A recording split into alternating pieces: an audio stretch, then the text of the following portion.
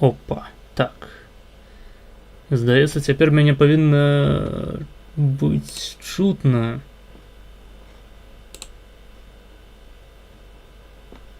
Так, напішыце, наколькі добра мяне чуваць. Зараз яшчэ сам сябе паслухаю. Здаецца, нормально.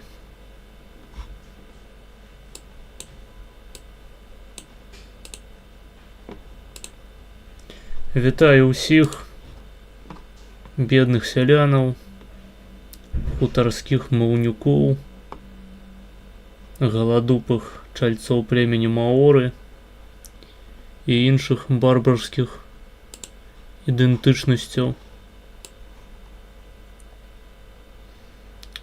На самым пачатку стрыму хачу нагадаць, што нобелеўская лаўрэатка ад Беларусі у літаратуры Святлана Алексіевіч не тупая саўковая чырвоная пізда. Я лічу, што Святлана Алексіевіч не тупая чырвоная савецкая лысая залупа, блять.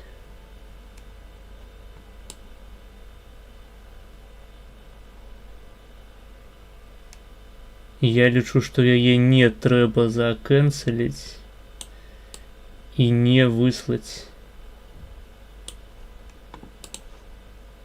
на салоўкі.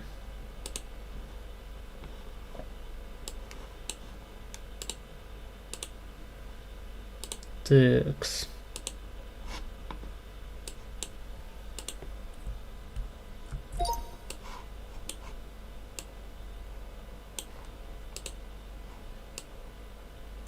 Я лічу, што Святлана Алексіевіч гэта не рускі підарас.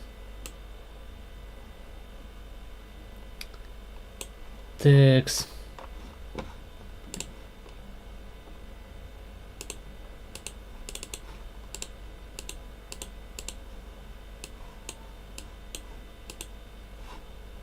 Вітанкі. Ужо афіцыйна. Вітаю ўсіх, хто ўжо паспеў далучыцца. Сёння адбываецца наш традыцыйны буднічны стрым, на якім мы з вами абгаворваем апошнія падзеі, глядзім замоўленыя відэа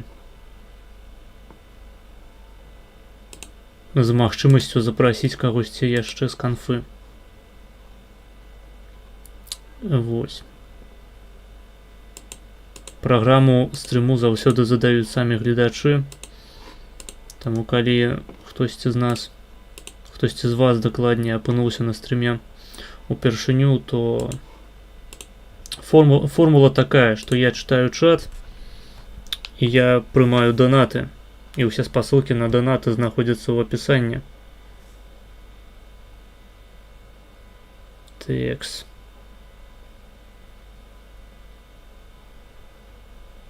Мне ўжо пачалі прыходзіць паведамленні пра відосы з каналу пра русінаў.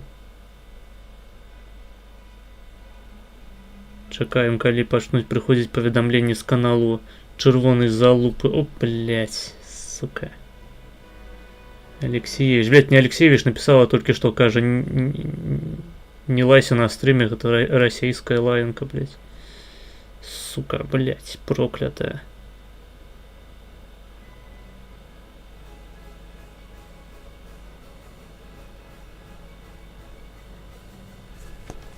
Ладно, хай сабе піша. Гэта нас не павінна хваляваць. Што я хочу сказаць? Ну, па-першае, з апошніх падзеяў, пра якія варта ўзгадаць.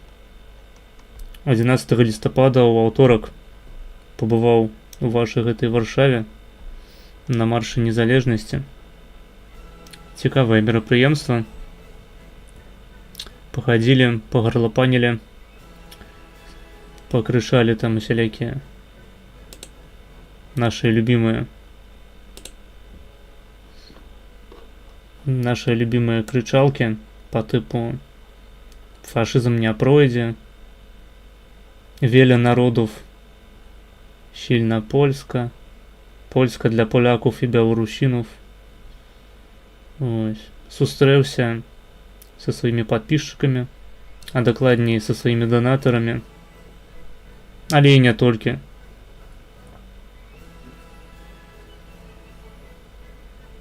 Ось. Прыемна правёў час. Апынулася, што мае падпісчыкі гэта не нейкія абоссаныя лысыя гобліны, а цалкам прыстойныя і прыемныя людзі. Таму я думаю, што мы будзем паўтараць гэтую практыку ў будучыні. Так, пытаюць, як уражанне ад першага маршу. Ну, неблага насамрэч. Праўда, калёна вось гэтая міжморская, яна была там як хуй у талерцы, шчыра кажучы. Я сумняюся, што хтосьці з палякаў, якія там былі, паставіўся з разуменнем да такой калёны.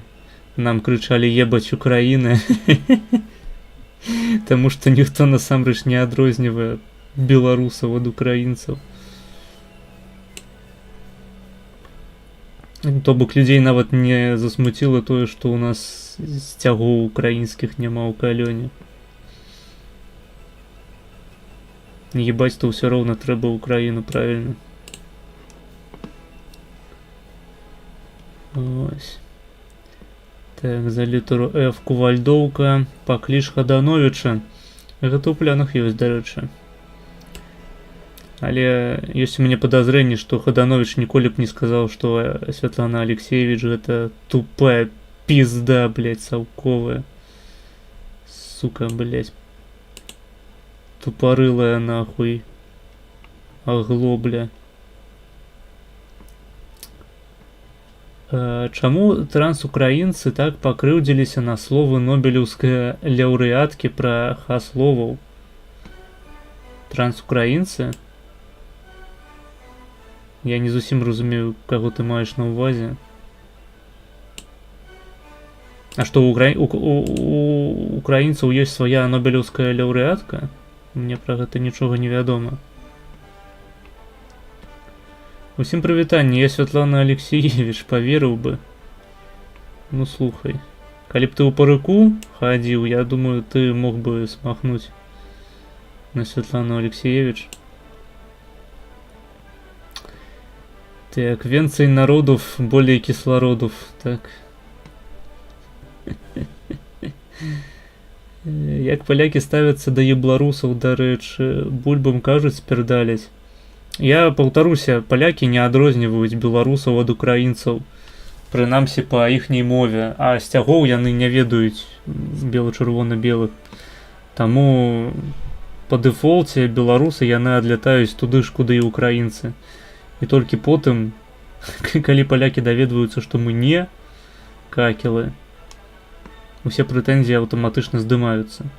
Нягледзячы на тое, што нібыта Беларусь і Польшча гэта варожыя краіны такія. Канфлікт на мяжы, закідванне мігрантаў і гэтак далей. Галоўнае, каб палякі не даведаліся пра назвы нашых вуліц беларускіх. І тады ўсё будзе добра. Так ебать украінцу вказаў нейкі адзін алкаш, агулам все добра было. Людзі з цікавасцю пыталіся пра сцяг руху, а ну яшчэ дзед казаў, што БЧБ сцяг з саўцаў. З саўцаў? Тыпу сысуноў? Сакув? Але 2 выпадкі за ўвесь марш нарм.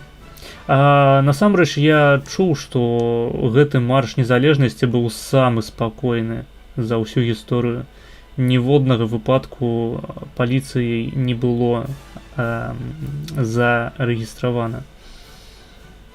То бок фактычна, сапраўды, гэтым разам усё было досыць цывільна.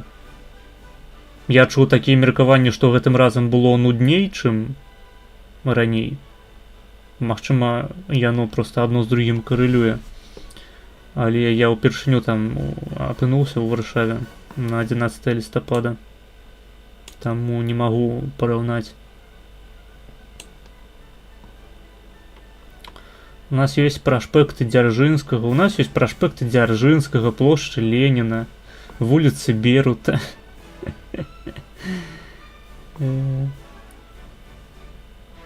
ССаўцаў, СС. ССаўцаў, окей. Я прачытаў як ссаўцаў, што таксама магло быць абразай, тыпу вы сукуны.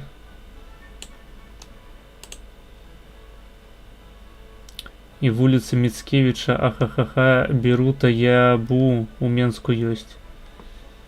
Праўда? Ніхуя сабе, распавядзі, калі ласка, больш падрабязна пра вуліцу Берута. Упершыню чую, блядь. Але галоўнае, што ў Беларусі няма вуліцы Бандеры.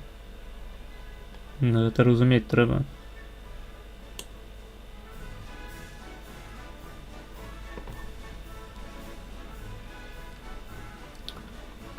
Тэкс. Працягвайце там пісаць у чат, я буду ўсё чытаць, адказваць на ваши пытанні, на ваши паведамленні. А пакуль што я возьмуся глядзець, што ў нас тут было замоўлена. Так, у нас саладуха. Яшчэ 2 відосы саладухі. Так, толькі тут трэба паглядзець, ці сапраўды на ўсе відосы хопіць тых донатаў, што былі закінутыя.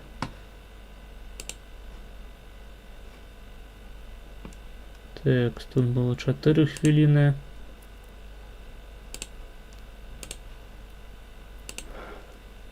Тут, можна сказаць, 5 хвілін. 9, яшчэ 6 застаецца. Ну, па ідэі, павінна хапіць. Зараз глянем. Тэкс.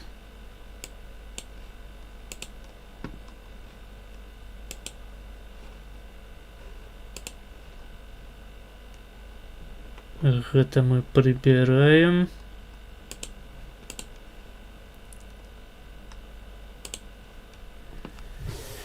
Так, наступны будзе лепей, бо 2026 рок да выбораў, не кажу ўжо пра тое, што можа быць у 2027. Мае прадказанні такія, што... Пачакай, там у 26-м выборы, мне здавалася, што... Дакладней, там у 27-м выборы, мне здавалася, што ў 26-м.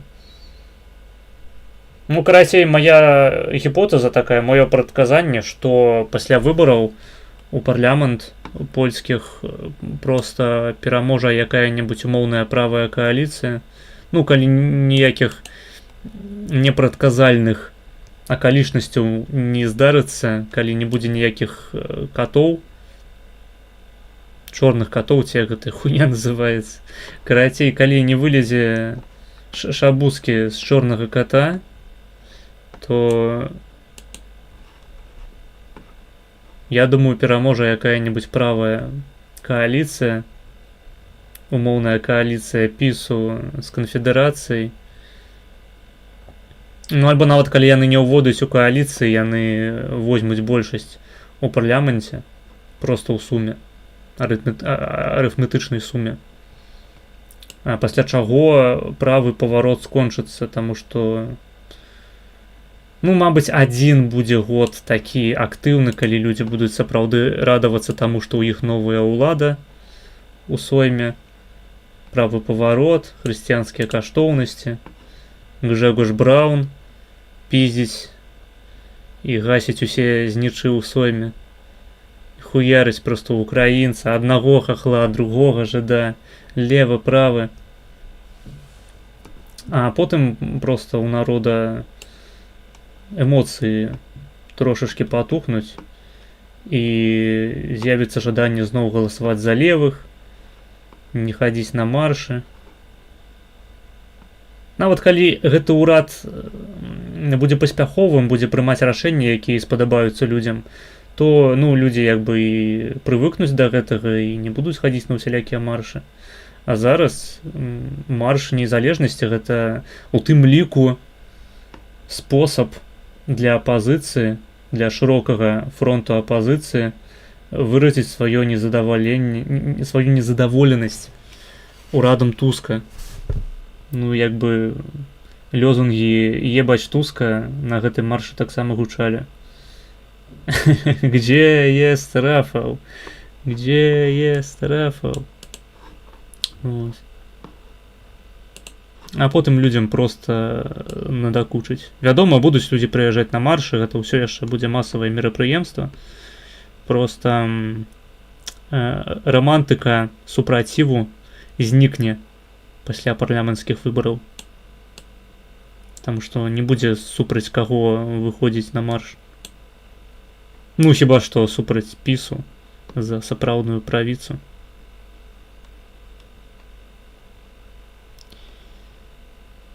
Тэкс, як Гжэгаш Браўн ставіцца да беларусінаў станоўча? Наколькі я ведаю, ён станоўча ставіцца да Лукашэнкі, а беларусы яго асабліва не хвалююць.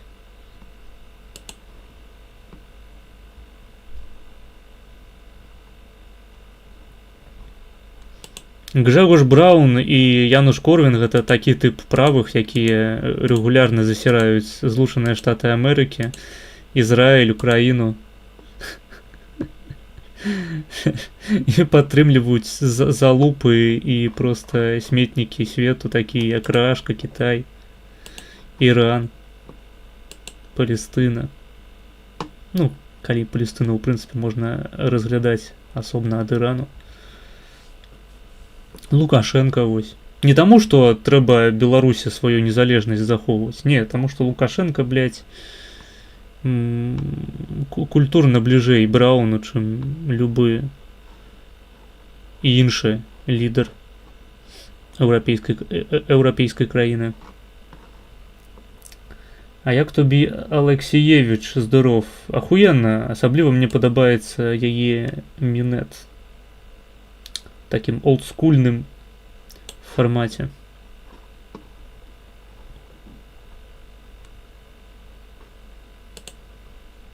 Мінет ад нобелеўскай лаўрэаткі гэта сладасць, я лічу.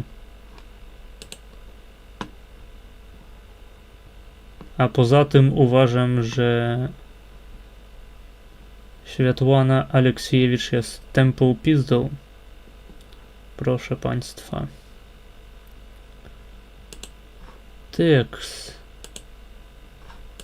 У нас с вами видео с каналу Александр Солодуха. Называется Александр Солодуха. Я люблю вас, белорусы. Іншими словами, вы невероятные. Глядим.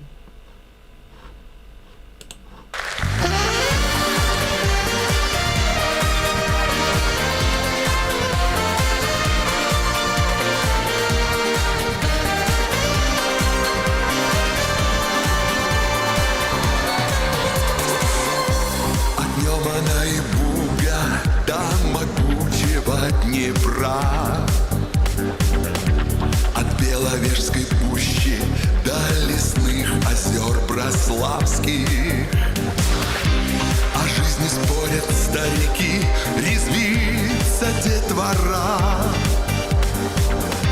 Влюбляются ребята в наших девушек прекрасных.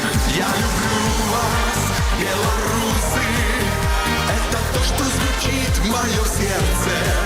Я люблю вас, белорусы, дайте вашей любовью согреться. Посмотрите друг на друга, все мы связаны чувством единым. Я люблю вас, белорусы, и я верю, что это взаимно. Куда бы ни приехал, в городок или в село,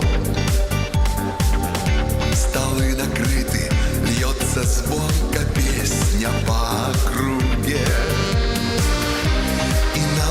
Становится уютно и тепло от нашего радушия и заботы друг о друге. Я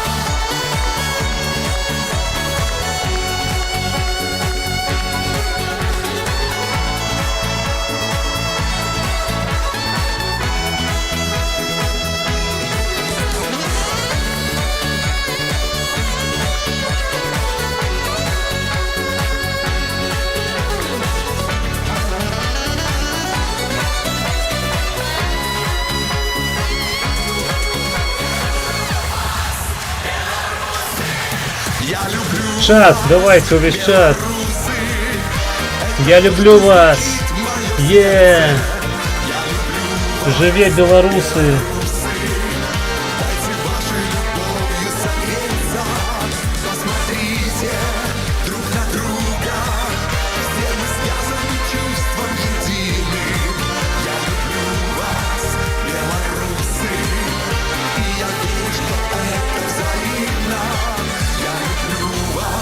Белорусы, и я верю, что это взаимно.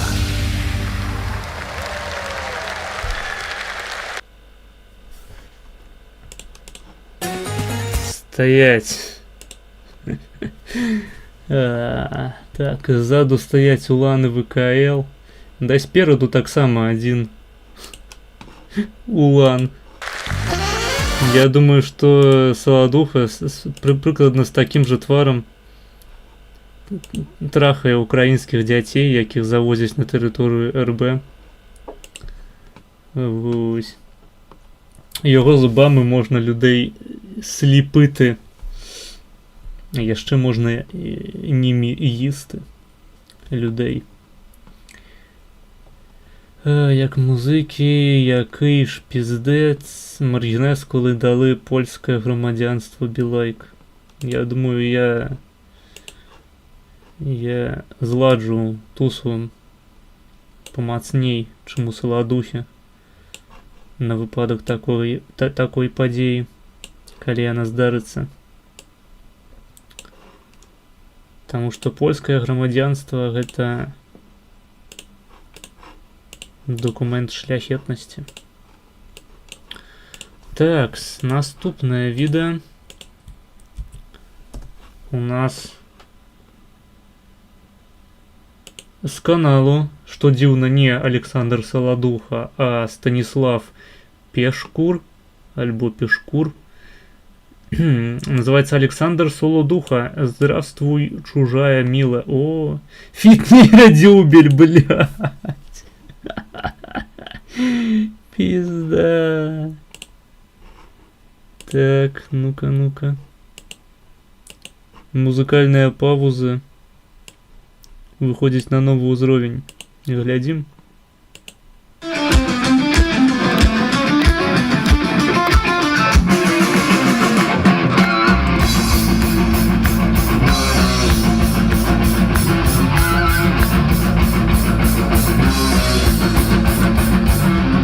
Здравствуй, чужая милая, та, что была моей.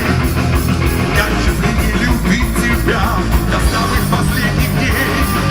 Жалко, что не смогли, не сберегли с тобой все, что дадут любовь, что стоит в жизни той.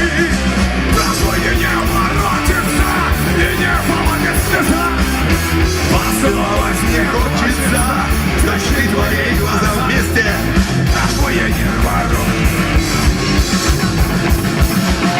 Поцеловать мне хочется, точки твои глаза.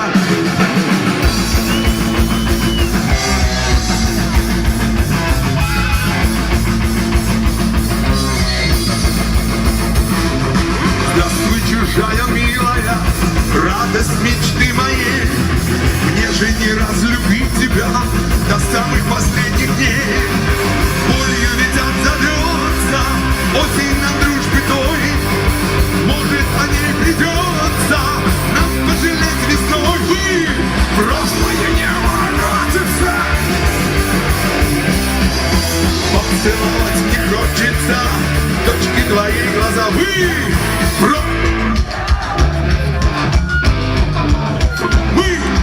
поцеловать мне хочется, точки твои глаза. Все, прошлое не воротится. Поцеловать мне хочется, точки твои глаза. Спасибо! С итальянцами пел ты. Так, блять. YouTube наглый, что пиздец. 2 секунды и починаю урубать наступный видос. Я лечу, это неправильно. Так. Что я хочу сказать. У нас з вами відэа у другой чарзе скончыліся. Ёсць толькі відэа з першай чаргі.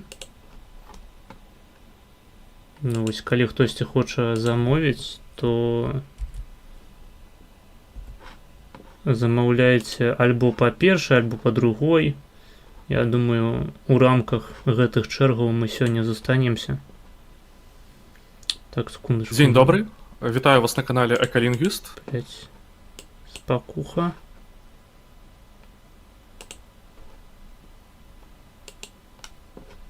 Текс.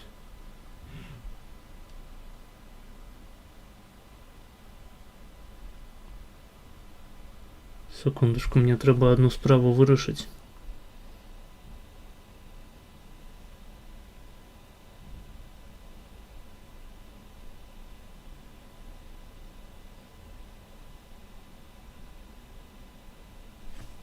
Текс.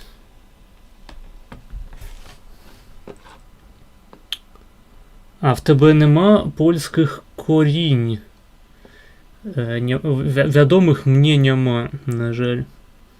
Тобі дзвонять, я ўжо побачыў тэкст дуркі. Текс. Калі прачнуўся і разумееш, што табе не трэба праводзіць стрым, таму што ты ляжыш у польскім дурдоме. Відэа з каналу Ecolinguist называется Belarusian Language. Can Polish, Ukrainian and Bulgarian speakers understand it?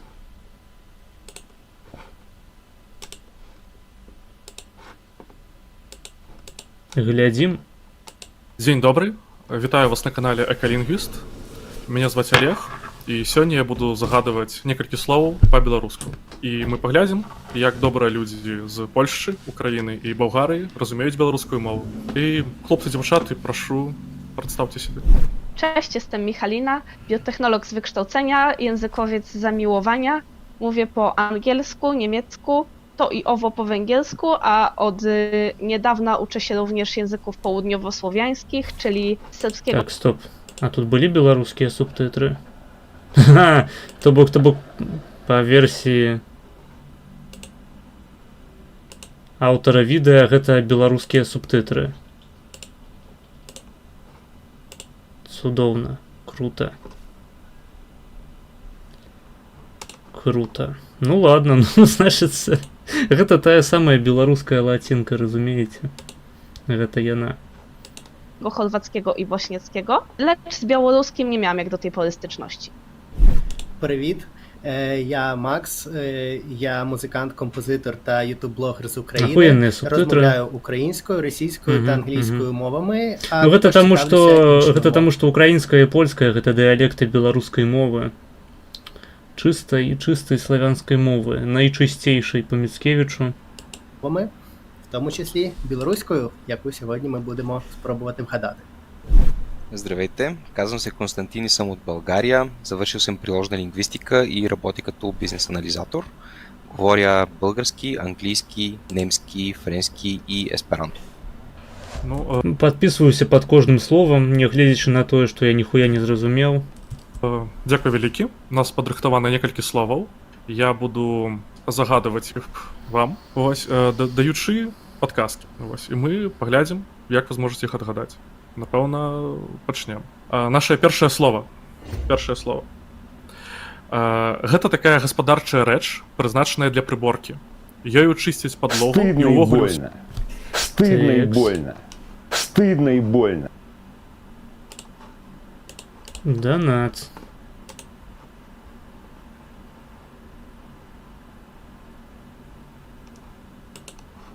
Донат. Питмастер Би заданаціў $1,5 і піша: так, спасылка і по-другі помучу тебе хуйнею. Ну давай, паспрабуй помучыць мяне хуйнею. Якія ўсё ж такі, блядь, якія ўсё ж такі нізшыя расы украінцы з расейцамі. У украінцаў проста няма літары Ё. А ў расейцаў ёсць літара Ё, але яны ёй не карыстаюцца. Эх. Таму украінцам прыходзіцца пісаць мяккі знак і О, а расейцам прыходзіцца проста здагадвацца з кантэксту, які гук там павінен быць насамрэч. Ці Е, ці Ё літары. Хуй зразумееш, але дзякуй за донат. Дзякуй за $1,5. Ты неверагодны. І мы глядзім відэа по другой. З каналу Мігаль Кушніцкий. Однако само назва равно один народ. One autonym equals one nation. Ось. Я ніхуя не зразумеў, гэта славянская мова для мяне недасяжная. Мабыць, просто моя мова недастаткова славянская, каб зразумець гэты дыялект украінскай мовы. Таму буду спадзявацца, што мне ў чаце будуць перыядычна пісаць пераклад таго, што будзе казаць аўтар відэа. Пагналі. Доброго здоров'ячка. Низько хотів би з вами поговорити за тот аргумент, котрий хуснуть люди, які кажуть, ож русини то просто народність українців. Аргумент тут звучить сяк. Всі українці давно ся кликали русинами. Значить, русини нинішні теж суть українцями, так? Цей аргумент є доста слабенький. Ми так само тут з цим українців. І хотів би вам оповісти чого. За перше, треба розуміти, ож нинішня карта народів Так, України тут не бачу. етнікумів не є стабільна. І це єдина Ну і де тут Україна? структура, котрася Тут увогуле ніхуя не бачу. котрася з історією фурт міняла. Full HD якость не дозволяє мне разгледзець нават назвы. Во, вот тут походу написано Драговик, Кай, красей Драговичи, Волыняне, Радимичи. Українців-то я тут нешта і не бачу. Іні етнікуми спліталися з другими, творили щось нове. Другі етнікуми, навпак, розпадалися на майдрібні народності. Та взник якихось нових народностей є нормальним історичним процесом, коли би се то не стало. Так само ми не можемо оповісти, ож анти, авать сармати, то просто стара самоназва українців. Ото суд домак, другі люди. Вони живуть далеко не так, як жили сармати. І я живу далеко не так, як жили руснаки 150-200 років назад. Ще б ся хотів імити за це слово. Якщо ми раніше кликались русинами, а зараз українцями, значить і ви мусите. По справді ні, ніч не мушу. Tu йде за саме сакральне право челянника – вибирати. Челянник каже, ож, ні, я більше не руснак, тепер я українець. Все нормально. Челянник так вибрав. І так само нормально є, ки челянник вибрав щось друге. Ото ще не робить його чимось поганим. Так, сьогодні я українець, завтра я русин, паслязаўтра я стараліцвін, блядь, а паслязаўтра я адпільваю сабе яйкі і станаўлюся жанчынай. Так гэта і працуе. Так, буква Е. Так, буква Е гэта не тая буква, якая перадае як бы спалучэнне гукаў Е-О, Ё. Гэта Е. Ё у вас няма на пісьме. Ну, в сэнсе, вядома, у вашай мове павінна быць, здаецца. Хаця я тут ужо зноў ж такі не ўпэўнены. Павінна быць спалучэнне такое характэрнае, як Е-О. У беларускай мове дохуя. Ну, альбо просто такое О пасля мяккага зычнага, як скажем, у слове самалёт. А у вас гэта самальёт. Наколькі я разумею. А у расейцаў што самалёт, што самалет, похуй, усё будзе з літары Е. За які колькі шекелей увойдзеш у склад руху? Я гатовы ўвайсці ў склад руху прямо зараз, як толькі вы, блядь, навучыцеся сказы складаць, блядь, по-беларуску адэкватна і граматычна правільна. Русынев не існуе на правдзе, але тихо. Ну, гэта відос такі. Я нічога не зраблю. Я не буду аўтаматычна выпраўляць гучнасць усіх відосаў, якія вы кідаеце. Калі аўтар палічыў, што ён хоча, каб ягоныя відосы можна было глядзець толькі на гучнасці 100, то хто я такі, каб яму пярэчыць? Правільна. Падарункі крывійскіх князёў на месцы Украіны. Вось і думаеце. Так, правільна, правільна. Украіна смактаць. Хуйнею правильно було б написати літак. Ну так хуйнею, не хуйньою. Ми кажемо хуйньою.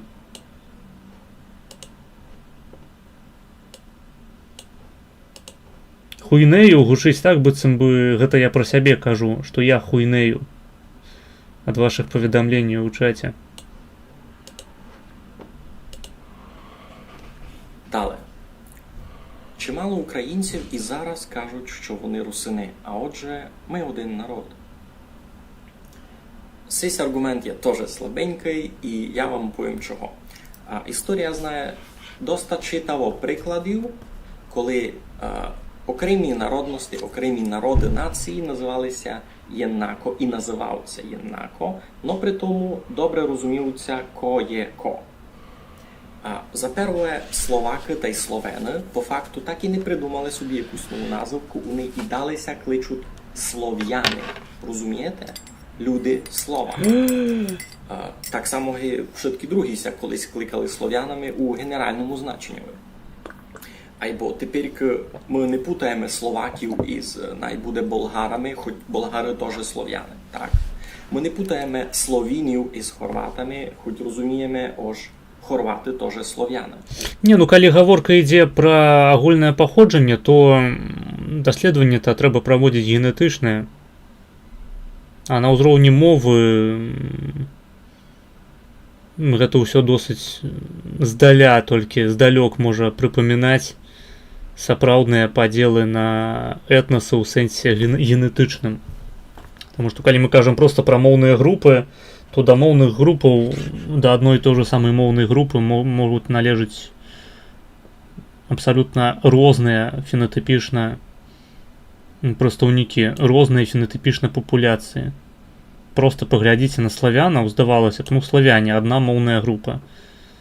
Але калі мы параўнаем якога-небудзь, скажам, сярэднестатыстычнага паляка ці беларуса з немцам, то ў іх будзе больш фенатыпычнага падабенства, чым з якімі-небудзь паўднёвымі славянамі. Чаму так? Пытанне. Але насамрэч пытанне рытарычнае. Мова, моўныя групы, гэта проста такі, ведаеце, зручны спосаб для археолагаў разважаць пра старыя плямёны і народы. Гэта вось як ёсць там культура усялякіх гліняных відаў посуду. Ёсць такая культура, ёсць такая культура. Ці адрозніваліся яны сапраўды на генетычным узроўні, мы не ведаем, але проста для зручнасці называем гэта рознымі плямёнамі па тым, што мы можам знайсці у археалагічных выкапнях.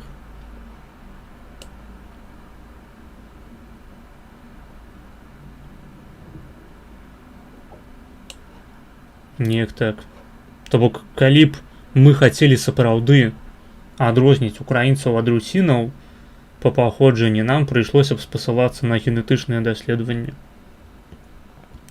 Палітычна русіны не адрозніваюцца ад украінцаў, таму што ў русінаў няма сваёй дзяржавы. Хіба што мы размаўляем пра аўтаномію якую-небудзь русінскую у складзе той ці іншай дзяржавы. Зноў ж такі, тут можна стасаваць мой аргумент, які я звычайна выкарыстоўваю ў спрэчках. народнасці не як самаідэнтыфікацыі, а як ідэнтыфікацыі групы. То бок, скажам, ёсць група русінаў, ёсць група украінцаў. Як мы разумеем, што гэта дзве асобныя групы? Калі русін трапляе ў асяроддзе украінцаў, яго лічаць русінам і не прызнаюць украінцам. А калі украінец трапляе ў групу русінаў, яго лічаць украінцам, а не русінам. Нават калі ён сам сябе лічыць русінам. Вось. Калі яны фенатыпічна падобныя, то з цягам часу гэтага украінца могуць пачаць лічыць русінам. Таму што ён вывучыць русінскую мову, будзе фенатыпічна ніяк не адрознівацца ад сярэдняга русіна, і тады сапраўды гэтыя розніцы будуць сцертыя. Горш сітуацыя нам з'яўляецца ў выпадку непадабенства фенатыпічнага. У такім выпадку толькі некалькі пакаленняў змешвання з мясцовым насельніцтвам можа прывесці да таго, што мясцовыя будуць вас сапраўды лічыць сваім. Гэта моя дэфініцыя таго, што такое этнас, як ён вызначаецца. І на мой погляд, нашмат больш строгі крытэрый, чым мова, самаідэнтычнасць ці, не ведаю, якая-небудзь праславутая культура. Калі кажуць пра этнас, пра народ, узгадваюць культуру, мову, гісторыю, абсалютна нейкія неверыфікавальныя рэчы. Ну, хіба што мова больш-менш верыфікавальная, але зноў ж такі. Наколькі я разумею, у відэа вядзецца гаворка пра адзін народ, ці з'яўляюцца украінцы і русіны адным народам. У такім выпадку проста моўнага аргументу недастаткова. Трэба глядзець глыбей. Окей, допустим, яны фенатыпічна падобныя, хаця ёсць у мяне падазрэнне, што сярэдні русін не знойдзе шмат падабенства у сабе да якога-небудзь паўднёва-ўсходняга украінца з вялікай дамешкай усялякіх рамалскіх, арабскіх генаў.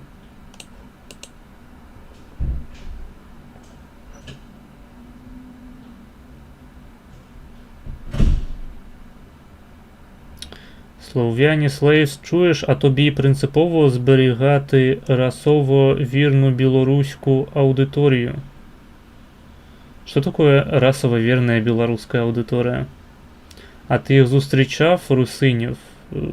Уживую не зустрікав. Ну ось зараз передо мною, походу, один з їх. І, у принципі, ён ад сярэдняга белага украінца не адрозніваецца. Але украінцы бываюць розныя. А русінаў не тое, каб вельмі шмат. Хаця, зноў ж такі, русіны, яны раскіданыя па розных краінах і могуць таксама паміж сабой адрознівацца, я не спецыяліст. Усё тое, што я зараз скажу пра русінаў, можа апынуцца поўнай хуйнёй, але прынцып застаецца адзін і той жа. Не ты, як адзінка, вызначаеш сваю ідэнтычнасць проста па факту таго, што сёння табе мача стукнула ў галаву, і ты вырашыў быць русінам, украінцам, жанчынай, баявым верталётам, блядь, гоблінам, тролем, ці яшчэ якой-небудзь іншай пачварай сказак і міталогіі. А менавіта, што стаўленне да цябе групы, у якой ты знаходзішся і да якой ты хочаш належаць. Калі група прызнае цябе сваім, ты робішся ў ёй сваім. Ну вось і ўсё. Якая б гэта група не была, дарэчы. Гэта мае дачыненне не толькі да, скажам, этнасу. Гэта можа быць чыста расавая ідэнтычнасць, рэлігійная ідэнтычнасць, прафесійная. Якая кольвачая ідэнтычнасць, якая можа вам прыйсці ў галаву, правяраецца гэтым крытэрыем. Вось як, напрыклад, вызначыць, ці з'яўляецца чалавек навукоўцам, па тым, што ён кажа пра сябе, што ён навуковец. Ну, дастаткова шмат усялякіх шарлатанаў кажа пра сябе, што яны займаюцца навукай. Але ці гэта азначае, што ён належыць да такой супольнасці, калі мы, ў прынцыпе, яе прызнаем? Мы можам яе не прызнаваць. Можам сказаць, што навуковага метаду не існуе, навукі не існуе, такім чынам не існуе навукоўцаў. Але калі мы прызнаем, што існуе супольнасць навукоўца, то прыналежнасць да гэтай супольнасці будзе вызначацца не меркаваннем канкрэтнага чалавека пра сябе, я навуковец, а меркаванне навуковага кам'юніці да таго, адносна таго, кім з'яўляецца гэты чалавек, ці ён з'яўляецца навукоўцам. Для гэтага існуюць усялякія тытулы, табе трэба скончыць адукацыю на ўзроўні бакалаўра, магістра, доктара, потым зрабіцца там доктарам філазофіі, здаецца, там наступнае. Карацей, там ты...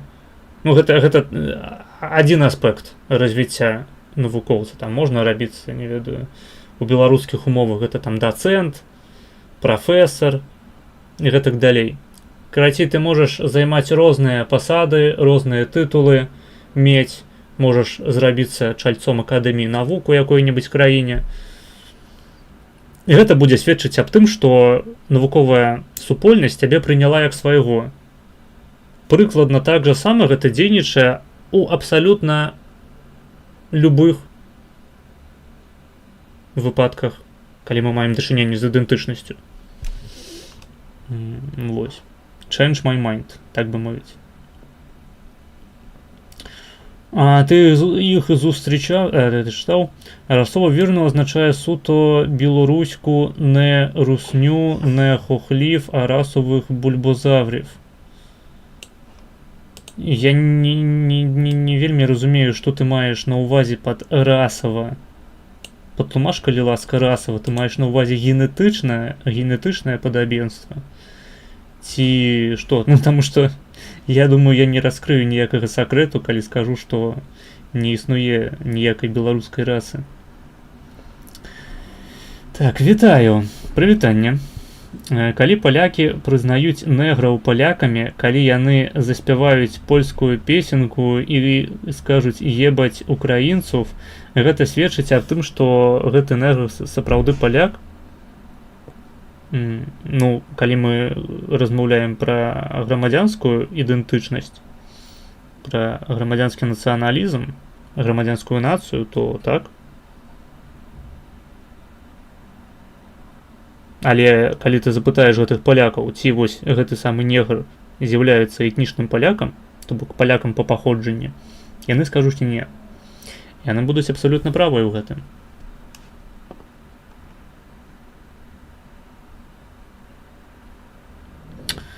Дивно, що є білоруські субтитри. Схоже, русини відчувають братерство до мов, на яких говорять повтори людини.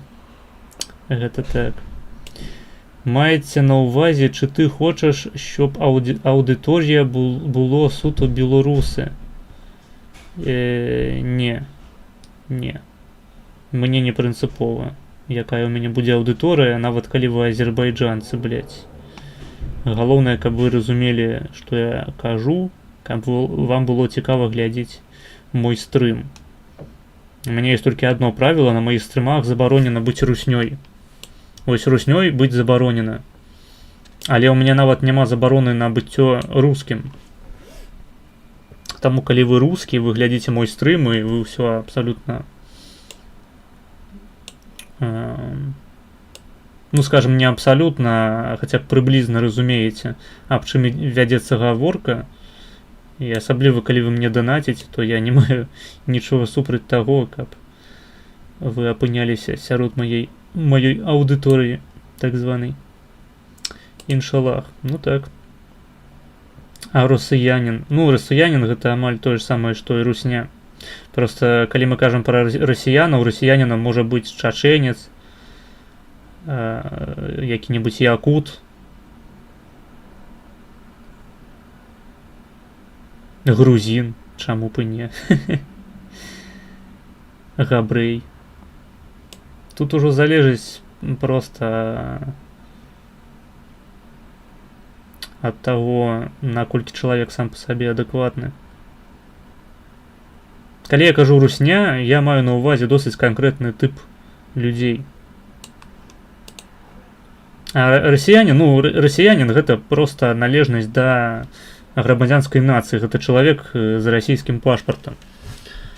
І як вы ведаеце, нават з маіх стрымоў людзі гэтыя бываюць досыць розныя, таму тут немагчыма паставіць знак раўно паміж расіянамі, то бок расейцамі і рускімі і руснёй. Гэта тры розныя паняцці. Я беларус, моя мова беларуская. Пытанне.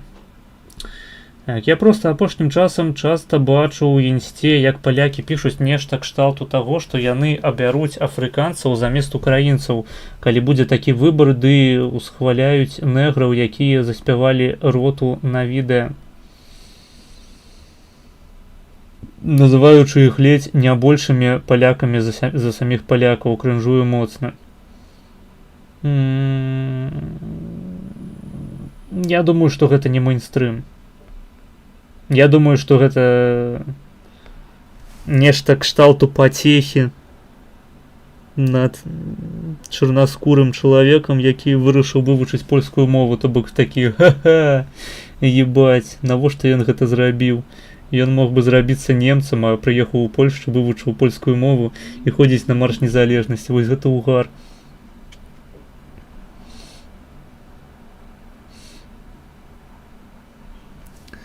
Негры врятують Польщу. Ну, так. Так.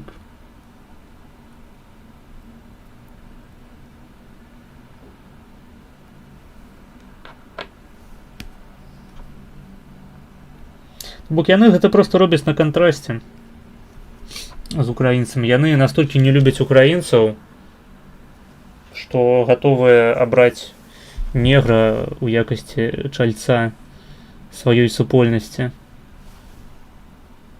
Але зноў ж такі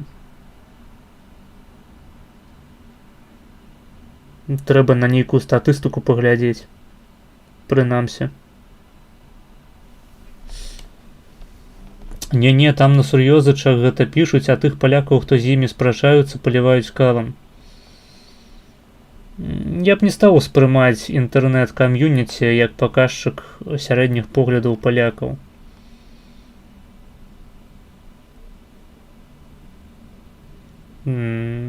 Досыць добры паказчык таго, наколькі добра працуюць гэтыя ўсе інтэрнэт-маркеры, адбыўся на выбарах прэзідэнцкіх, калі па ўсіх апытанках перамагаў Часкоўскі, а перамог у выніку Наўроцкі. Ну і зноў ж такі, у палякаў, скажам, была магчымасць прагаласаваць за умоўна антыукраінскіх кандыдатаў. Іх было цэлых два, Мэнсон і Браўн.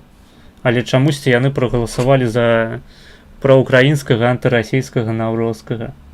Чаму так? Ну, мабыць, все ж такі антыукраінская рыторыка больш распаўсюджаная ў інтэрнэце, чым у рэальным жыцці.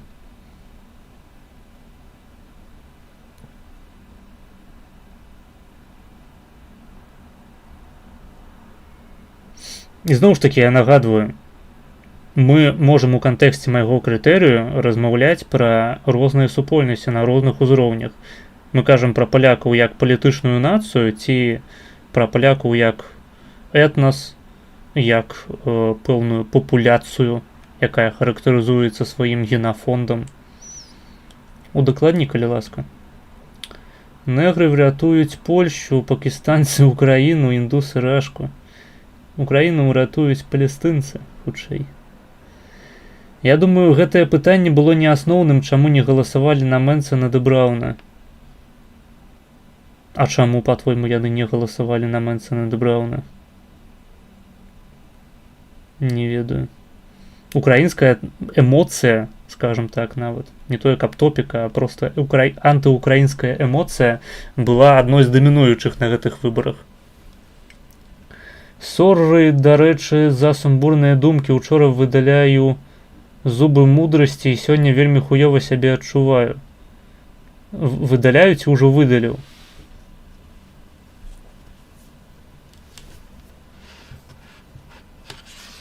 Не, просто удакладні. Ты кажаш пра палякаў як пра палітычную супольнасць, як пра... Зноў ж такі, этнас можна разумець па-рознаму, але ў рамках нашай размовы можам дамовіцца, што этнас гэта папуляцыя. папуляцыя, якая характарызуецца сваім генафондам, размешчаннем на пэўнай тэрыторыі і пэўнымі традыцыямі.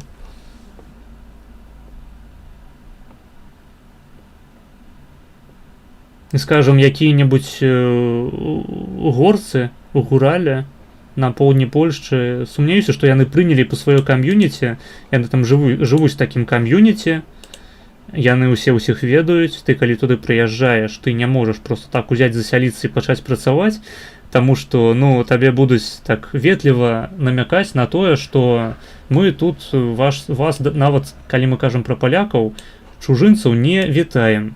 У нас свае бізнесы тут, мы дзесяцігоддзямі наёбваем гояў, турыстаў, вы нам тут не патрэбныя, ідзіце ў пізду.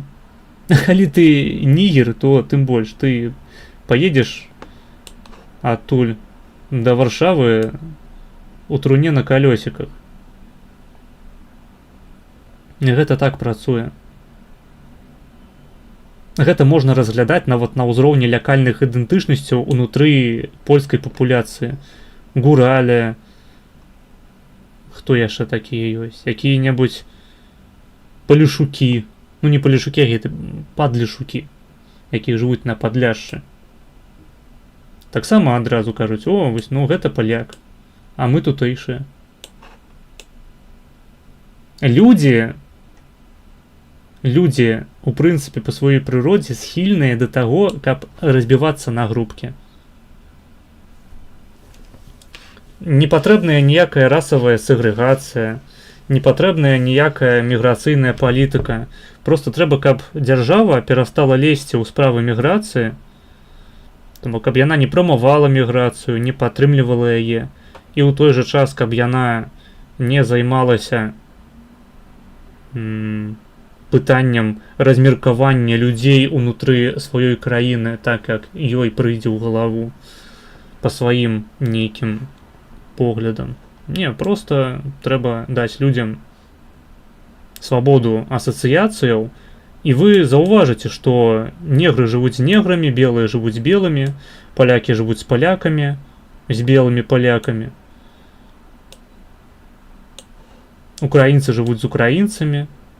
Зноў ж такі, ўнутры Украіны, я ўпэўнены, існуюць розныя віды украінцаў, якія абіраюць у першую чаргу жыць сярод падобных на сябе. Ну, калі мы не размаўляем зараз пра якія-небудзь вялікія гарады, зноў ж такі, трэба удакладніць, што варшаўскі марш незалежнасці — гэта культура ў значнай ступені вялікага гораду, такога, якім ёсць Варшава.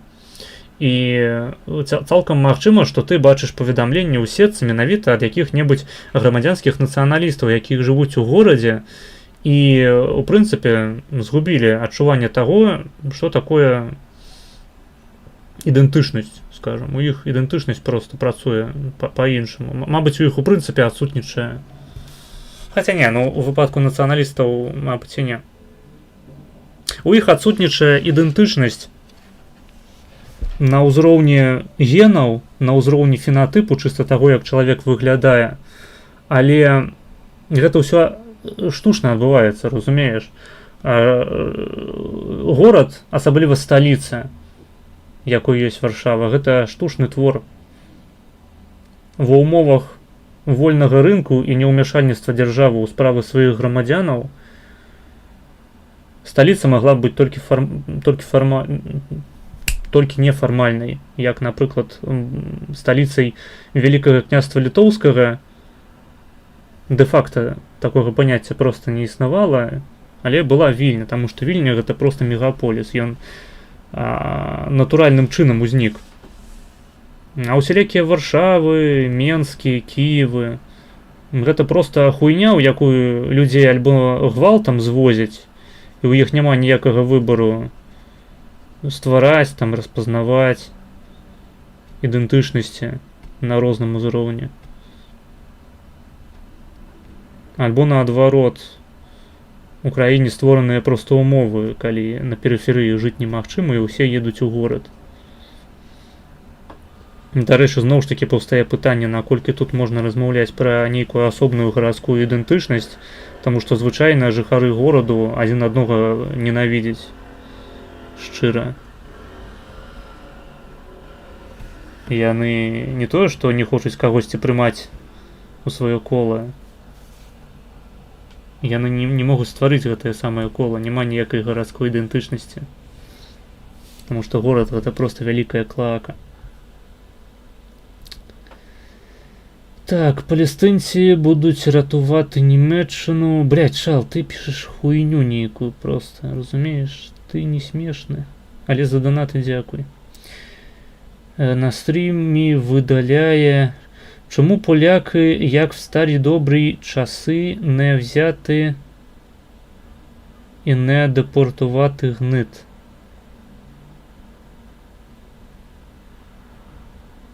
Я не розумію, що ти написав, блядь. Столиця Польщі має бути в Смоленську. Це столиця Білорусі, худший.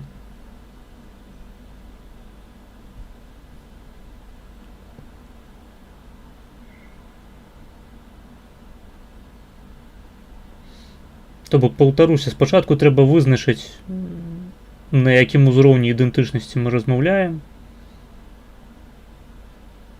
Этнас, папуляцыя, палітычная нацыя. У сучасных умовах палітычная нацыя гэта хуйня з-пад каня, блядь, з гаўна і палак. Там нават не патрабуецца ніякага ухвалення з боку людзей. Просто документ, які выдаецца табе дзяржавай. Это нават не ідэнтычнасць проста. Мой крытэрый, ён літаральна не працуе толькі ў тых выпадках, калі мы размаўляем пра неідэнтычнасць. Калі мы размаўляем пра нейкую эфемерную хуйню, якую ніхто сур'ёзна не ўспрымае, акрамя штучна створаных інстытутаў. Тады так. Тады ў нас крытэрый гэта проста паперка ад дзяржаўнай установы. Ва ўсіх іншых выпадках працуе крытэрый групавой ідэнтыфікацыі цябе сваім чальцом альбо чальцом іншай групы.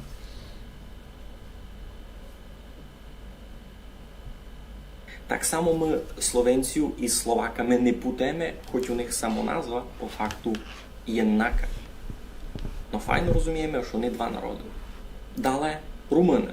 Ну, фактично ся кличуть за римлянами, або keď vám тепер даков пояснюш, некай си Рохман румин. Так, йобана Донбасня всюди пролізла в своєї периферії і лізуть в себе зробили так, що какають в мішечки. І тепер хочуть таку саму хуйню в інших місцях зробити. Ось бачиш, ви у своїх городах просто ненавидите усі одно одного. Ты думаешь, Донбасня лепей до тебя ставится, до київлянина? Да ніхуя. Я знаю, що я не смішний, тому я до тебе і на стрими ходжу. Дякую. А мог би ходити на стрими Дорошенки, наприклад. Ех ти. Ба це ви подумаєте, що він римлянин? Далі Рома. Не друминам, не римлянам. Хто Рома? Пишіть плюс у чат. Ніч не мають. Хоч історично їхня самоназва морфувала якраз у сяку форму. Рома. Далі. Історія нам каже, що у ранні часи розселення перших слов'янських племен десь тут у Карпатах теж жила народність, котра ся кликала бойки. Но ми за них знаємо дуже мало і це, безумовно, не тут ті самі люди, котрі ся кличуть бойками низьки. Бо то ті бойки протиставлялися ушитким другим народностям, протиставлялися русинам і нігдися не клали гі синонімічна форма слова русин. Дальший аргумент. Українці вже є русинами, отже ви маєте вигадати... Ну, до речі, з майго пункту гледжання, русіни гэта не українці. Знову ж таки, згодна з моїм критерієм. Тому що, мабуть, українці, наприклад, і лічать русінаў часткай сябе, але русіни сябе часткай українців не лічать. Вигадати собі якусь іншу самоназву. По-іншому скажу. Таму што зараз моя фраза магла прагучаць так, быццам бы і для мяне галоўным з'яўляецца тое, якімі сябе лічаць русіны. Не. Калі украінец апыняецца сярод русінаў, ён, бля, будзе украінцам, а не русінам. Ні, не мусимо. Фактично, із теперішніх українців мало хто захоснує цю саму назву Гізапер. Палішукі беларусы.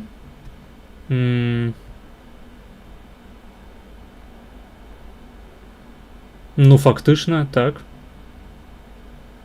Так.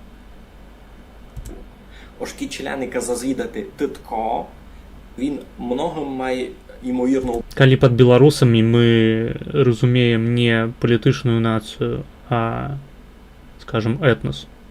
оповість, Чаму б і не? я українець, гикую повість я руси. Но таки ці се вже є сяк, та нащо мені то та приставка Карпато-русин, кіт самое слово русин уже не Хаця апошнім часам я чуў, што палішукі адмаўляюцца называць сябе беларусамі. Раней гэта было вельмі распаўсюджана, але зноў ж такі, калі палішукі, блядь, я магчыма пераблытаў палішукоў з падлішукамі зараз. Палішукі не беларусы, палішукі гэта украінцы, блядь. Чаму беларусы, яны маюць мову бліжэй да украінскай і генетычна таксама блізкія да іх? Ты пра палішукоў, менавіта пра Палессе? Калі так, то я згодны, Палессе павінна ўвайсці ў склад Украіны. несе у собі усе то значення, котре мені треба було. А Україна ў склад Польшчы. Усій тот контекст. Та це можу яся кликати руснаком просто так. Просто бити самобитним. Можу. Це мав яся вшитких кругом звідати, ось це можеш мені сяк учинити? Та ні, не мав би. Челяник має право вибирати, як себе відіти у всьому світові, та й кого рахувати єдним із собою народом. Бо єдним народом, люди добрі, ще би треба стати. Ахуенна.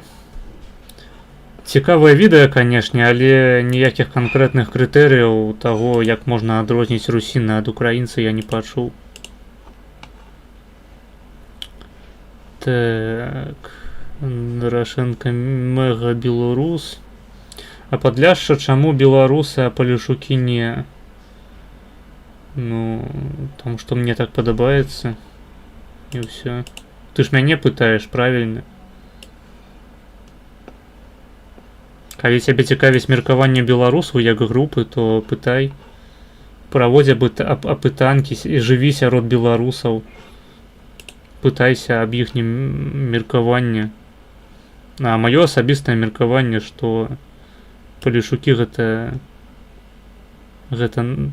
пінская нацыя, блядь, павінна быць у складзе Украіны.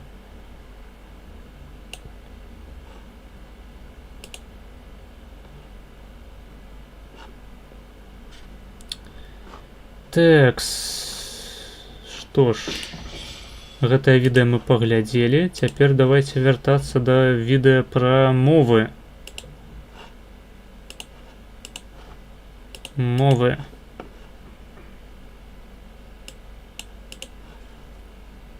Це тое, па чым ходзіць. Звычайна выглядае як даўгая тычка або палка, да якой прымацаваная шчотка.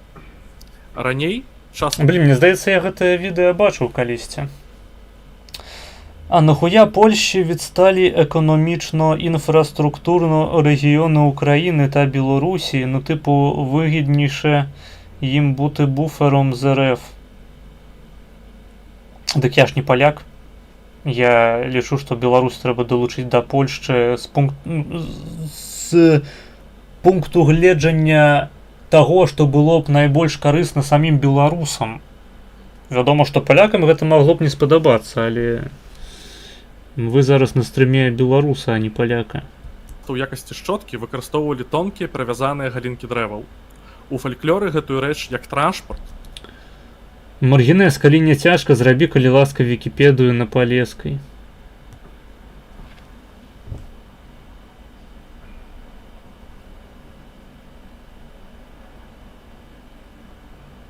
Цяжка. Актыўна выкарыстоўваюць вядзьмаркі ды іншыя нячысцікі. Што гэта за прылада? Мятла. І є питання. Це використовується більше для того, щоб, так би мовити, підмітати, не мити, а саме підметати, правильно? Ну так. Мгм. Тобто більше як сипуче сміття якесь прибирати з підлоги. Так, Мгм. менавіта так. Ну тоді Байрактар. Jeszcze pytanie? Кого-нибудь? Михалина, Константин? Myślę. Аз да попитам, това е предмет, който се използва за почистване. Коли я тебя правильно зрозумел, то так. Так. Я ніхуя не зрозумів. Ну, Він виглядає як Юлік, блядь. А гэта, походу, Кузьма. в мене насправді вже, І Ліска. я думаю, що є ідея, що це таке. Не сумніваюся. Може бути Михалина, Константин, може бути jeszcze podказки? Питання? Czy jakbyś mógł powtórzyć troszkę wolniej? Трошки вольні, добре.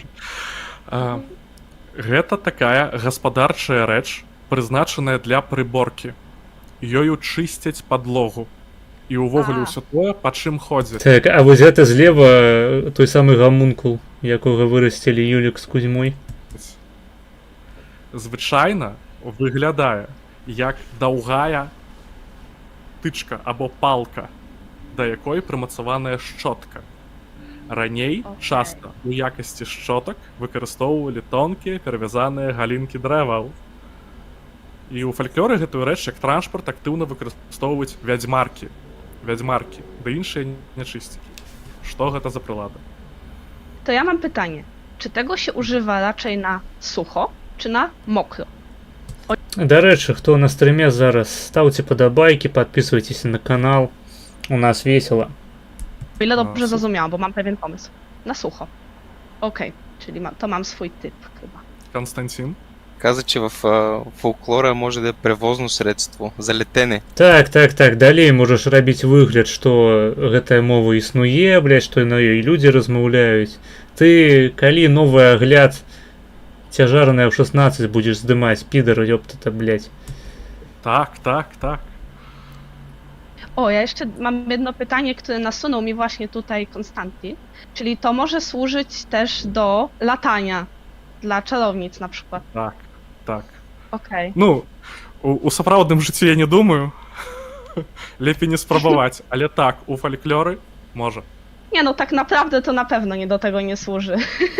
Raczej, ale w bajkach, myślę, w opowieściach możemy o tym usłyszeć. Я думаю, што вы можете паказваць ужо словы. Ну, тады і пачнем з Константина. Константин, покажи, калі ласка, што ты думаеш, што гэта такое? Метла. Вельмі добра. Макс? Це мітла, ну, Ну, ўсё гэтага была нармальная расійская мова. Тут пачалося скаверканне, зараз яшчэ будзе хуйня, в блядь. принципі, досить зрозуміло, От що це Польщі. підмітають підлогу, на цьому літають різні відьми. На Гаррі Поттер латинці так те само, ж в саме принципі, напишуть і теж скажуть, цим що гэта іншая транспортним мова. засобом користуються, то це мітла. Вельмі добра. І Михаліна? To ja mam miotła. Czyli chyba to No. samo, tak mi się wydaje. Вы Мётва. ўсе малайцы, гэта мятла. Мятла, усе адгадалі, усе малайцы. Ура! Ура! Так, ну што, і працягнем. Другое слово. Гэта невялічкага памеру грызун, які вельмі любіць дрэвы.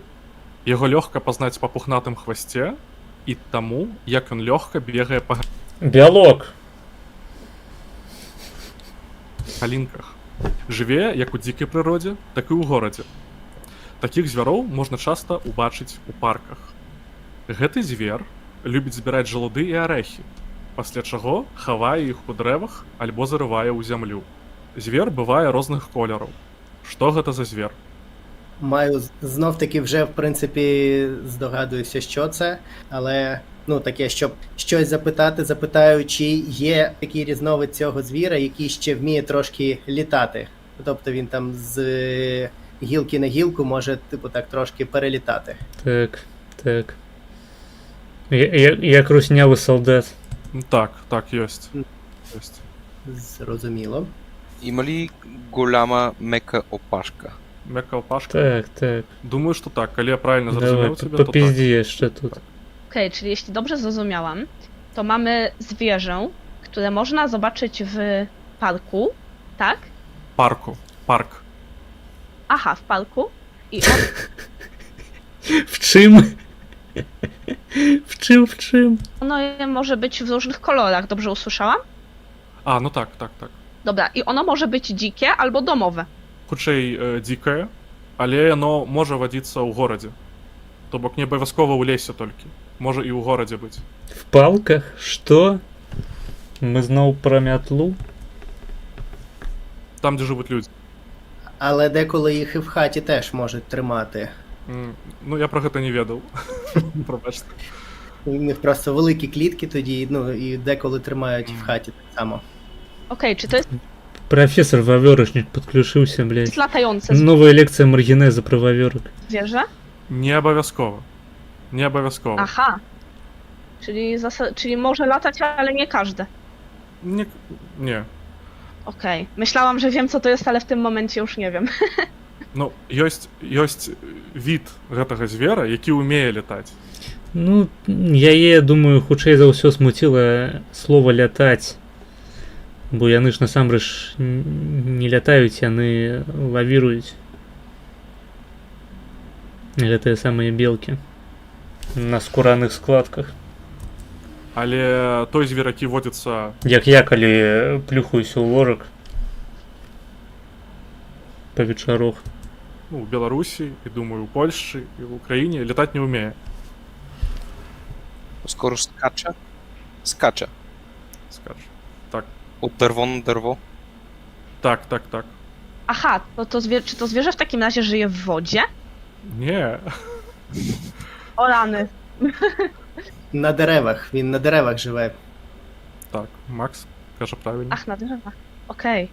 No tak, było powiedziane chyba. Константин, як ти себе відчуваєш? Мисля, че разбирам. Блять, Константин, я думал, яго Юлик зовут. Събират жълъди, орехи, всякакви ядки и ги заравят. Так. Na drzewach. Много са бързи. Okej, to jeszcze. Dobra, to mam jeszcze szybkie pytanie. Czy ma długi ogon? Так. А, ну тады гэта фімбойчык. Так. Okej, dobra. А, Константин, яшчэ раз паўтары, што ты запытаў. Тичат бързо, скачат от дърво на дърво, събират жълъди. Живеят в парка или в гората. Так. Блин, ну упершыню сказаў нешта асэнсаванае для Гризачи мяне. са. Так. Калі я правильно тебе разумею, то так. Ну, я думаю, што ўжо у вас ёсць думкі на гэты конт, і Михаліна, як Карацей, кароткі адказ на пытанне ў відэа. Can Polish, Ukrainian and Bulgarian speakers understand it? Не. Акрамя украінцы ніхто нічога, блядь, не зразумеў. думаеш, што гэта такое? No to w takim razie. Што не дзіўна, таму што беларуская і украінская мова знаходзяцца ў адной моўнай групе, нават падгрупе, скажем. Nie wiem, czy widać. O, chyba widać. Ja myślę, że to jest wiewiórka w takim razie. Вялікі дзякуй. Вівюлка? Хуй ведае, што гэта такое. Вялікі дзякуй табе. Макс? У нас це називається білка.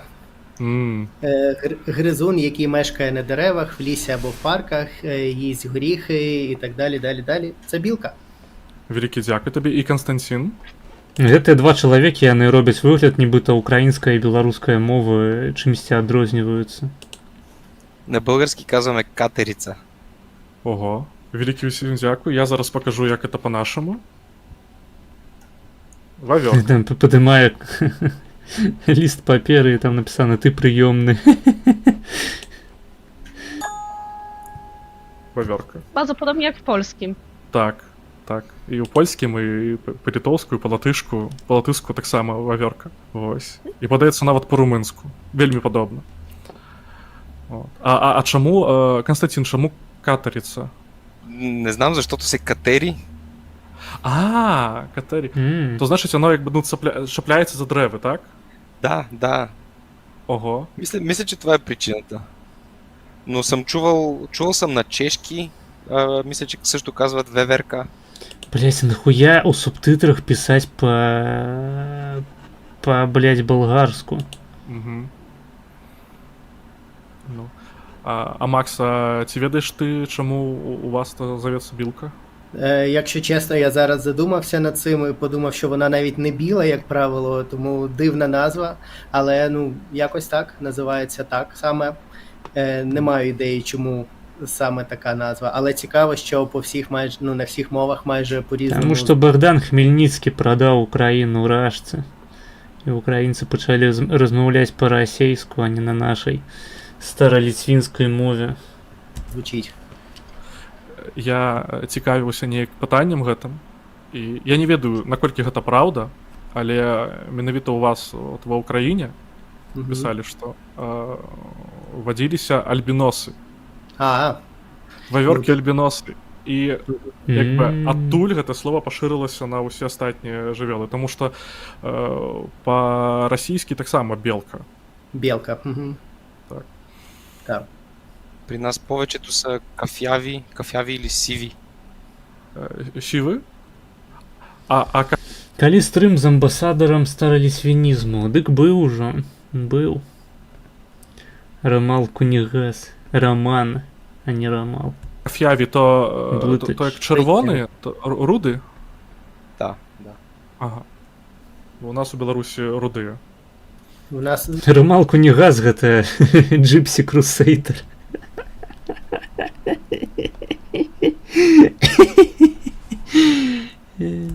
руді або сірі, як правило, білки. Білих і не бачив жодного разу. Я шэрых ніколі не бачыў. U nas też raczej rude. Так, ведаем. Жывем тут у вас. Працягнем. Так, трэцяе слово. Гэта такая гародніна. Калі сырая, то цвёрдая і хрусціць. А калі прыгатаваць, то становіцца мяккай. Яе можна есці сырую, а можна зрабіць салат, прыгатаваць суп, пюрэ або выціснуць сок. Можна нават зрабіць торт. Яе любяць есці трусікі. Кажуць, што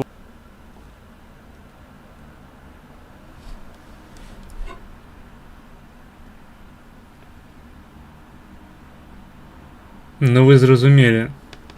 ужыванне гэтай расліны добра для зроку. Яна мае выцягнутую форму і руды колер. Што гэта за гародніна? Блять, это Дональд Туск.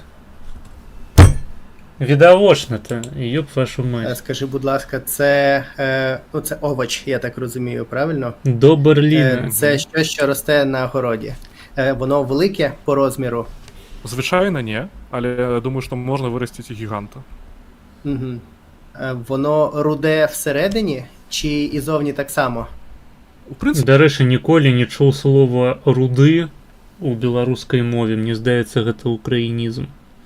Альбо паланізм, прямо такі вельмі нядаўні. ну все рудое. Угу. Акрамя батвы. Угу. Има ли много семки? Не, їх от такого нема. Нема. Михаліна, що думаєш? Ja mam swój typ, bo w sumie bardzo dużo, myślę, że z tego zrozumiałam chyba nawet więcej niż z poprzednich. Добре. Tak mi się przynajmniej wydaje, zaraz wyjdzie. Можна ще таке питання. Ти казав, що це полюбляють якісь трусики чи щось таке. Це такі тваринки з довгими вухами, правильно я розумію? Правильно. Зрозуміло. Угу. Такі вареники, я б сказав. Не, ти шо, я шмат разоў чуў. Што... А, ти про руды? Окей, я не сустракаўся. Я руды ўпершыню пачуў ад украінцаў у інтэрнэце. Трыксікі. Украінская мова попросту чудова. Все, є ідея. Константин? Като корен ли е? Так. Тады пачнем. Пачакайце, што ён спытаў? Ён спытаў, ці ёсць у яе карані, ці ён спытаў, ці з'яўляецца гэта каранём. Тому што бульба гэта не карані, гэта клубні. З Макса. Ну, з того, що я зрозумів, це, напевно, що має бути морква. Довга, помаранчева, люблять кролики. Добра, Михаліна. А, стоп, блять. Чаму я падумаў, што яны размаўляюць пра бульбу? Я проебал, яны пра моркву. Блять. Ну, походу, мяне дома чакае порка ад усім вядомага правага кута за тое, што я памыліў бульбу з морквай. Морква гэта сапраўды карняплод. Так, мой праёб. Іншаллах. Нават у кліпе Макса Каржа ёсць руды. Ну, Макс Корж хутчэй за ўсё свае тэксты перакладаў у Google перакладчыкі на беларускую з расейскай. Я не думаю, што гэта нейкі сур'ёзны арыентыр. Якія яшчэ патрэбныя доказы, нахуя есці капуста, калі ёсць бульба, калі ёсць морква, хутчэй. Роман Пидорас. Nie. Nie. W tę stronę. Ja myślę, że chodzi o marchewkę. Вельмі добра.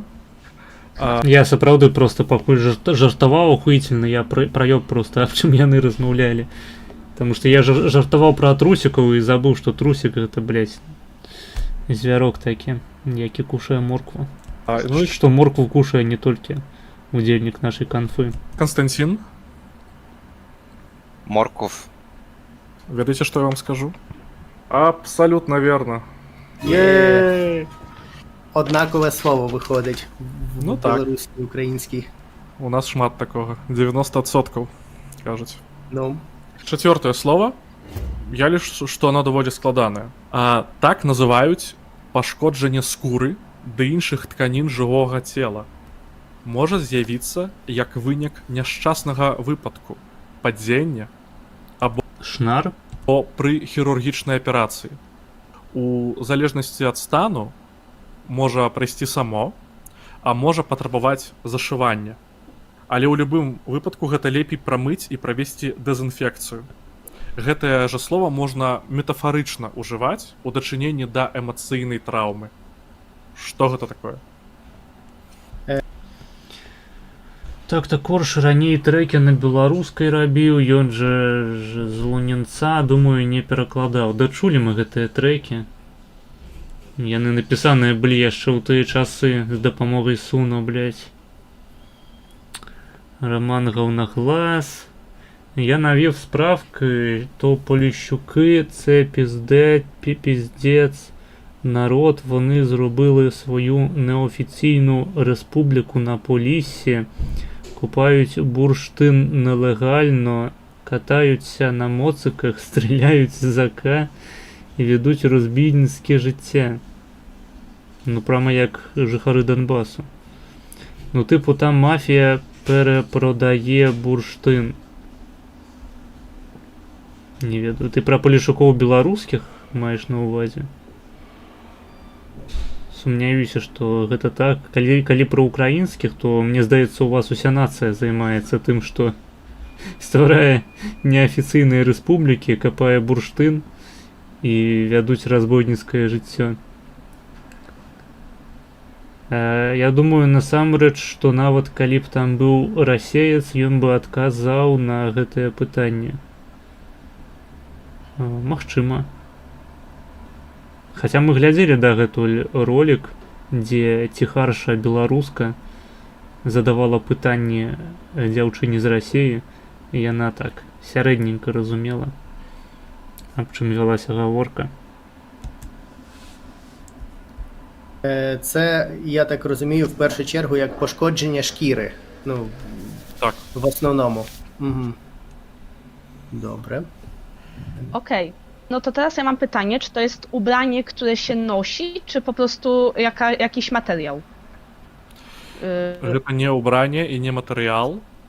Гэта Окей. зусім іншая рэч. Aha, okej. Гэта тое, што можа здарыцца з чалавекам. Воно може бути таке, що як колоте або різане, наскільки я розумію, правильно? Угу. Правильно, так. Или при падане.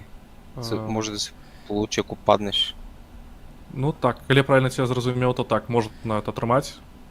Міхаліна, яшчэ трэба дапамога? Okej, powiedziałeś, że można tego używać metaforycznie.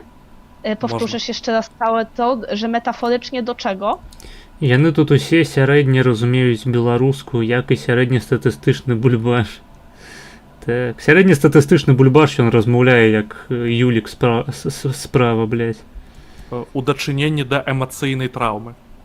O, Гэта пашкоджанне скуры альбо мяса чалавечага. to się robi ze skóry? Это тое, што робіцца з скурай. Не з, ну, як гэта патлумачыць. Ты гэта можаш атрымаць, калі трапіш у аварыю, напрыклад. Альбо людзі на вайне вельмі шмат атрымліваюць гэтага. Константин? Имам въпрос. Това е когато когато вече си здрав, вече си оздравял, това, което остава, или преди да оздравееш? Когато има кръв. Так. Калі я ця правильно зразумеў. Гэта штосьці, калі ты нездаровы. Калі ў цябе гэта ёсць, ты нездаровы. Канал на Ютубе. Może być krąg. Aha, czy to jest coś, co masz na ciele, jeśli stanie się coś złego? Калі Tak? штосьці з тобой здарыцца, ну, A, dobra. To chyba mam to. ну, Так, секундочку, а як гэта па-польску? Я нават не памятаю. у вас ёсць уже, вы гатовыя, так? Угу. Гатовыя? Ну, па-беларуску, здаецца, шнар. Як шрам, шнар. Константин, Рана? великий А, дякую. рана? Ви, Рана Макс? мілося на увазі. Я два слова вирішив написати. Так само рана Ага. і ще поранення. Це ми називаємо або так. Великий дякую. І Михаліна? А, хаця, зноў ж такі, шнар гэта хутчэй ужо пасля, калі рана загойваецца. Ja też mam rana. Так. Лана? Не, гэта неправільны адказ. Гэта рана. Піша шнар, так. Ну, мелася на ўвазе рана менавіта ў момант паўстання.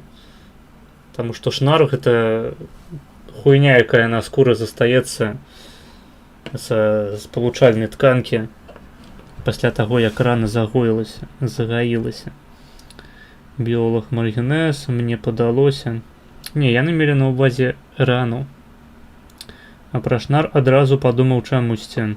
Ну, я таксама. Што тут сказаць? Аднолькавыя словы. Ну і зараз будзем, напэўна, пятае слово, так?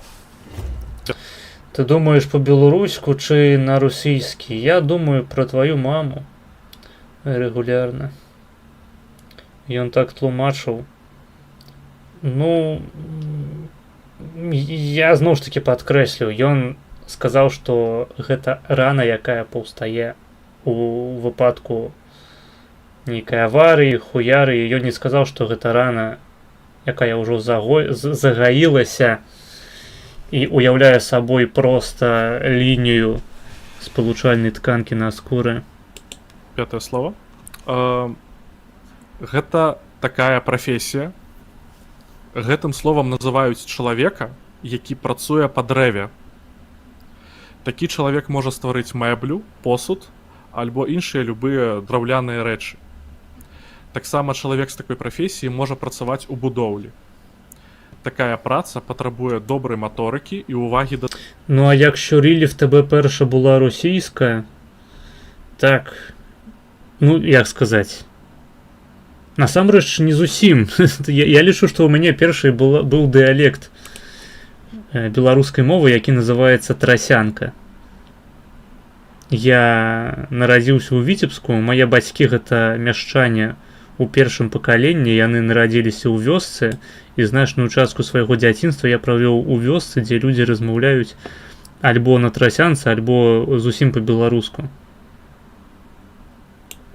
Вось. А думаю я па-рознаму.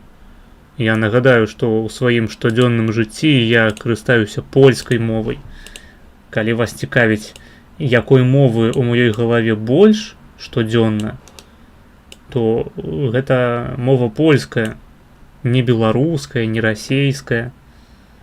Па-расейску я ў асноўным контент спажываю пасыўна, калі я яго спажываю ў прынцыпе. Па-польску я размаўляю, пішу, слухаю, чытаю.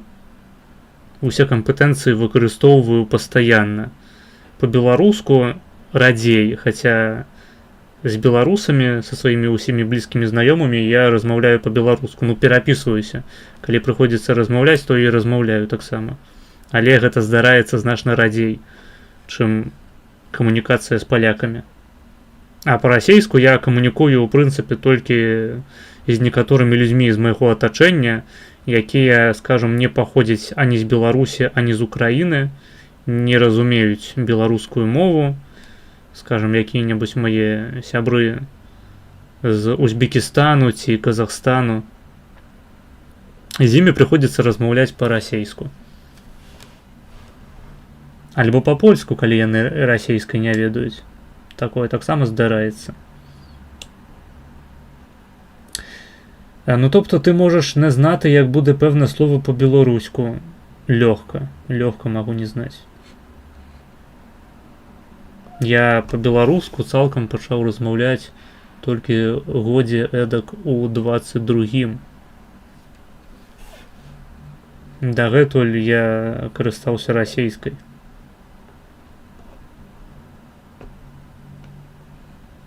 Ну, альбо трасянкай на такіх. Разумееце, просто калі ты дзіця зусім, дзіцё, ты не зусім свядома карыстаешся мовай, у тваёй галаве не існуе такой катэгорыі, як літаратурная мова, і ты размаўляеш просто так, як размаўляюць твае бацькі, тваё атачэнне. Але з гадамі, калі ты ўсё больш і больш інтэгруешся ў дзяржаўны механізм, ходзіш спачатку ў садок, потым у школу, твая мова пачынае адрознівацца ад мовы бацькоў, то бок нават у сваёй сям'і ты пачынаеш размаўляць так, як цябе навучылі ў школе, а не так, як цябе навучылі бацькі. Таму можна з упэўненасцю сказаць, што моя першая мова была беларуская, просто такая зрасеізаваная, а пазней мяне перавучылі на расейскую. Чаго я просто нават мог не заўважыць, таму што я быў дзіцяці, звычайным хлопчыкам.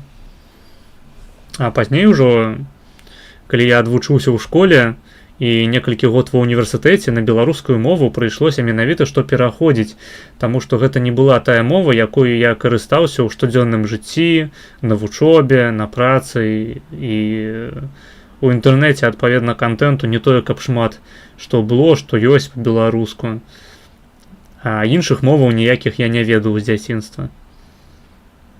Прыходзілася карыстацца расейскай, і пераход на беларускую сапраўды быў пераходам на іншы кантэнт. Ну, не тое, каб пераход на іншы кантэнт, хутчэй уключэнне новых крыніцаў кантэнту у сваё паўсядзённае спажыванне. У той шэраг каналаў, скажам, які я праглядаю на ютубе. Літаратура, музыка і гэтак далей. Ну, это быў пераход, так, з расейскай на беларускую. Ён быў значна больш рэзкі, мабыць, чым мой пераход з умоўнай трасянкі на расейскую ў школе. Таму што, нагадаю, уся адукацыя у Беларусі на расейскай мове. Нават калі ты знойдзеш беларускую школу і аддаш туды сваё дзіцё, то, па-першае, на беларускай мове там размаўляюць толькі падчас заняткаў, а на перапынках і ва ўсіх іншых сітуацыях людзі размаўляюць па-расейску. Гэта першае. Другое, нават калі гэта школа была абсалютна беларускай, беларускамоўнай, калі б усе там размаўлялі па-беларуску, усе прадметы выкладаліся па-беларуску, то ўсё роўна універсітэтаў-то беларускіх не існуе. І калі ты хочаш атрымаць вышэйшую адукацыю, ты павінен ведаць расейскую мову. Без варыянтаў.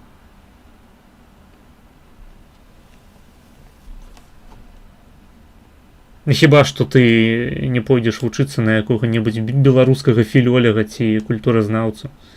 Тады так. Некаторыя выкладчыкі ва ўніверсітэце вядуць свае прадметы па-беларуску. Але гэта не сістэмная з'ява. Я ведаў адну такую выкладчыцу ў нас на біяфаку БДУ. Не буду казаць, што яна выкладала, і называць яе імя тым больш не буду. Просто такая выкладчыца была адна. Адна, якую я ведаў асабіста. Я чуў, што некаторыя гуманітарныя прадметы на гуманітарных факультэтах выкладаліся па-беларуску, але зноў ж такі гэта была ініцыятыва выкладчыка. Калі ты падаеш дакументы і там напісана, скажем, на якой мове будзе адбывацца навучанне, там напісана расейская. Гісторыя Беларусі ў нас, я, дарэчы, нагадаю, гісторыя Беларусі выкладаецца у беларускіх універсітэтах як абавязковы прадмет. На першым курсе, у першым семестры у нас была гісторыя Беларусі. Яна выкладалася па-расейску. Вось. У нас, дарэчы, была беларуская мова як прадмет ва ўніверсітэце. Яна выкладалася па-беларуску. І гэта адзіны прадмет, на які я патрапіў, які выкладаўся па-беларуску. Вось.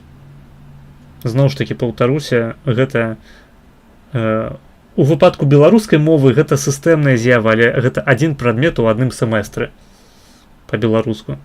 Усе астатнія прадметы, калі яны ідуць па-беларуску, то з уласнай ініцыятывы выкладчыка і згоды студэнтаў.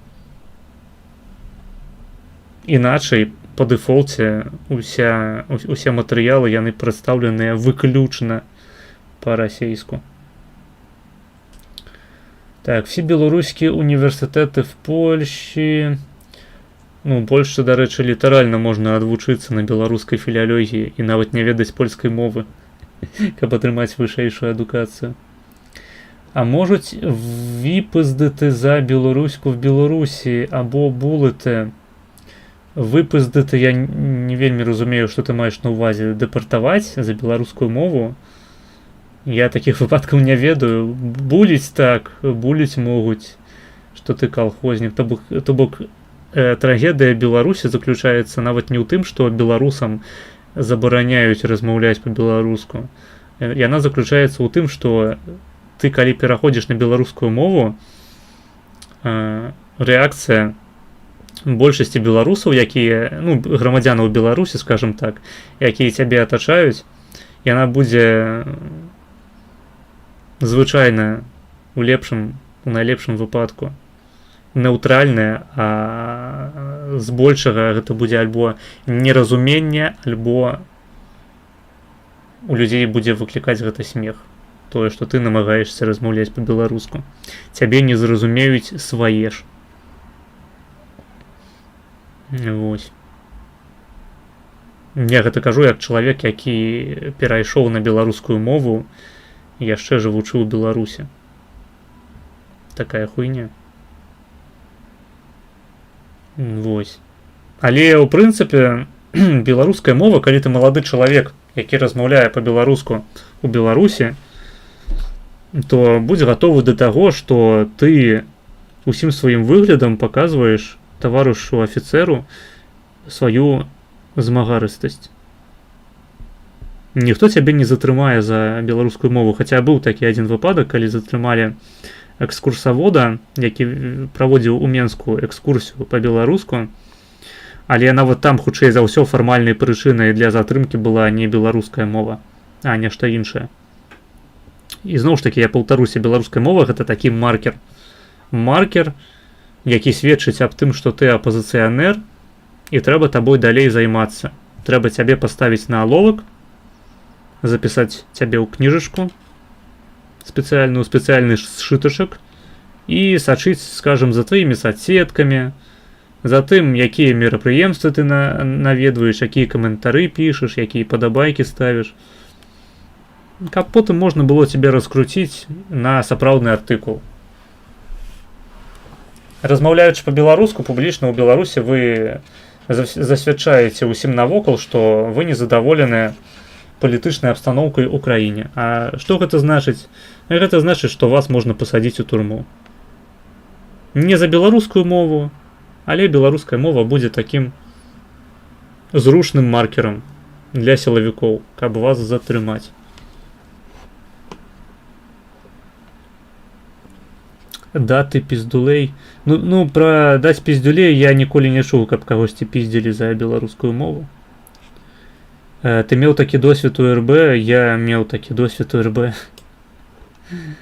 Увесь гэты пиздёж аб тым, што, скажем, ладно, не буду гэтую тэму развіваць. Карацей, беларусы ставяцца з незразуменнем да беларускай мовы у сярэднім, нават маладыя беларусы.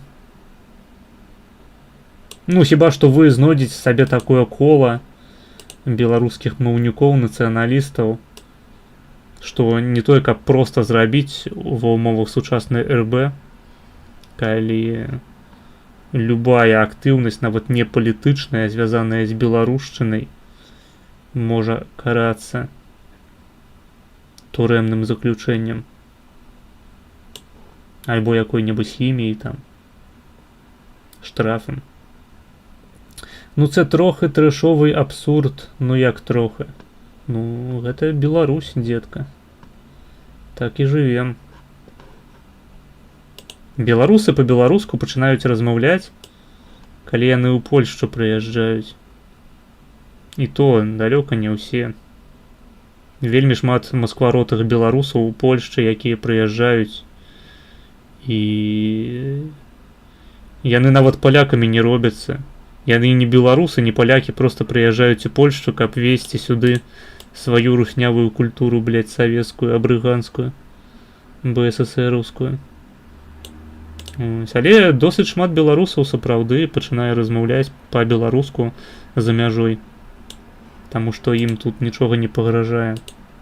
Ну, акрамя таго, што ў Польшчы, скажем, беларускую мову могуць зблытаць з украінскай і сказаць вам «спердалей на Украіны». Але ў мяне, напрыклад, такіх выпадкаў не здаралася ніколі. Я размаўляў па-беларуску недзе 2 гады, калі яшчэ жыў у РБ, але не памятаю жорсткай дыскрымінацыяй. Памятаю, што мяне проста не разумелі часам. Стыдно и больно. Опа. Стыдно и больно. Стыдно и больно. Донат.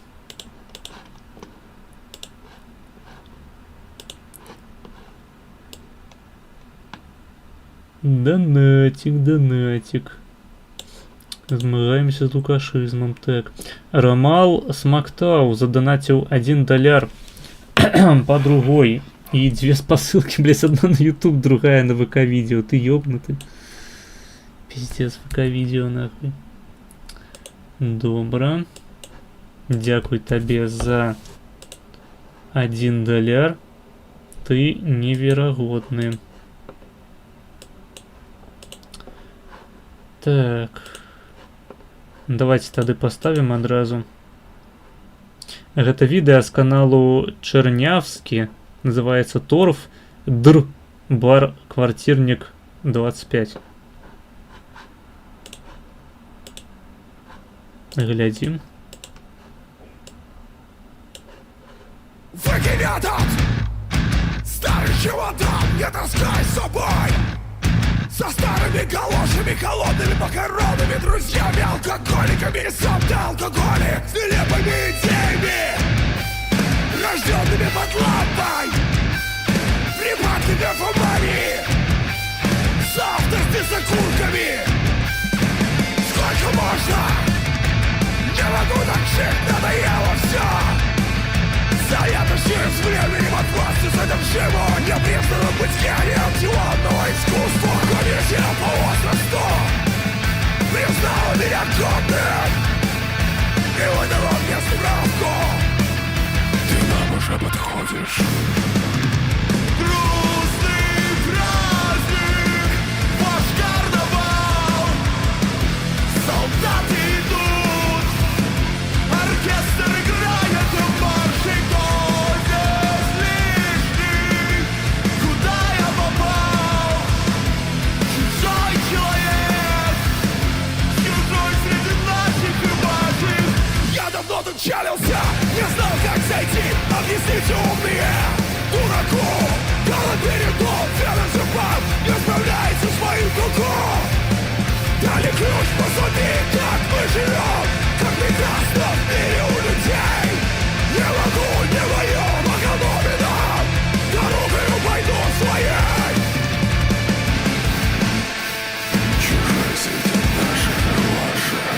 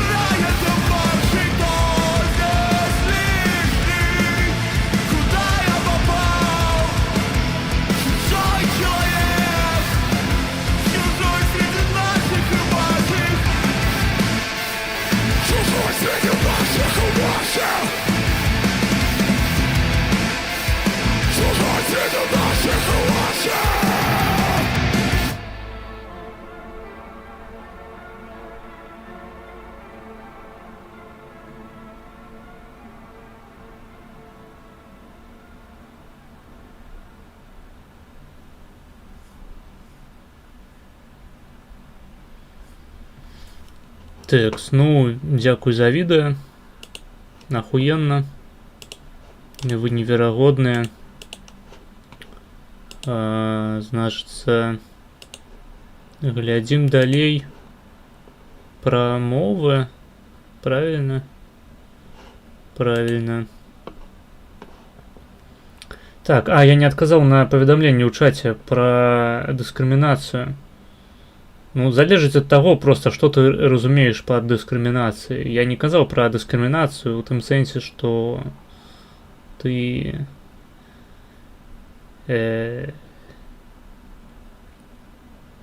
хаця зноў ж такі, ну, залежыць. Дыскрымінацыя, яна адбываецца на ўзроўні дзяржавы ў першую чаргу. Калі мы кажам пра стаўленне беларусаў шэраговых, то яны просто з незразуменнем будуць ставіцца да таго, што ты вось раней размаўляў па-расейску, а цяпер знянацку перайшоў на беларускую. Гэта ўсімі будзе ўспрымацца як выебон, што ты нібыта вырашыў зрабіцца не так усікам, каб вылучыцца на фоне і іншых беларусаў, і адпаведна да цябе будуць ставіцца як да выскачкі. Я не ведаю, мабыць, ты проста існаваў у такіх колах, якія ў прынцыпе по дэфолце талерантна ставяцца да пераходу на беларускую мову. Я як чалавек з асяроддзя такога натуральна-навуковага, натуралістычнага, магу сказаць, што людзі, якія ў прынцыпе досыць пасрэднае маюць дачыненне да ўсялякай культуры, блядь, літаратуры, яны ўвогуле не ведаюць, што існуюць людзі ў Беларусі, якія па-беларуску размаўляюць. Для іх гэта нагода пасмяяцца. Вось. Ну, як бы нічога дзіўнага, уся літаратура па-расейску, усе падручнікі і гэтак далей. Як яшчэ ставіцца да гэтага? Асабліва, калі ты вучышся ў Менску, з менчукамі, якія беларускай мовы не тое, што не чулі там у паўсядзённым жыцці. Яны яе не чулі нават ад сваіх бабуляў, дзядуляў, таму што іхнія бабулі і дзядулі жылі ў Менску, блядь. Ну, калі мы кажам пра такіх менавіта, што карэнных менчукоў. Яны ўжо паўнавартасныя расіяне. Та укры таксама росмовні в Варшаве. Не ведаю. Я калі ў Варшаву прыязджаю, там вось ёсць вакзал такі называецца Варшава Заходняя. Калі ты ўваходзіш унутр, то там ніводнага надпісу па-польскай нават няма. Уся рэкляма на украінскай. Не, я багата сустракаў украінцаў, якія па-украінску размаўляюць. Хаця збольшага гэта такі праціўны суржык. Просто вось гадкі. Калі разумееш, што чалавек не тое, што там сялюк ці і, скажем, у якім-небудзь прыгарадзе вырас, а ён, блядь, быдла ёбанае. Нягледзячы на тое, што ён ва ўніверсітэце вучыцца.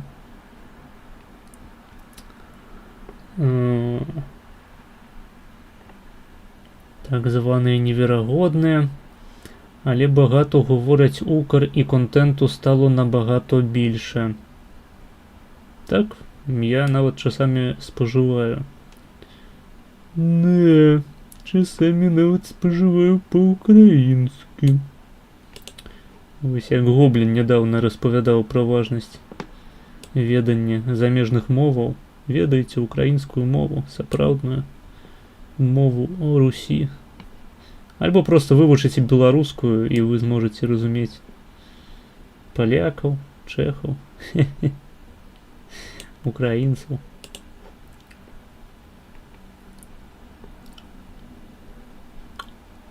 Вітаю, прывітанне, наш хлопчык.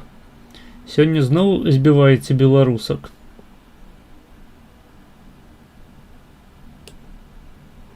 Па-мойму, гэта усё, чым я і займаюся ў свой вольны час. Я збіваю белару. Сак. Базік. Выйдзе звідси розбійнік. Я нават дужа не існаваў. Я ездзіў да беларускамоўнай школы ў Менску. Адзіны кантакт з людзьмі быў, калі ехаў туды ў метро. Ну, блядь. Чал. По-моему, ты только что сам отказал на свое пытанне.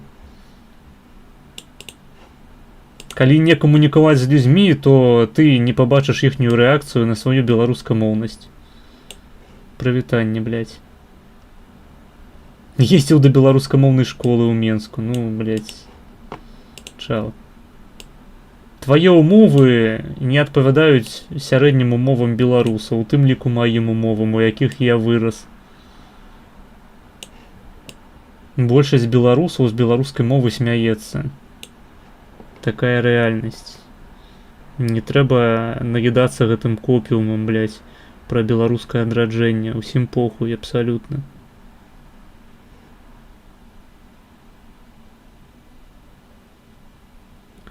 Ёсць адна праблема, пры вывучэнні беларускай перастаеш разумець беларусаў. Так, прычым гаворка ідзе не толькі пра мову. Добра, давайте глядзець відос далей. Да дэталяў. Людзі з такой прафесіі часта ўжываюць такія прылады, як малаток, піла ды рубанак. Што гэта за прафесія? Што гэта за гук? Што гэта за прафесія? А, блядь, я падумаў, што гэта ў мяне.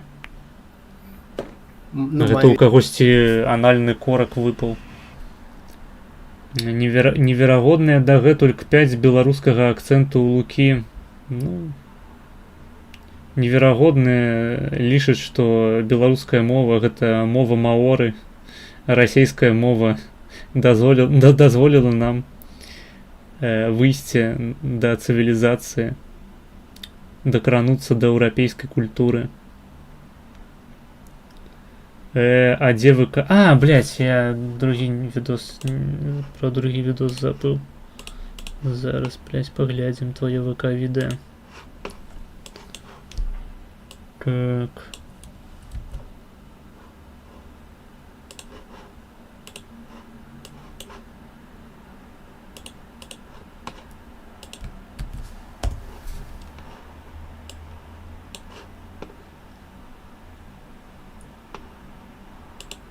Проверяем, что вы не робот. Дякую. Джордж Дроид не зможа паглядзець гэтае відэо. Так, а як яго вывесці там, блядь?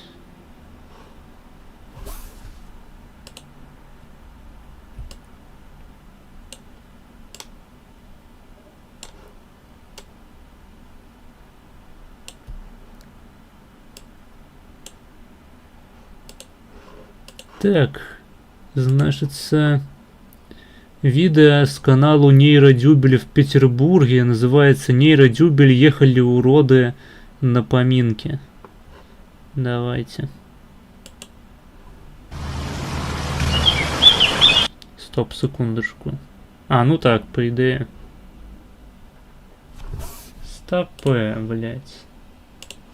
Стопэ, нахуй. 3.15. Табе не хапае по другой, чел. Мы глядзім толькі хвіліну 45 секунд гэтага відэа цудоўнага. Я б глянув порно по-беларуску. Да, просто залятай до мяне, я ўсё покажу, раскажу. Так, хвіліна 15... Не, хвіліна 45 секунд. Замовлено.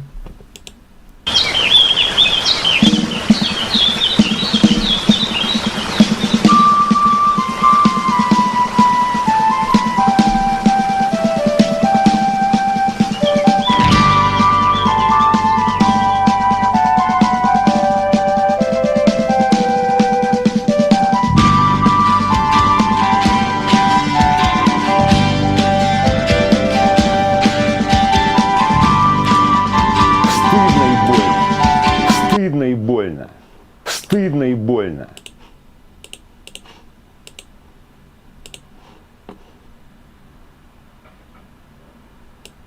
На працяг нейра, окей. Глядзім цалкам.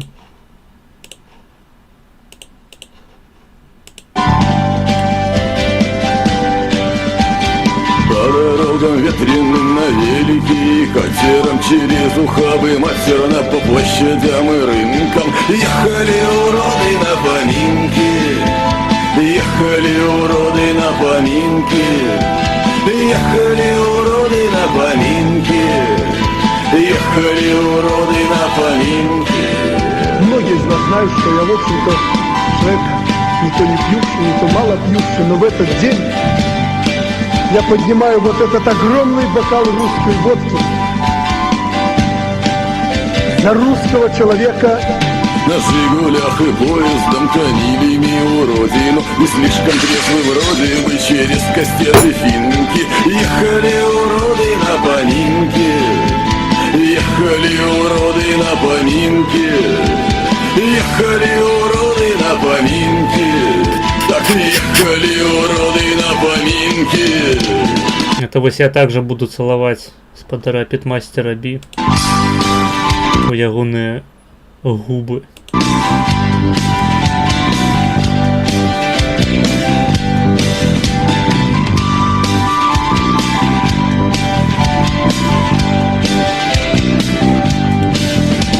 Пешком и самолетами ползли и улыбались, землицы маме кланялись, лопате и простынке. Ехали уроды на поминки, ехали уроды на поминки, ехали уроды на поминки, ехали уроды на поминки, ехали уроды.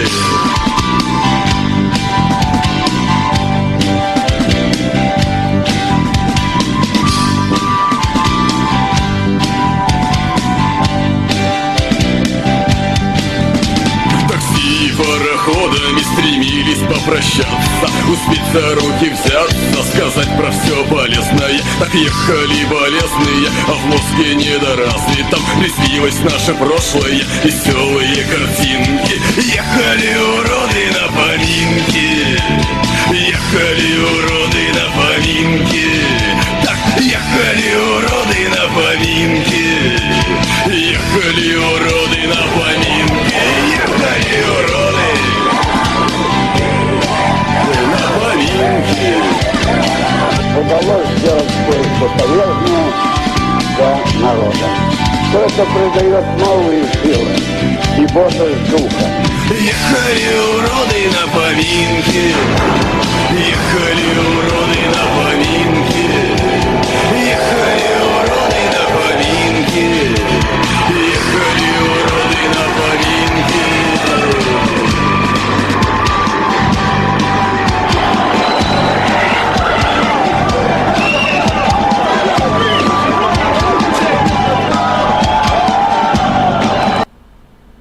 Блять, мне на секунду здалося, что я чую гачий микс. В этот момент про...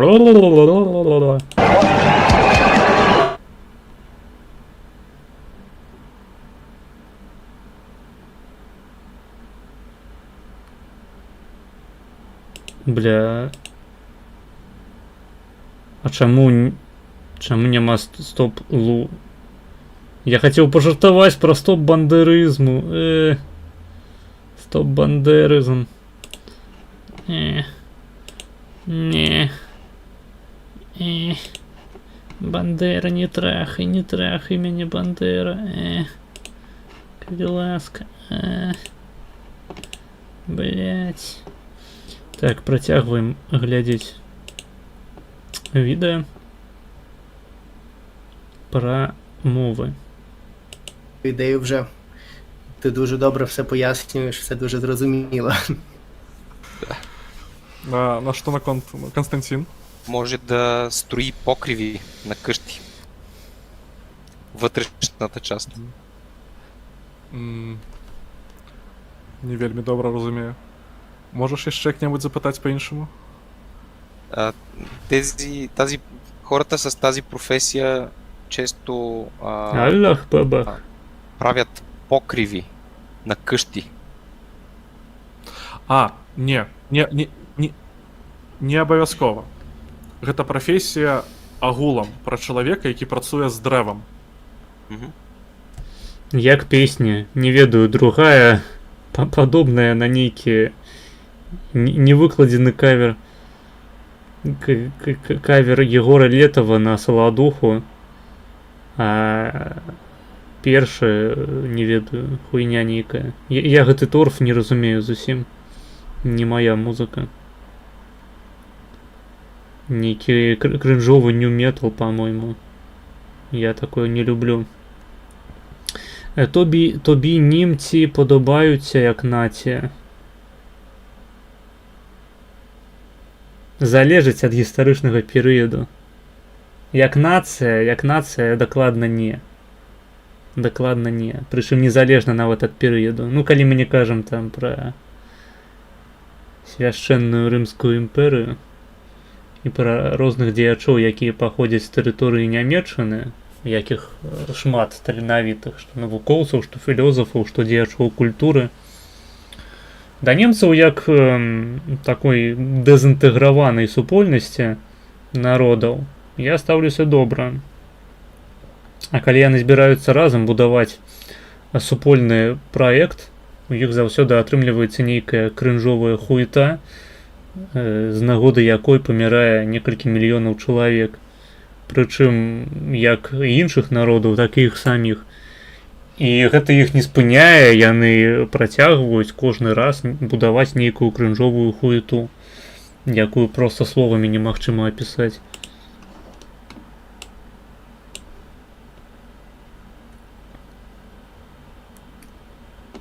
А то я зараз заданачу маргіналу, да калі ласка данаць. Не данаць маргіналу, данаць нашым, маргінал не наш. Нават перыяд 33-45. Тым больш перыяд 33-45. Я адмоўна стаўлюся да нацызму. Але сучасны нямецкі праект, якім я лічу Еўразвяз, мне падабаецца. Мабыць,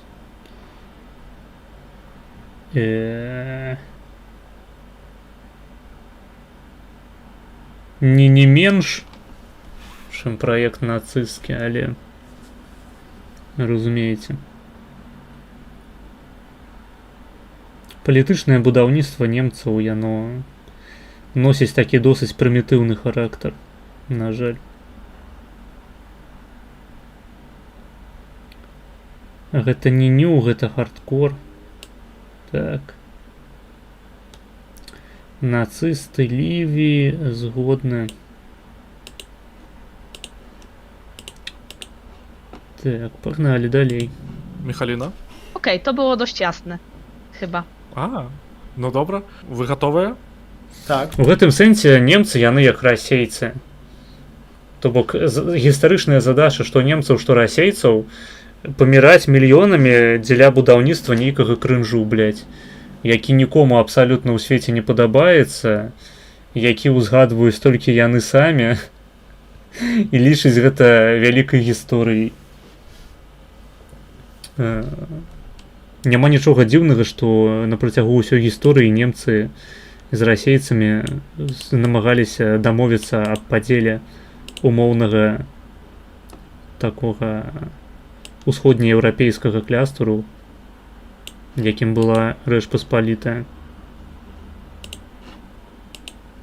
Таму што русня, што немцы не разумеюць, ну калі яны збіраюцца разам, яны не разумеюць каштоўнасць свабоды, каштоўнасць незалежнасці, каштоўнасць культуры, самакіравання. Ім хочацца будаваць нейкі універсальны крынжовы праект для ўсяго свету, каб усіх замазаць калам. У немцаў гэта падабаецца лепей, таму што яны, прынамсі, калі будуюць такія праекты, такога маштабу праекты, яны здольныя на тое, каб стварыць якія-небудзь новыя навукі альбо новыя вобласці ва ўжо існуючых навуках. Там радыё стварылі падчас кіравання НСДАП Нямецчыне. Гэтым далей там прамысловасць была досыць развітая ў нацыстаў.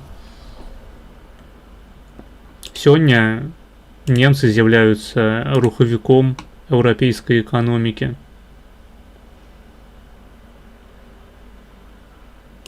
Проста ў немцаў субстрат лепшы, як я ўжо сказаў. Калі немцы дэзінтэграваны, яны здольныя прадукаваць фактычна большую частку сучаснай еўрапейскай культуры.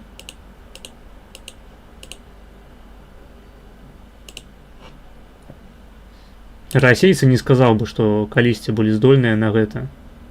Ну, калі мы у так званых рускіх не запішам украінцаў, беларусаў, тады яшчэ можна неяк аб гэтым разважаць, скажам, пра нейкую умоўную Русь. Але што расійская імперыя, што сучасная РФ да Русі ніякага дачынення не мае. Просто паглядзіце на геаграфічную карту. Ахуенна сказаў. Просто паглядзіце на карту, на палітычную хутчэй. Я павінен быў сказаць.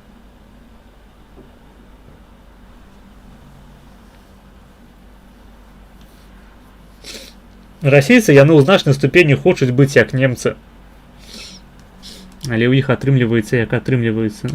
Найлепш за ўсё ў іх атрымлівалася быць як немцы, калі імі кіравалі немцы. Але гэты час даўно адышоў у небыццё. Таму сучасныя расейцы нават не здольныя сабе ўнітазы пабудаваць і каналізацыю. Не кажучы ўжо аб нейкіх выбітных культурных дасягненнях ці навуковых. Ну, Новгород напр Русь арыгінальная. Ну і паглядзі, што з Новгарадам зрабіў праект расійскай імперыі. Ну, спачатку маскоўскае княства, а потым расійская імперыя. Вельмі добра, пішам. Пытаюць яшчэ, гэта праўда, што Тускай агенты Берліну? Цалкам верагодна. Тады Михаліна, прошу вас. Okej, widać stolarz. Myślę, że jest to stolarz. Макс. Це столяр. І Константин. Дерводелец. О, ну, по-нашому гэта Субтитры ахуительно. цесляр. Цесляр. Aha, Цесляр. І я ведаю, што ў польскай мове таксама ёсць такое слово, Михаліна, так? tak, w polskim też jest takie słowo cieśla, ale mniej się już teraz go używa. Teraz już się bardziej mówi stolarz. Так, ведаю пра Чешлю, ахуенныя машыны. Яно, напэўна, нямецкага паходжання, так? З немцаў, так? Слово. Możliwe. Nie jestem pewna, ale jest to możliwe. Таму што я ведаю таксама і слова столяр, але я не ўпэўнены, што гэта адно і тое ж слова са словам цесляр. Ось. Ну, столяр це, здається, якраз професія, яка пов'язана з деревообробкою. Тобто людина, яка щось робить з дерева, там меблі якісь чи що ще, це ніби як і є столяр. Значыцца, гэта адно і тое ж слово. Ну, як бы, значэнне адно і тое ж. Ну, так. Ось. Константин, а ці ёсць у вас якое-нибудь слово ў болгарскай мове, акрамя, як то, дерево... Дърводелец. Казваме дърводелец за всички хора, които се занимават с обработката на дърво, включително и за тези, които създават мебели. Ну, як добра. Окей. І атрымліваецца, што... Дарэчы, з'явілася зараз у маёй галаве такая думка цікавая, геапалітычная. Я, вядома, профан у такой дысцыпліне, як геапалітыка, але раз уж ўжо вы апынуліся на маім стрыме, то слухайце маю шизофазію, калі ласка. Значыцца, расейцы і немцы заўсёды намагаліся падзяліць умоўны такі Рымланд, памежную тэрыторыю, якой з'яўлялася ў свой час Рэч Паспалітая. Ну і ў розныя гістарычныя часы яна драбілася там на розныя краіны, там, скажем, была ў міжваенны перыяд, у 20 стагоддзі міжваенная Польшча, другая Рэч Паспалітая. Але, умоўна кажучы, гэты кластер, ён заўсёды захоўваўся такіх тэрыторыяў, якія перахадзілі з рук у рукі, калі не былі самастойнай адзінкай. І, значыцца, немцы з расейцамі намагаліся, вядома, таксама супрацьстаючы адно адному дамовіцца пра падзел вось гэтых самых тэрыторыяў. Хаця у грунце рэчаў, так бы мовіць, яны таксама з'яўляюцца геапалітычнымі праціўнікамі. Але мы маглі б падумаць над тым, вось умоўная Рэч Паспалітая, умоўны ўсходні еўрапейскі клястар краінаў, вось ён дзе мог бы шукаць сваіх хаўруснікаў? З кім дамовіцца пра падзел Еўропы і Рашкі? Быў такі хаўруснік у Рэчы Паспалітай у сярэднявеччы. Я не гісторык, але мне здаецца, што такога хаўрусніка надзейнага, альбо не хаўрусніка, скажам, проста геапалітычнага, сітуацыйнага партнера. Мне здаецца, што не зусім. Такім партнерам магла зрабіцца ў свой час Швецыя, але, на жаль, Казімір, здаецца, польскі кароль праёб такую магчымасць, вырашыў, што хоча пайсці на канфрантацыю са шведамі. У сучаснасці, мне здаецца, што такім сітуацыйным хаўруснікам павінна быць ЗША. І ўсходнееўрапейскі клястар, ён павінен арыентавацца на ЗША. Вось як расейцы арыентуюцца на немцаў, у іх гэта хуёва атрымліваецца, праўда, але калісьці ў іх атрымлівалася лепей, чым цяпер. А нам, усходнееўрапейцам, трэба арыентавацца на ЗША і намагацца з гэтым самым ЗША пасябраваць. Не толькі таму, што ЗША гэта наймацнейшая сучасная дзяржава, найвялікшая эканоміка, а яшчэ таму, што гістарычныя нашыя каштоўнасці з ЗША вельмі падобныя. Таксама як каштоўнасці расейцаў падобныя да каштоўнасцяў немцаў. Падумайце над гэтым. Падумайце. У нас есть 6-е слово, так? Можем рушыць далей. 6-е слово. Апошняе слово. Гэта такая небяспечная з'ява. Можа здарыцца там, дзе ёсць горы. І уяўляе сабой снег, які хутка спадае ўніз па схілах. Можа быць выклікана як прыроднымі прычынамі, так і чалавечай актыўнасцю. Гэта вельмі небяспечная для скалалазаў і лыжнікаў з'ява. І лавіна? Такой з'явы не можа... Калі гэта так па-беларуску будзе, я не ўпэўнены. Можа быць у маёй краіне. Не можа быць у Беларусі. Што гэта за з'ява? Від цього часто потерпають, я так розумію, всілякі там скейтбордисти і так далі, коли, наприклад, по якихось необроблених трасах їздять, так? Тобто, якщо їздять по чистому снігу, а не по підготовлених трасах, це з ними може деколи трапитися. Я думаю, що так, так. Угу. Є ще питання? Загалом все зрозуміло. Ну, тут я nie sumniejszy. Michalina? Okej, powiem szczerze, że z tego chyba zrozumiałam najmniej do tej pory. Rzeczywiście jest to dobre wyzwanie na koniec. Niebezpieczna zjawa. Myślę, że zjawa znaczy to samo, o czym myślę. Bo są dwie opcje. Albo zjawa znaczy to samo, co po polsku, czyli duch, albo zjawisko jeszcze ewentualnie chyba, tak? Czy... Є відео ще в першій. Ні, гэта адзінае відэо, у прынцыпе, замоўленае за грошы зараз. Nie wiem, czy to... Яно ў першай, так, але яно адзінае. Так, другі варыянт. Aha, czyli zjawa znaczy zjawisko. Калі я не вельмі, как бы, не валодаю польскай мовай у ідэале, але я думаю, што так, это слово нумар 2. Zjawisko znaczy fenomen. Так, так. Okej. Свързано ли е с огън? Не думаю. Не, абсолютно не огонь. Не. Я придумав про огонь, як хвост у польській мові. Холодно, морозно, снег. Капец им почервонел, походу процессор Юліка пераграваецца, апрацоўваючы беларускую мову. Гэта уяўляе сабой снег, які хутка спадае ўніз па схілах. В планината природно явление, което е опасно и е свързано с падането на сняг. Бързото Так. падане на Mhm. много сняг. Mhm.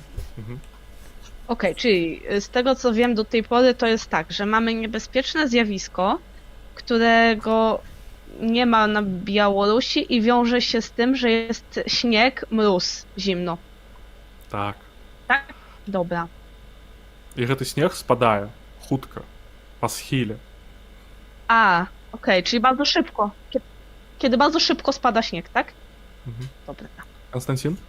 Може да се предизвика от силен звук. Думаю, што так. Вельмі гучная штука. Вельмі Стыдно и страшная. больно. Стыдно и больно. Стыдно и больно. Текс.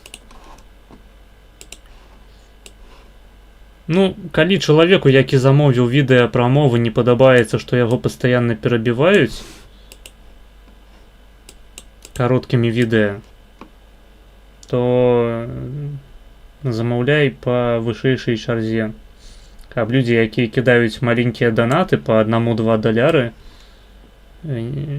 павінны былі чакаць. То бок вось такія людзі, яны данацяць максімум звычайна па другой чарзе.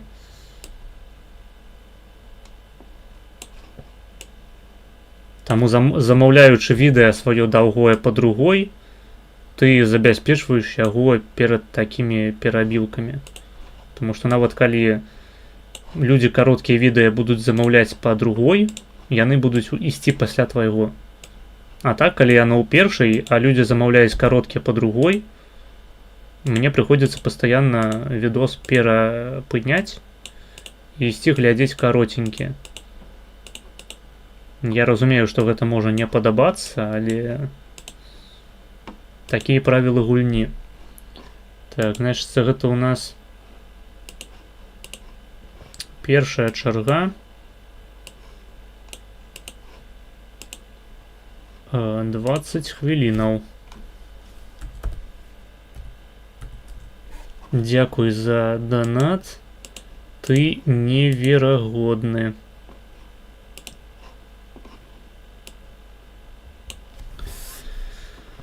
Так, а вось просто гіпатэтычна уяві, што адказ будзе не лавін, кунігас.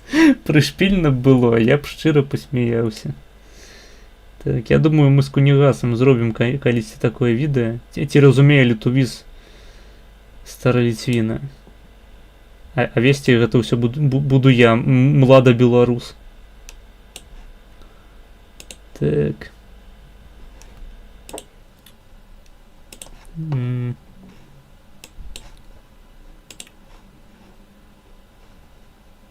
Добра, ну мы працягваем глядзець відэа, таму што там па першай замовілі. Czy to się dzieje w górach? Często? Так. Так. Okej. І я думаю, што толькі ў гарах. Таму ў Беларусі быць не можа. Ну што, у вас ёсць ідэі, так? Так. Так. Ну, Константин, Да. прошу вас. Лавіна. Вялікі дзякуй. А Макс? Ну ясна, ну блин, ён проста абраў словы спецыяльна такія, каб яны паўтараліся ў мовах.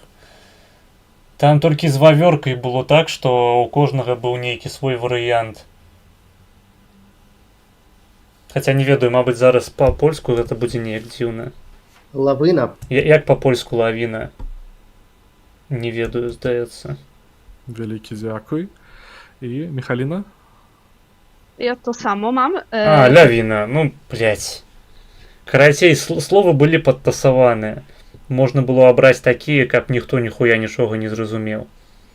Гэта пытанне проста волюнтарысцкага падыходу да выбару словаў для выпуску.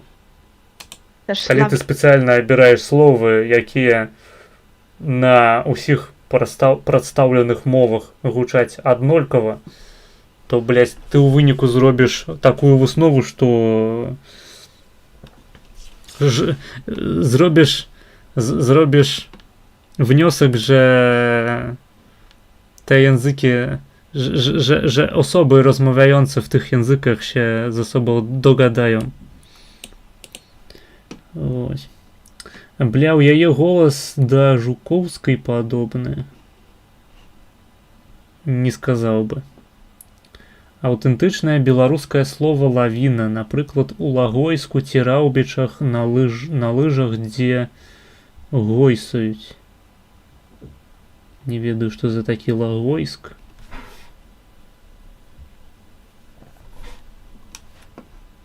Але ёсць у мяне гіпотэза наконт таго, як паўстала назва таго мястэчка. Wina. Так, вялікі дзякуй і... Лавіна. Лавіна.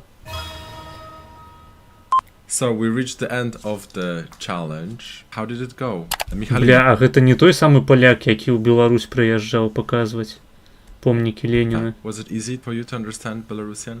Kind of. It was kind of challenging and certainly not a piece of cake, but I generally managed to make general sense out of it.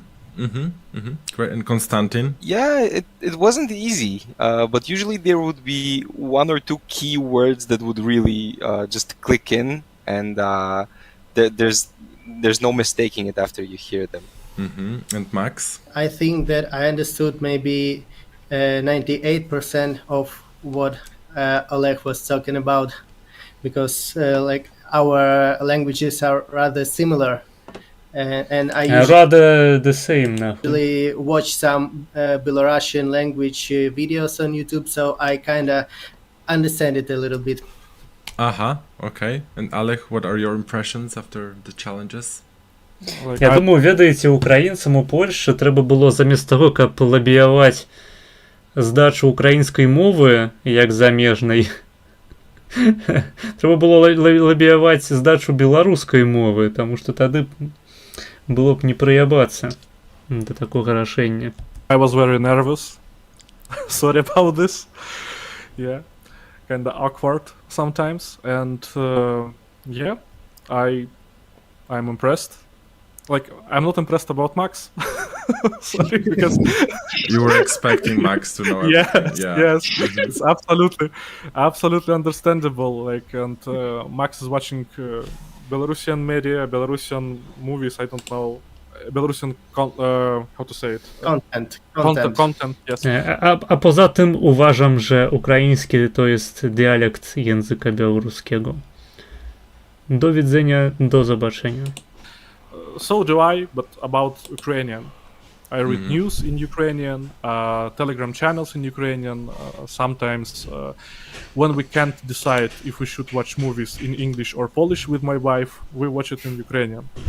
So, yeah, and sometimes Ну, фільмы глядзець у польскім перакладзе гэта хобі не для ўсіх, так скажем. I had problems with understanding Konstantin because I don't have much experience with Bulgarian language.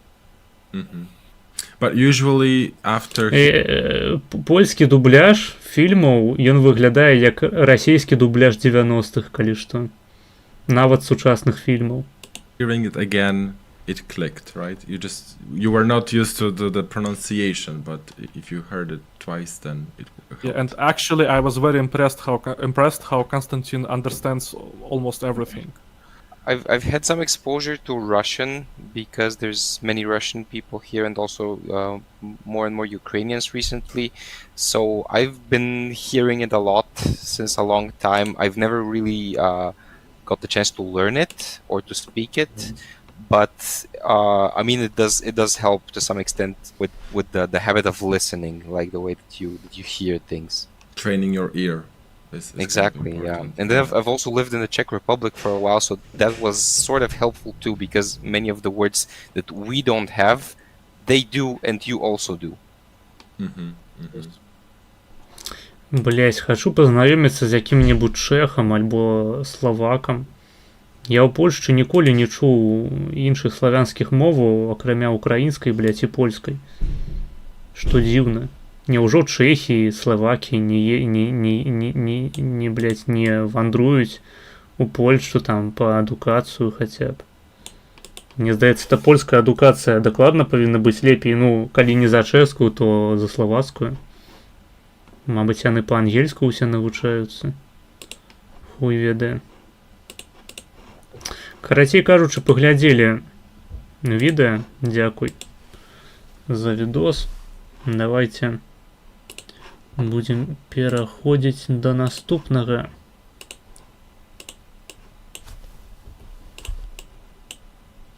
А я нагадываю, что мы глядзім відэа ў першай чарзе. І вы можете замовіць відэа па другой, калі хочаце перабіць, альбо па першай, калі хочаце паглядзець сваё відэа пасля цяперашняга. Текст. Быў Гойск, але пасля паходу Наполеона пераназвалі на Лагойск. Так. Ле-Гойск. Эх, Укры найбільш угнітаемі люди Європи. Так. Ви літарально як палестинці. Го німчиків дивитись зараз. У Словакії соціалка ахуєвша. Ты хочаш сказаць, што яны спецыяльна застаюцца ў Словакіі, каб грошы бясплатныя атрымліваць? Вельмі шкада, але вымушаны сысці, кепска сябе адчуваю, пайду спаць. Давай, беражы сябе. Так.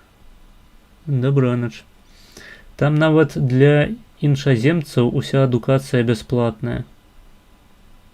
Ну, словацкая адукацыя, ёсць падазрэнне, што за словацкую адукацыю павінны плаціць табе. Прямо як у Беларусі. Добрага стрыму, дзякуй, дзякуй табе. Добрага самаадчування. Мы глядзім відэа з каналу Ukrainer, называецца «Німці Украіны». Хто вони? Украінер. Так. Круто. Ну что ж.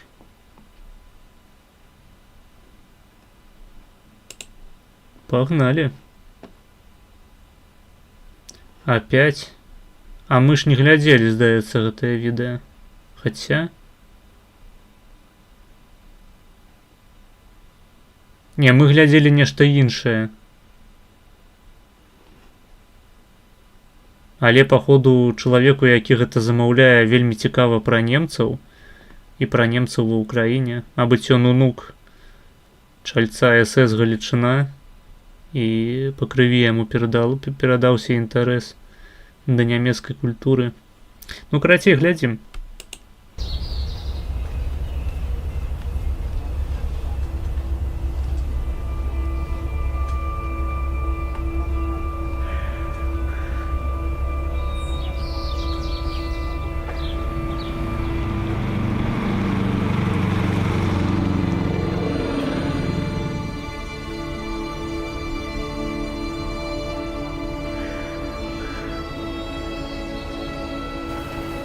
І буде красота.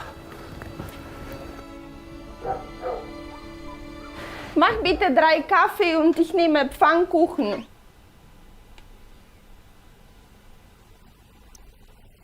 Расстрелять! Amir, komm Kaffee trinken. Und Kakao, willst du? Setz dich. Willst du etwas? Komm, trinken wir Kakao? Oder Pfannkuchen essen wir, ja? Nein? Gehst du noch schlafen? Цікава, што нават тут ёсць субтытры па-беларуску. Na, gib Mama Kussiko. Küsselein. Gut, na geh noch schlafen.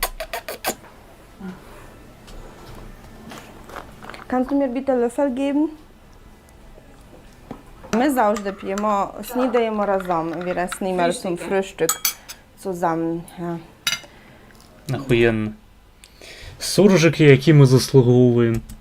Традиція німецька така, готувати так звані фанки, oder Pfannken на німецькій. Вони готуються завжди дуже зранку, щоб на Frühstück, на сніданок вони були свіжі і пухкі. Я вважаю, що однозначно потрібно знати і українську добре, і вона є теж частинкою нашої душі і взагалі нашої національності. Свою дитину я намагаюся виховувати також в білінгві. В неї, до речі, на «Укр» акцент є. Правда, блядь, ніхуя собі. А нічога, што ў яе 50% словаў, якія яна ўжывае просто нямецкія. Ух, ніхуя сабе ты вочы мне адкрыў просто. В середовищі. Амір, komm, gib Kuss, Mama geht schon. Вось гэта, канешне, акцент ебошыць.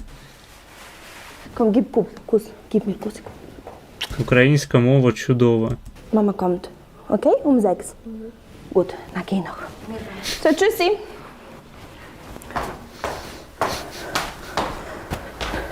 Блять. Нямецчына акупавала Украіну, але украінцы лічаць, што здымаюць рэпартаж пра немцаў ва ўкраіне.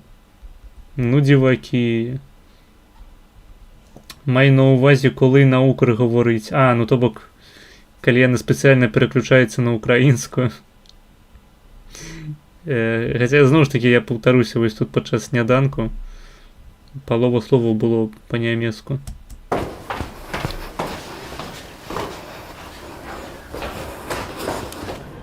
Да бачна, што ў сям'і яна размаўляе па-нямецку. Етнічних німців в Україні є близько 33 тисячі. Ну, виглядає пригоже. Вельмі нават. Бо гэта виглядає як не Україна, щиро кажучи. В Закарпатській області це близько 3-4 тисячі представників німецької національності. Гэта виглядає як які-небудь такі маленькі, ну трошки біднаваты город Польшчы. Тому що, ну, ось такі домики. Етнічні німці на Закарпатті опинилися трошки... Але такі вулочки... Ну, трошки бачна, што Савок прайшоўся па гэтых землях. І бачна, што людзі там, скажам, апранаюцца не вельмі багата і заможна. Але, ў прынцыпе, брусчатышка ляжыць, балкончыкі, крамачкі усялякія. В інший спосіб, аніж ті, які живуть в іншій частині України. Нас завжди називали німцями, яких привела Марія Терезія. Поглядзіце на гэтую вуліцу, гэта ж просто цудоўна. Мне здаецца, у Беларусі, у Менску таких няма. Так як Закарпаття довгий час було в складі Австро-Угорської імперії, тому велика частина німців і австрійців. А скільки там людей живе? Прийшли до нас саме в цей час. Закарпаття – це єдиний. Ось, поглядзіце на гэта. Ну, вядома, што такая хуйня выглядае непрыемна. Вось тое, што мы бачым тут, па правым баку. Гэта, хутчэй за ўсё, сучасныя украінскія пабудовы нейкія, ахуительныя. Але вось паглядзіце на гэта. Паглядзіце сюды. Нават вось гэтыя хрушчы, іх мала, па-першае. Па-другое, яны, ў прынцыпе-то, і не перашкаджаюць. Яны не тое, каб выглядаюць. Мабыць, канешне, можна спаслацца на тое, што мы глядзім на ўсё гэта зверху, калі б трошки бліжэй быў ракурс, мы заўважылі б, што там проста сцаны анучы вісяць з кожнага акна і смецце раскіданае па вуліцы, але вось так панарамна горад выглядае ахуительна. Гэта дакладна лепей за любы сярэдні гарадок у Беларусі. І нешта мне падказвае, што гэта найлепшы горад, блядь, ва ўсёй Украіне сярод такіх маленькіх. Регіон, який досить так добре зберіг німецьку мову. Тобто в нас є села, де розмовляють ще німецькою, є священники, де... Тобто бачно ўсё ж таки такі налёт украінскі. Тобто бачна, што сцены нейкія бруднаватыя, што вось гэты мост стаіць тут, блять, з сярэдзіны 20-го стагоддзя яшчэ, калі не раней, і не рамантаваўся з тых пор. Але ў прынцыпе-то... Служаць німецькою, є сім'ї, де говорять німецькою. Калі б мне сказалі, што ты усю сваю рэшту жыцця павінен жыць ва ўкраіне, і далі б мне на выбар любы украінскі горад, то я пабраў хутчэй за ўсё менавіта гэты. В порівнянні з іншими регіонами України, то там цього, на жаль, не збереглося. В 2016 році я стала членом Ради німців України від Закарпаття.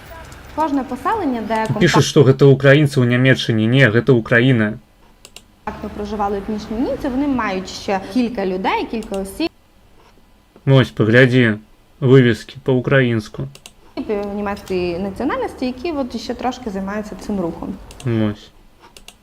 У нас в планах, щоб в кожному районі, де проживали компактно етнічні німці, була людина, молода людина, яка трошки займалася цим рухом. Hallo, ich bin schon da.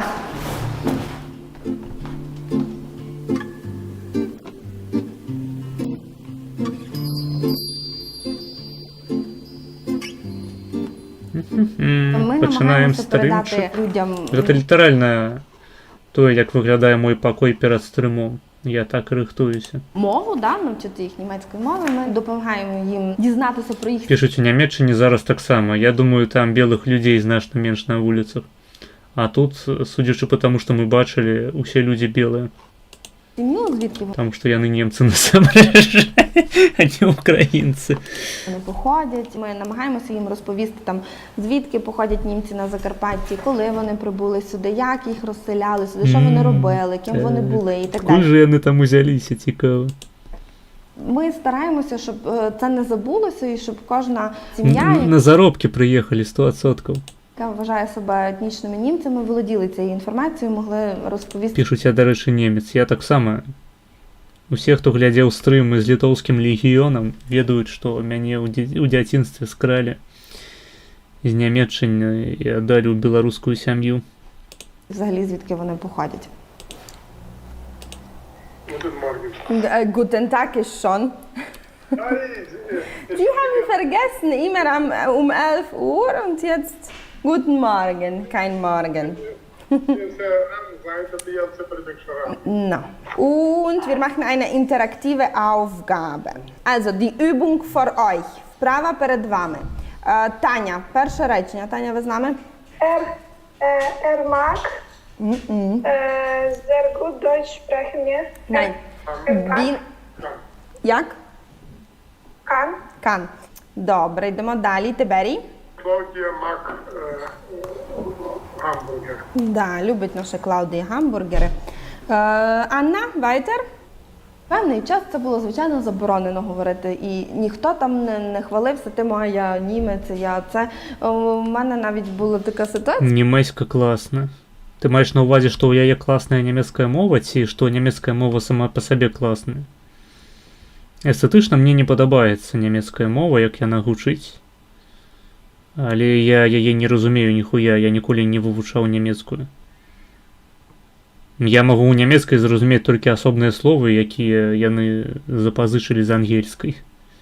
Це мой уровень. Сама мова. Такое собі. Це в школі ще я вчилася, і до нас прийшов новий вчитель і сказав, ой, я не можу вичитати, що це у вас за прізвище. І діти почали, то вона фашистка. І спочатку я так була дуже обережна до цього, але згодом сама зрозуміла, що треба про це говорити, треба про це знати, і треба... Треба розуміти, що німці не були фашистами, вони були нацистами. Все правильно. Взагалі перебирати якусь інформацію від тих людей, які вже досить таки поважного віку, це зазвичай... Хендехох, ведаєш? Це нечто про хохлов? Не розумію. І за 80, і за 90 років люди, і поки вони живі, треба цю інформацію черпати. Хендехох – це типу сотні хохлов, чи що? Бо далі, я не знаю, чи моя дитина вже буде цікавитися цим, і чи він буде хотіти знати, звідки там він походить, і звідки там в нього якесь коріння. Да? Ось поглядите на домики. Виглядає, в принципі, задбано.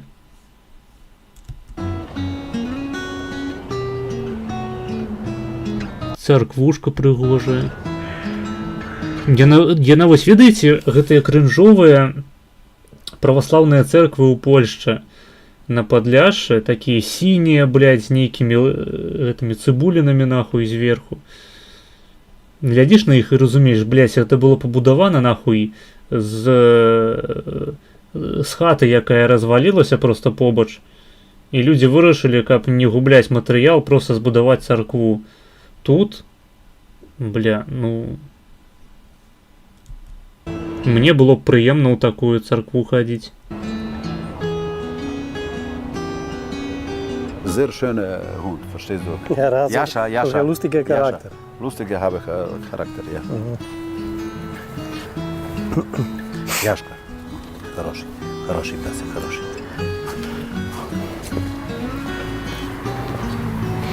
Кажуть, що Габріель Карлович, я тобі несу ось. Приел Карлыч. І буде красота. Габріель Карлович. Гэта Украіна, калі б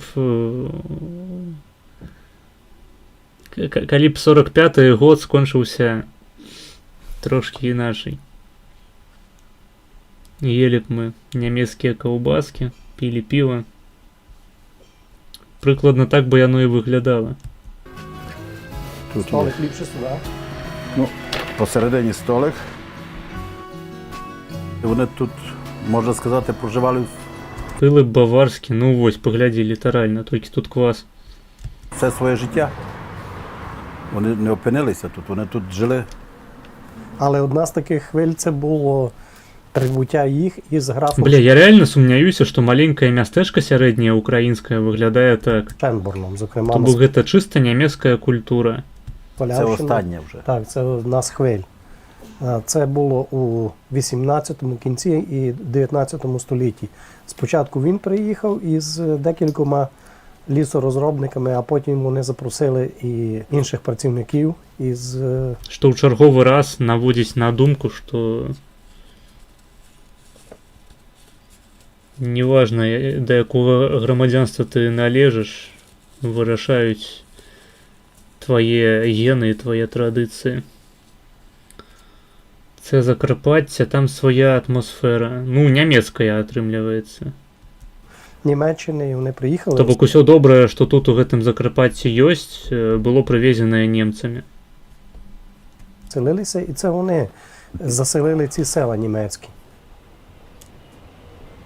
А Ну, альбо якімі-небудзь яшчэ там русінамі, хаця, блядь, не веду, якая культура у русінаў.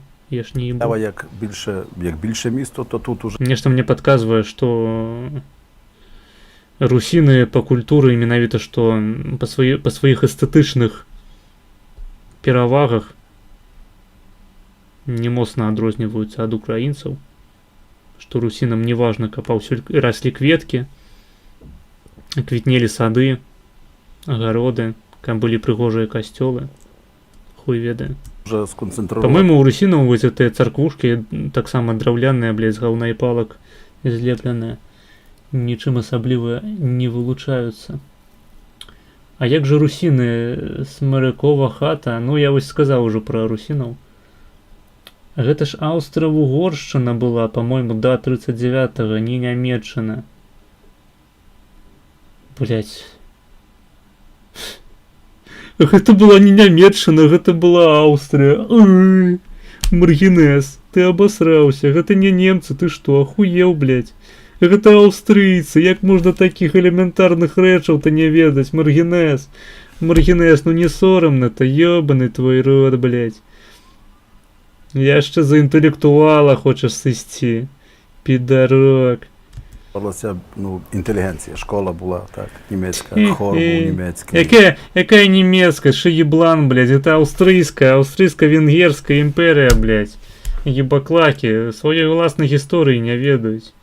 Спеціалісти були німецькі. Працювала... Маргінез, ти я ще не бачив, як там в Україні вугорцы живуть. Ну, гэтага я сапраўды не бачыў. Паглядзіце, нават гэтая крынжовая хуйня з цыбулінамі выглядае адносна добра. В селі недалеко від Сваляви, село Драчино. Хаця вось ужо бачна трошкі украінцы пастараліся, паходу, калі глядзіш на гэты дах, на гэтыя цыбуліны, блядь, абасраныя. Ёсць вось ужо такі славізм трошкі пайшоў у гэты момант у іх, у будаўнікоў. Це зараз Свалява. Там працювала фірма німецька Латориця. Мої приблизно предки 150 років тому з Баварії прийшли як десь прапрадід, як лісорозробник. Прийшов і десь приблизно 100 років тому він відкрив в Драчинах або Дорндорф, перший від Сваляви в сторону Мукачева, деревообробну фабрику. Це була його власність, фабрика. Радянська влада від нього забрала, націоналізувала в 45-му році. А він був такий, по-нашому кажучи, Чому усі українці не живуть там? У мене тільки таке питання повстає. дуже майстеровитий, і він на потоці сам зробив власними руками такий станок, млин, гатер, як кажуть по-нашому, що робив шинглі. Тобто Ну я не думаю, що Білорусь сильно краще виглядає. Ну, у порівнянні з гэтым мястэчкам Білорусь виглядає як дірка, блядь, з калам. Паўтаруся, я на пачатку відосу таксама параўноўваў гэта і з Беларусю. Я казаў, што там вулачка выглядае прыгожая, і нават у Менску, дзе грошы вылучаюцца на тое, каб рэстаўраваць пастаянна ўсё, абнаўляць, фарбаваць сцены, гэта выглядае горш. Просто таму, што тут бачна, што людзі дбаюць аб сваю прыватную ўласнасць. Таму што гэта, блядь, нямецкая культура. Беларусь, яна ў сярэднім выглядае як кал гаўна, ад Украіны не моцна адрозніваецца. дерев'яні для покриття верхів, дерев'яні такі дощечки. На потоці сам зробив своїми руками. То бок, вядома, зараз Украіна выглядае горш просто праз вайну, блядь. А раней розніцы вялікай не было. Через тиждень радянська влада знову від нього то забрала. І загнала його в Сибір. Так Україна різна, як бачиш. Ну, як різна, то бок немцы, калі прыязджаюць в Украіну і робяць там добрае, гэта бачна. Просто гэта не зусім украінская тэма, наколькі я разумею. Што лепей, Украіна ці Беларусь да вайны за Смаленск? Да вайны за Смаленск? Гэта якія гады-то, блядь? Якое-небудзь 15-е стагоддзе? Хуй ведае. Ну, па ўзроўню свабодаў, канешне, сярэднявечча перамагае. Моя мама дуже любила пісні, і вони із... 2025? Я не зразумеў гэты жарт, прабач. Занадта шмат слоёў іроніі. Старшими поколіннями, ну, своїми подругами, які тут проживали, тітка моя і ще багато хто, вони збиралися і часто співали німецькі пісні. Мене це, як дитину, я завжди був біля них і завжди співав. І я відкрив кафе був у Сваляві, кафе-бар, і нам стало трошки якось так, чи як це, скучно. Ми спробували виконати, зібралися. Декілька таких активістів, котрі мали німецьке. І ми всі музиканти. Ну давайте спробуємо щось пограти. Але щось зародилася ідея, що так діло не піде, потрібно організувати, напевно, організацію, щоб відродити культуру і зберегти традиції. І вирішили організувати організацію «Німецька громада». Ми серйозно так взялися і організували колектив на базі цього товариства, естрадно-фольклорний колектив «Швалбах». А цяпер параўнайце гэта з Домам культуры Пінкавічаў, ці дзе там Дарашенко працуе.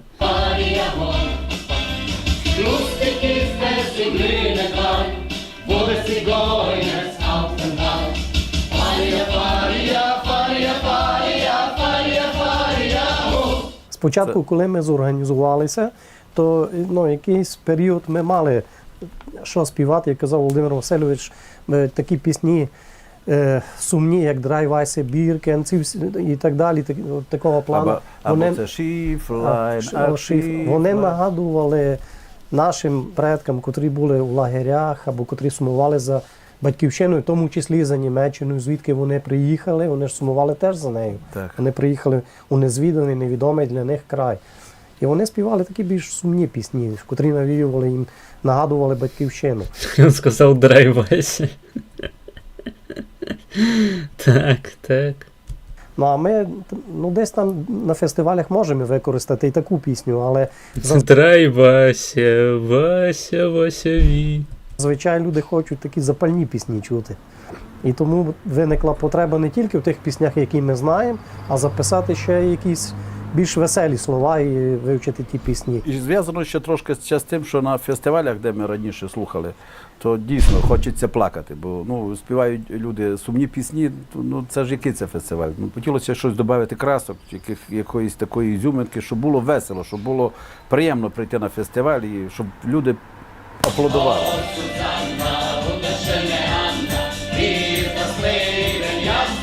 Секунду, мне патрэбны перапыначак кароткі.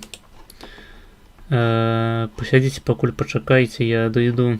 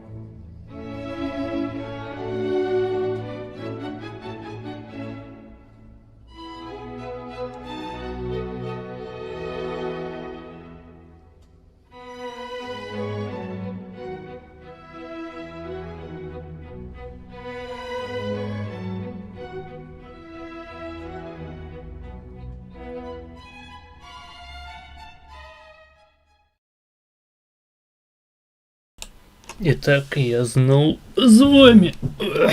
Так. Працягваем прагляд німців України. Наші села, колись німецькі, це осередки, тут ті німецькі, для них взагалі німецька мова була перша і рідна. І то для них було природньо, вони тяжко говорили по-українськи, на закарпатському діалекті. А ми фактично говоримо на українській, на діалекті, так, а навпаки на німецькій мові лише коли бачимося.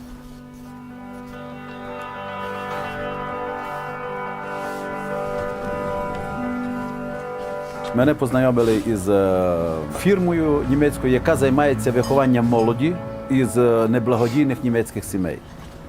Там, де в сім'ї десь є непорядок великий, відбирають дітей, щоб вони не попали в колонію, щоб ці діти виростали, бачили другу культуру і щоб... Ну, немцы, конечно, специализуются у тым, как отбирать детей, блять, у батьков. Про такое мы чули. не опинилися на вулиці. Приїжджає комісія з Німеччини, вони дивляться на сім'ю, на побут. Ну, конечно, з Німеччини. На будинок. Откуда ж? Психологи дивляться, розмовляють. Ну і так я попав у цей проект. Останній у мене був взагалі хуліган, страшний хуліган, його все місто знало. Він так Ніклас, а по-нашому він Микола. Брався співати, навіть ми його десь записали, коли приїжджали комісія з Німеччини дивитися, то ми його ставили трошки вже в колектив. Досконало вивчив закарпатську мову. Він і Діалект закарпатський. Вони швидко вивчають українську мову. Вони, це ж діти, ви розумієте. Вийшов 3 рази на вулицю, поспілкувався з бабусею, з дружиною, і з внучкою, і з моїм сином, і все. Вони переходять дуже швидко на українську мову.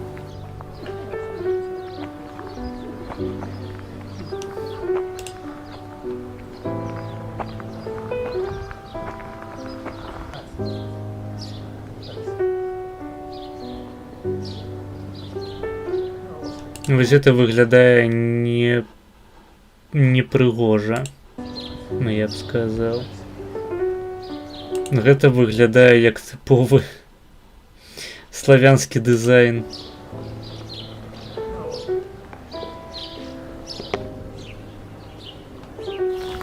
Na, grüß Gott! Endlich sind wir da. Nicht sehr spät, oder? Nicht so spät. Es riecht so schön. Колаборанти, блять. Ця цинкова бляха, вона вицвітає на сонці. Ну, питання, нахуя вам цинкова бляха на даху?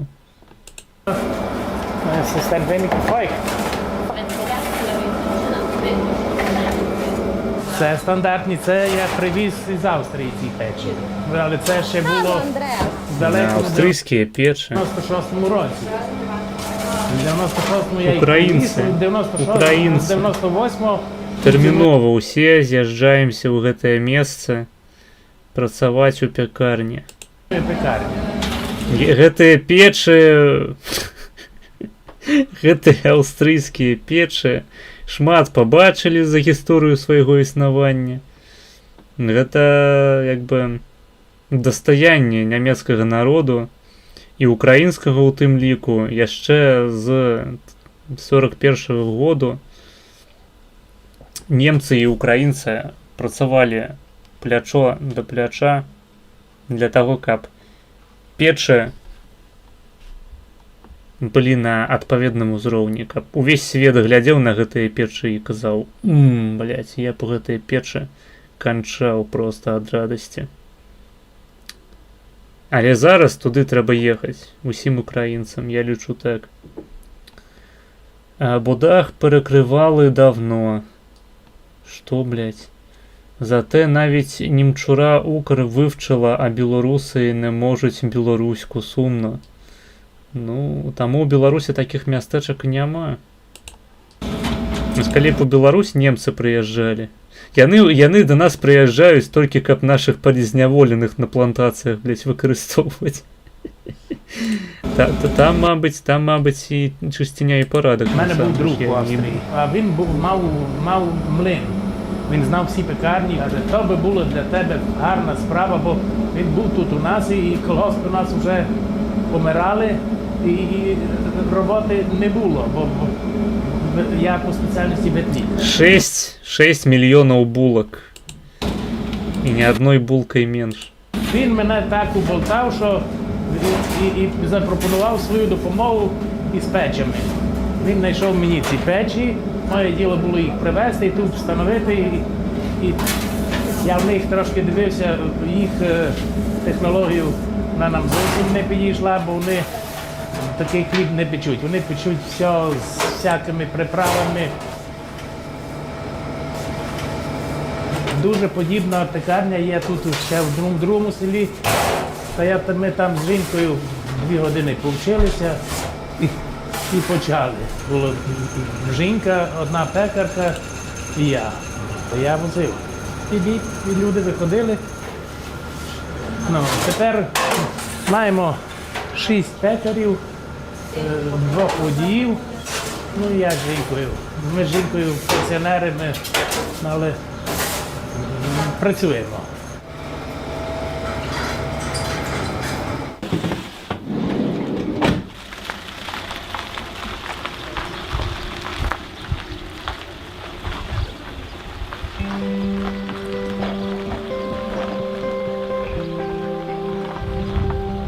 Знаєте, мене постійно це питають. Мені здається, щодня чую це запитання, коли до мене там хтось приходить в центр. Ну, що ви тут робите? Ну, що ви тут? Та ви говорите, та ви підіть. Знаєте, я завжди кажу, що... Що ви тут робите? Ось це ми робимо, блядь. Іди смактать українська шмату, блядь. І тут добре. Погляди на свої вулиці і зрозумій, що коли б не німці, то це був би другий Донбас. Не було в будь-якому випадку, але тут я себе почуваю комфортно, я себе почуваю вдома. І я тут можу набагато більше користі принести іншим і собі в тому числі, тому що я тут, Types Юлія, яку знають, яку десь поважають, а туди я піду і я повинна почати все з нуля. Як тут, так і там потрібно працювати, дуже багато працювати. Як тут, так і там потрібно притримуватися якихось законів, звичаїв, традицій і так далі. У мене є мрія, щоб молоді етнічні німці не виїжджали до Німеччини, а залишалися в Україні. Я проживала в Німеччині довгий час, я працювала, стажувалася, вчилася, але мене завжди тягне додому. Всі мене питають, та чому що ти тут робиш? Ти їжджаєш вже там, в тебе там стільки можливостей. Ні, в мене тут багато можливостей, бо тут навіть земля допомагає. Тому ось така в мене мрія.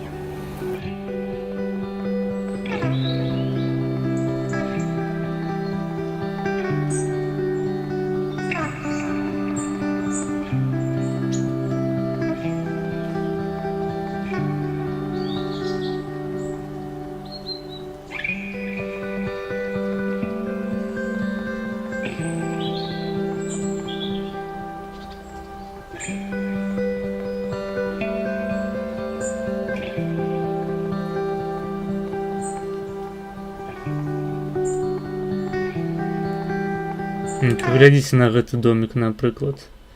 Бассейн, ёпта. То бок у Беларусі таксама ёсць падобныя дамы, але яны выглядаюць так, што тут, там дзе лужайка пачынаецца, просто нахуй газоны, нічога больш няма. Таму што людзі не абустройваюць сваё жытло.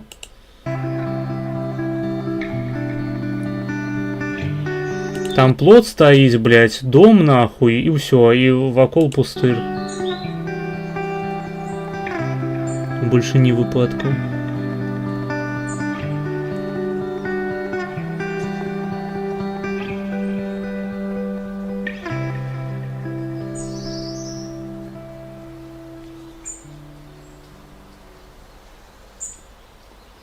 USAID.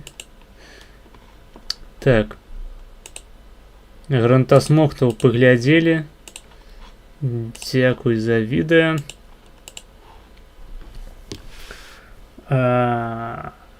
Відчуваю, що вона все-таки поїхала. Маргінес плаче. Маргінес, Маргінес, а цябе тягне додому у Беларусь. Прабівае ностальгія часам. Ностальгія – гэта хвароба. Вельмі цяжкая. Яна часамі прабівае, але потым я узгадваю ўзровень жыцця ў Беларусі і той ўзровень жыцця, які я маю ў Польшчы. І мяне адпускае. Пад узроўнем жыцця я маю на ўвазе не толькі заробак, якасць паслугаў, ежы, такія рэчы, як прастора для выказвання, магчымасць не сесці ў турму. То бок, мае думкі пра Беларусь, якія б яны не былі, яны носяць заўсёды дэструктыўны характар. Таму што магчымасці вярнуцца на тэрыторыю Беларусі ў мяне няма. Адпаведна, я сваё жыццё будую так, каб мне было похуй на Беларусь. Вось. Неяк так. Маргінес, а тебе тягне на Закарпатце? Вось на Закарпатце мяне значна больш тягне, чым у Беларусь. Вось так. У мяне палова сяброў ужо жыве за мяжой. Якая нахуй Беларусь? Я разважаў нядаўна на стрыме, якія павінны быць умовы для таго, каб я вярнуўся на тэрыторыю РБ. То бок умовы, каб, скажам, з'ездзіць пару раз туды, наведаць сваякоў, гэта адна справа. Там, ну, дастаткова проста хаця б адсутнасці рызыкі сесці на бутэльку адразу пасля таго, як я прыязджаю туды, бо я нагадаю, я знаходжуся ў розшуку на тэрыторыі Рэспублікі Беларусь. Я сяду, блядь. Гэта нават не беручы пад увагу дзейнасць маю на канале Маргінес. Таму што, хутчэй за ўсё, я ўжо нагаварыў на некалькі, блядь, дзесяткаў артыкулаў і на некалькі дзесяткаў год у турме. Це за які заслуги? Ну, прынамсі, за ухілянства ад службы ў войску. Від пызды в КГБ. Я не зразумеў.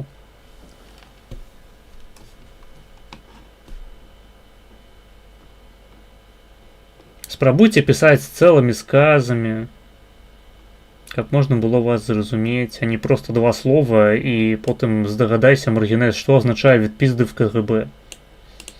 Просто пиздец.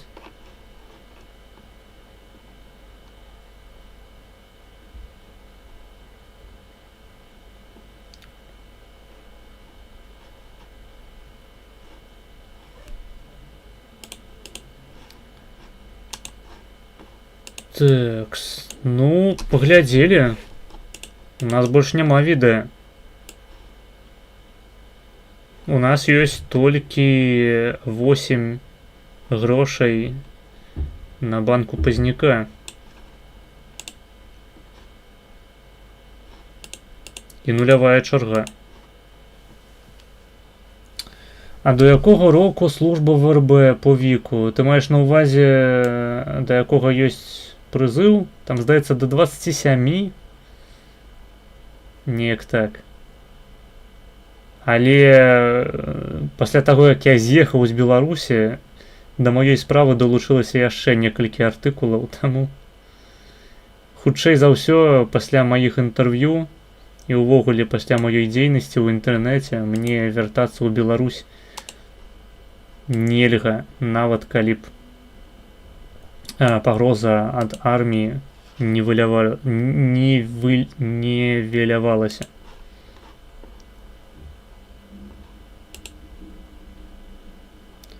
А може тебе шукають через дії на протестах? Я уже сказал, меня шукають про то, что я ухилянт.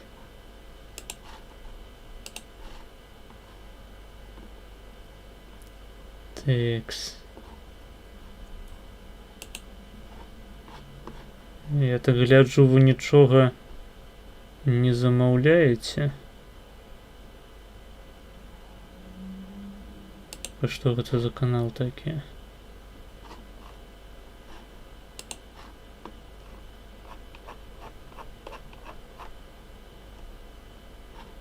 Окей, ладно, потом разберемся. Вы альбо замаўляеце что-нибудь, альбо я просто конфу паспрабую зрабіць.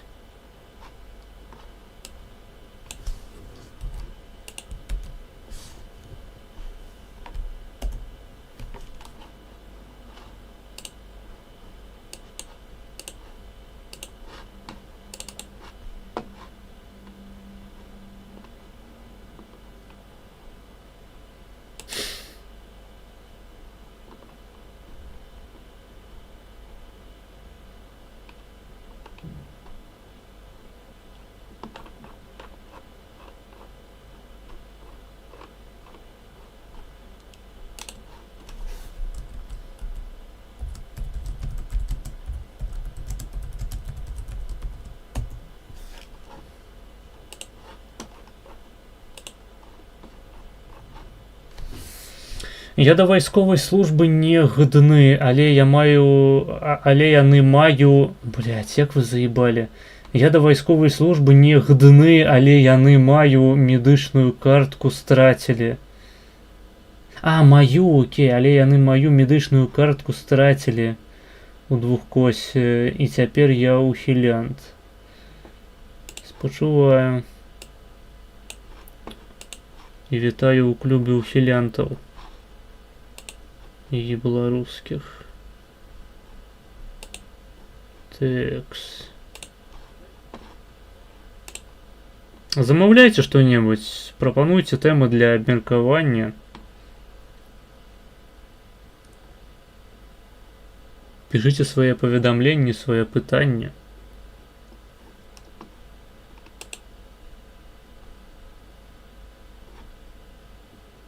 Дарэчы, у суботу зраблю невялічкі анонс.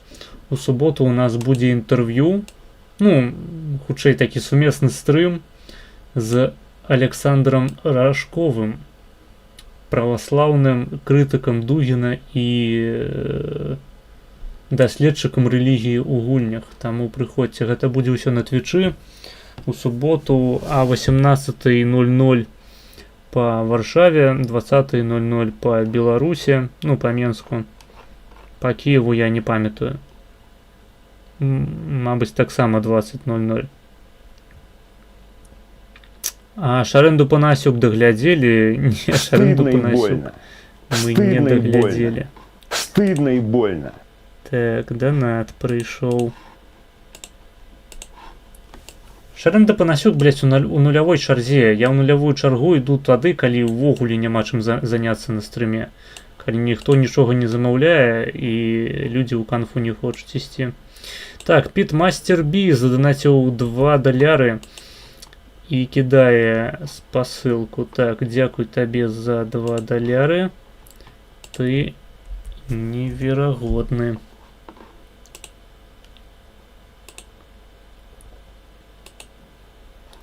Так.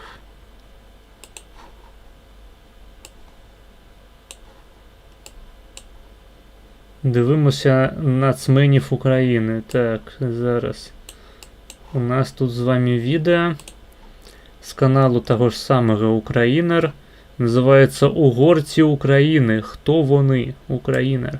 Ось зараз акурат поглядім на тих самих угорців. Але, судячи по першому кадру, нас чакае просто ахуительный контент.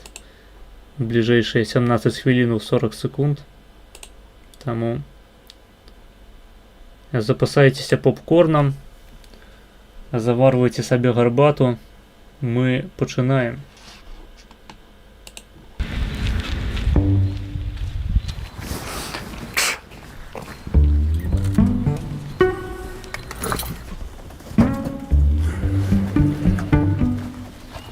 Ну тут одразу як би бачно, що немец не приклав руки і навіть пальця руки до організації простори.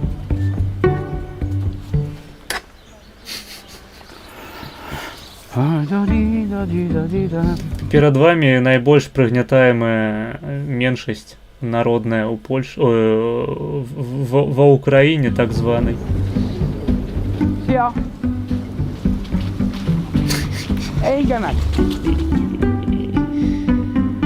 Ну, такое. Експедиція.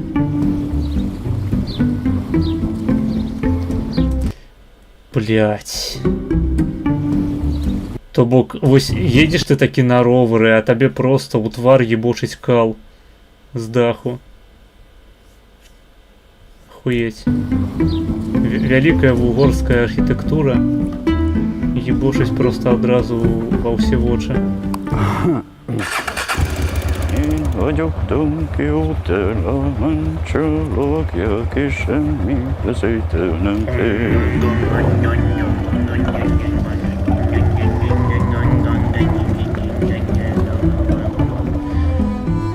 Так, ну, слухайте, вось тут уже пейзаж полепшаў трошечки.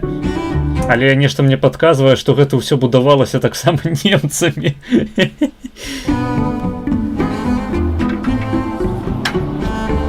Твои родичи, Маркінес, ну ёсць такое, я познаю адразу.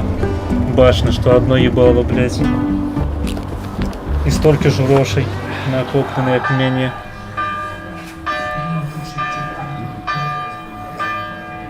Вы знаете, когда многие говорят, что Львов это у нас столица кофе, на Закарпатье только смеются.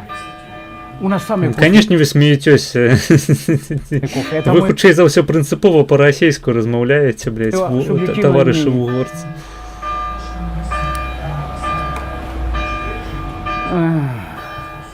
Ёсць ва ўкраіне розныя нацыянальныя меншасці, ёсць немцы, ёсць вугорцы, але ёсць адзін нюанс. Гэтыя вугорцы, блядь, расійскамоўныя. Jó napot! Ладно, окей, яны ведаюць венгерскую. Két kapucsinot kérek, az egyiket fahéjjal, a másikat majd édesítőszerrel, arra mehet csoki is. Köszönöm!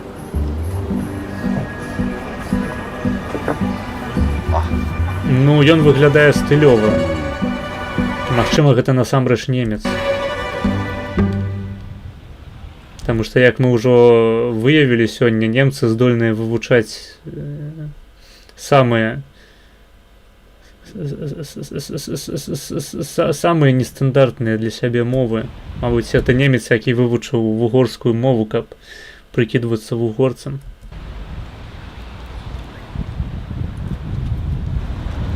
Але ў прынцыпе нешта есть, бачыце, такое ебло незадаволенае пастаянна. Вось гэтыя навушнікі звісаюць прямо як у мяне пастаянна, калі я хаджу па вуліцы. Ёсць такое, і штаны ў мяне таксама карычневыя. Агульныя рысы адразу кідаюцца ў вочы. Угорський театр, ми граємо виключно на угорській мові. Наш театр унікальний тому, що ми самі були і робітниками сцени, і Третій шлях пише вітаночки. Здоров. Виготовляли дещо. Третій шлях – це той самий третій шлях Шимона Головні. Тобто ми... Стоп українізації польської, прошу панства. Дійсно жили театром. Я за національністю угорець, це моя рідна мова. І тільки коли я потрапив в Київ, я там зрозумів, що українська мова чудова. Стараюся розмовляти нею по можливості. Стоп українізації Закарпаття. Але ж в сім'ї вдома, з дружиною, з дітьми, звичайно, розмовляємо вголос. Так звані українці повинні się dostosować do naszych niemieckich, że tak powiem, standardów. Польською. Це цукор. Ну, один засиплю. Та й добре. Щоб на двох. Один? А то мало пішло. Сип ще. Чекай, що я ще хотів? Ну, бачиш. Ти нікуди не йдеш? Збираєшся? Várjál már, egyre mész? Ebédeljetek, jó? Melegítsetek magatoknak helyet. Sziasztok! Все, пока.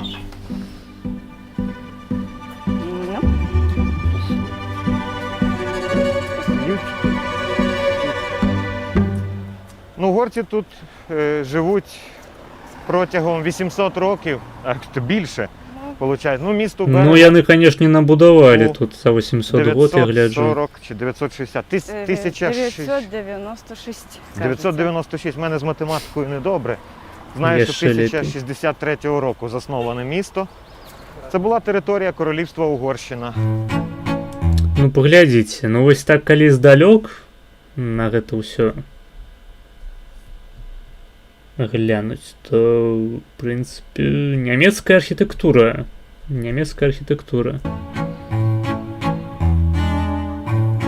То бок ёсць адзін плюс у тым, што Аўстра-Венгерская імперыя захапіла частку Украіны, Плюс заключаецца ў тым, што немцы пабудавалі там шмат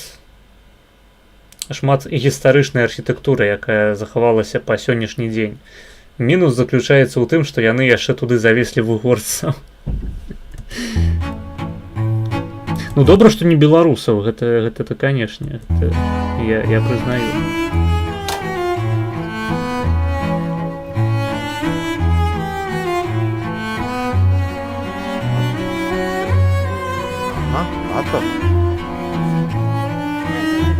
Ну, я б сказаў, што нават гэта выглядае лепей за Беларусь.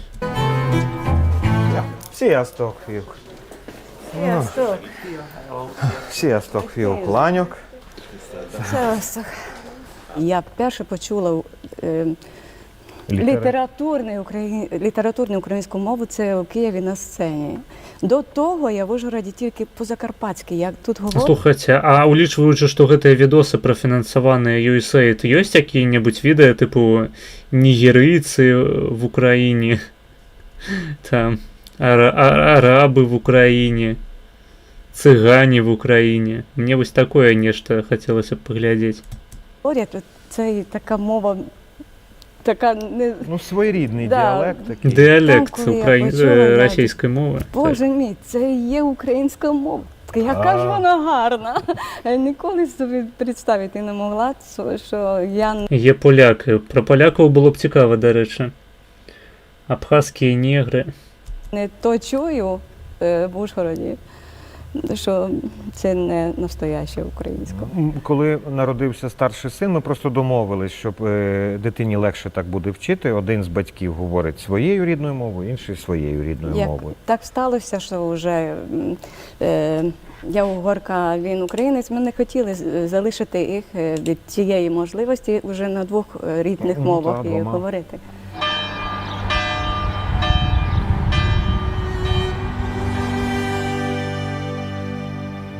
Gyere. Gyere. Ide gyere.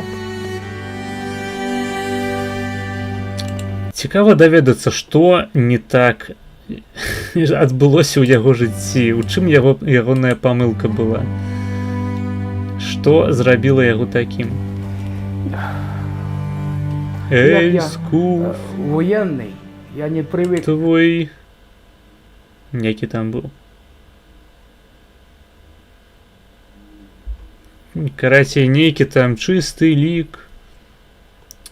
Как соскуфился мужик, за пару лет стал как старик. Эй, Скуф, твоя пляж, словно озеро средь гор. На чердаку спрятаться, чи куда-то спрятаться. Пришел я военкомат. Ён вайсковы, блять. Окей, я беру свои слова назад. Няёмкая ситуация вышла. Запытал. Блять, гэта насамрэч сумная справа. Я вам потребен? Ой, конечно, потребен. Ну и пошел я так в АТО. Я венгер, этничный, угорец. Живу на Україні, не маю права відсторонитися від цього світу. Ну и провокации, как везде в то время было. Зачем вы сюда пришли наших убивать, все. Идите отсюда. Это было сначала. А коли ми уїхали, так люди підійшли і сказали, хлопці, не уїжджайте. С тех пор, как вы здесь, у нас порядок есть.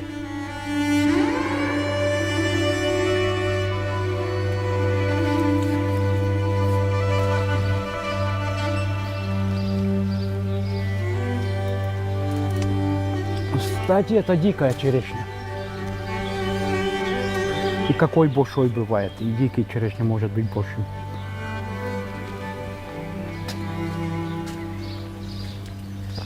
Поехали мы в Селидово с патрулем. Ну, как полагается, бронежилет, каска, там автомат, все. И в Селидово мы стали возле продовольчого магазина. Вугорскі парадак будаваўся стагоддзямі. Ну так.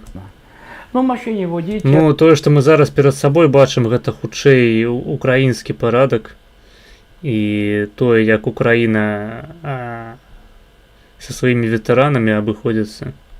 Этот желтый наш тоже венгер. Ну, из привычки по-венгерски начинал с ним разговаривать. Я вижу мороженое, скажу, желтый, Фокс, фодитаник, типа, будешь мороженое? Буду, Фогок. Продавщица подошла, так посмотрела, вы что, натовские? Люди там вообще не знали, что на Украине живут угорцы. А як ви з Угорщини сюди попали? Мы живем на Закарпатье. А что на Закарпатье угорцы живут?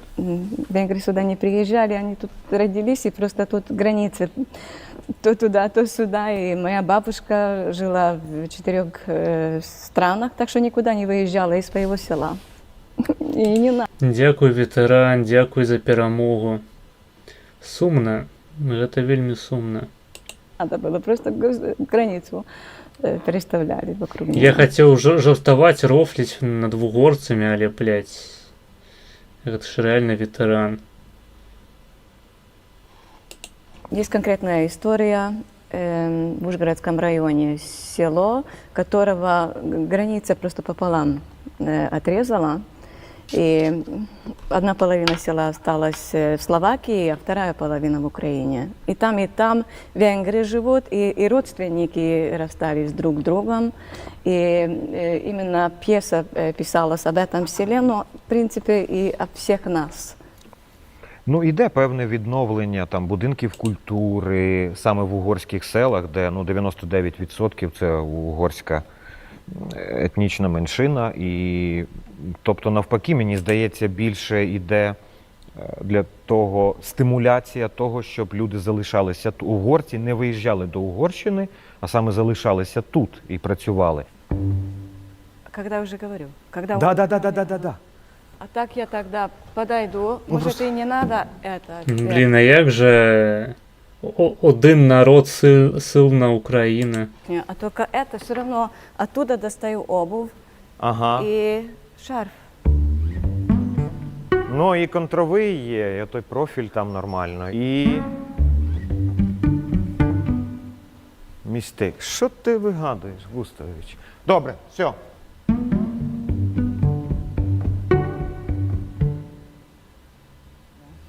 Насколько я знаю. Гэта я так выглядаю пасля 6 гадзінаў стрымаў.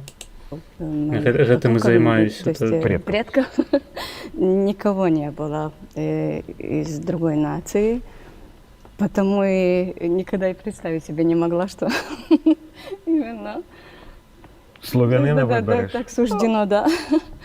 В 98-му, да? Році познайомились. То бок вам можа здавацца, што 6 гадзінаў сядзець, глядзець відосы, піздзець з чатам, гэта не складана, і сапраўды вы маеце рацыю, што гэта тая праца, якой бы хацелася зарабляць на жыццё, але пасля стрыму немагчыма, блядь, заняцца нічым больш сэнсоўным. То бок я альбо кладуся і пачынаю проста скроліць, альбо гляджу фільмец які-небудзь. Ну, калі спаць не хачу яшчэ, проста адпачываю. Заняцца нечым, тыпу, не ведаю, кніжку адкрыць, пачытаць, ці нейкія матэрыялы па вучобе, гэта не варыянт абсалютна. Ну, ўжо не кажучы пра выпадкі, калі я пасля стрыму адразу трэба ісці спаць, таму што заўтра ўставаць рана. Проста ў мяне заўтра заняткаў няма, таму гэта не перашкаджае мне сёння. Сыльны укрхуй зарішав. Дарэчы, ніводнага сцягу украінцаў не бачыў на маршы незалежнасці ў Варшаве. Цікава, чаму? Усё, не пачынай, працуй, гой. Не, так я працую, ёпта. Гэта не твои гроші, не пізді. Я була на той час ще студенткою 4-го курсу акторського. Вже закінчувала. Ну, якраз закінчувала. А я приїхав вже працювати до Києва. Ну, тобто повернувся в той самий гуртожиток театральний. Ось, і там познайомилися. Став моїм сусідом. Так, і став сусідом в сусідніх кімнатах. Ну, а потім все, вона закінчила і поїхала сюди працювати. Ну, щось я довго не витримав. Поїхав за своїм скарбом. Ну так. Поміняв перед цим 3 театри, в кожному рік-два, отак, а тут уже на 20 років застряг.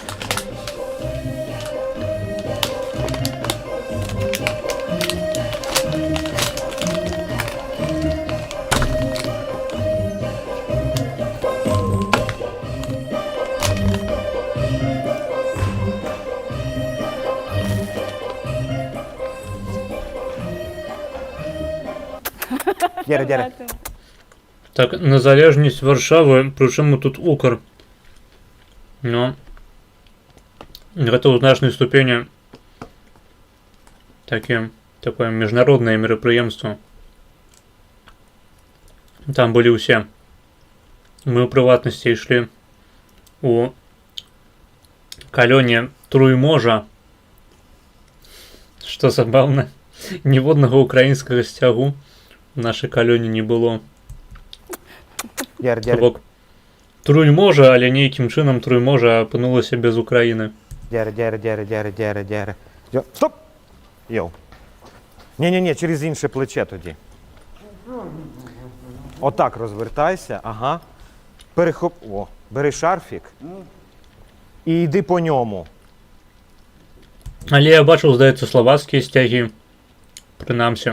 Ну, литовський був стяг. Білоруські були БЧБ. Для мене театр – це, перш за все, це важливіше за все. То або володіє тобою, або... Я думаю, ходити українцям на паради незалежності Польщі зараз не дуже доречно. Не ведаю. Магчыма, наадварот. Нахуя там Украіна, яе ў НАТО не бярэм.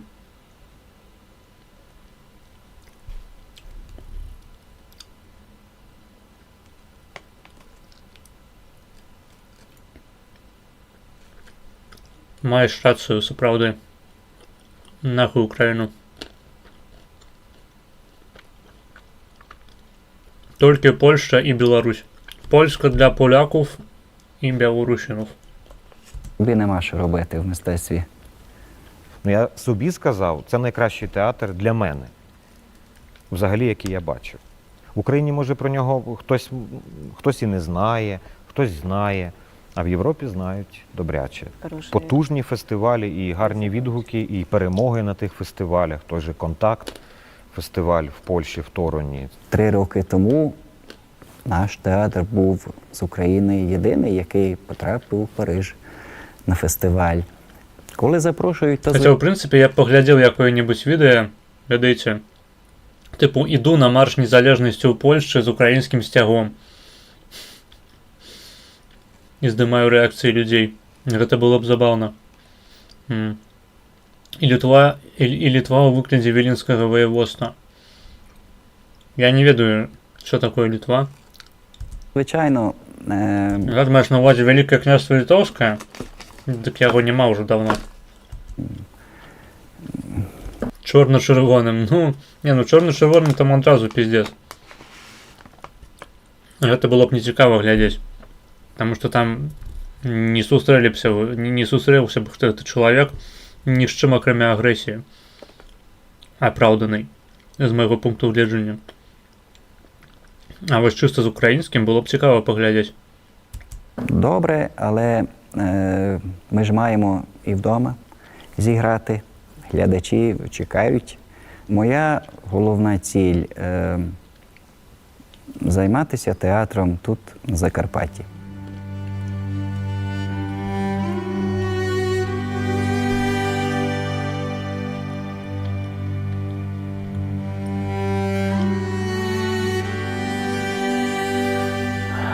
Эта погода в этом году много помешала, эти многие дожди.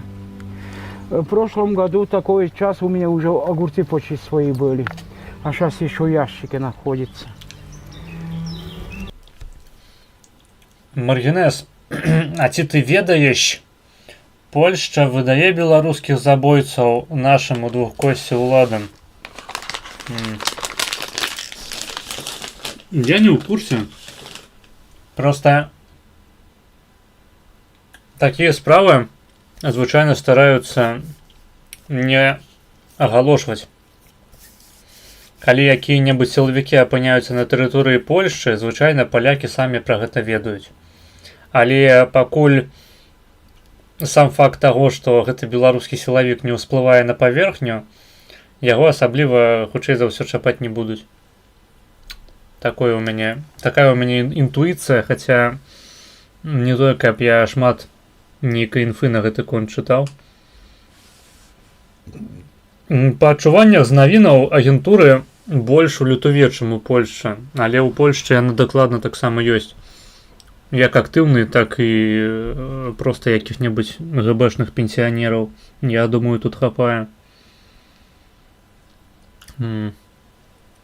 Так, чорна-чырвона-чорным Made by Адамович. Не ведаю. Я думаю, сярэдні паляк не адрозніць гэты сцяг ад украінскага вызятага упашнага і будзе мець рацыю, таму што, блядь, нахуя выкарыстоўваць колеры бандераўскіх сцягоў, я не разумею. Ну ты, Маргінес, все-таки українофоб в якійсь мірі, скоріше за все через польський вплив. А ў чым гэтая украінафобія праяўляецца? Скажы, калі ласка. Ну, калі без рофлаў, калі выразаць усе моманты, калі я просто тролю, у чым праяўляецца моя украінафобія? Отец мой был директором сельской дома культуры. Я всегда крутился среди этих музыкантов, танцоров, там самодеятельный театр был, я всегда там крутился. У меня была интересная жизнь. Ну, колеры прыгожыя, не трэба іх аддаваць НТФ. Окей, не аддавай. Выходь на вуліцу з чорна-чырвона-чорным сцягом. Давай. Что мне учил отец? Конкретно ты можешь, я тебе дозволяю. В первую очередь. Не літаральна пра забойцаў, не сілавіка, бо з імі ўсё зразумела. Ну, якіх забойцаў ты маеш на ўвазе? Сілавікоў?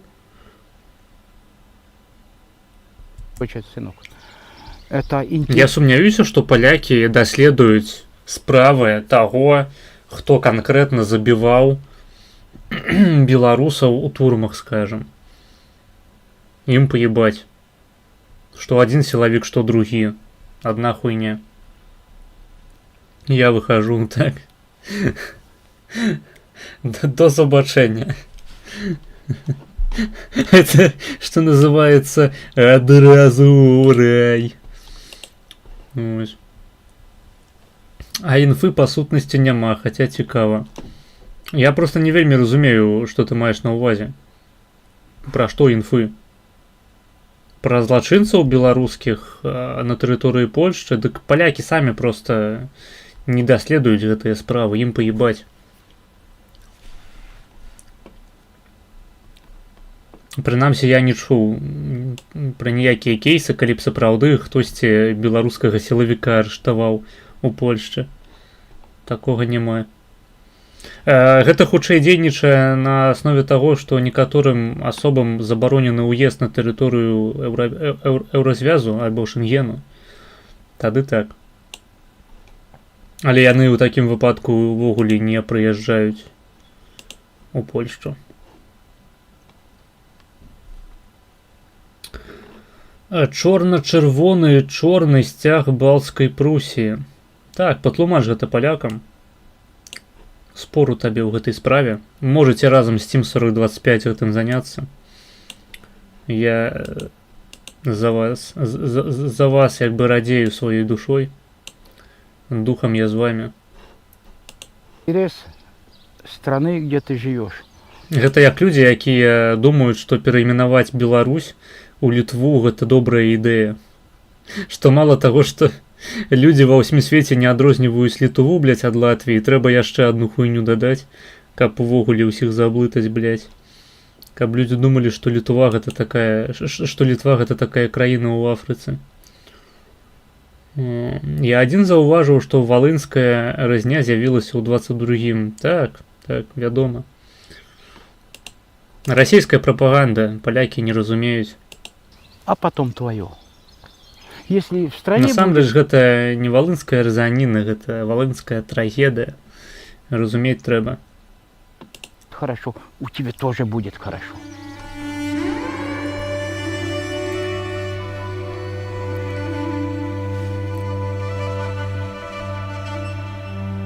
Я локал-патриот.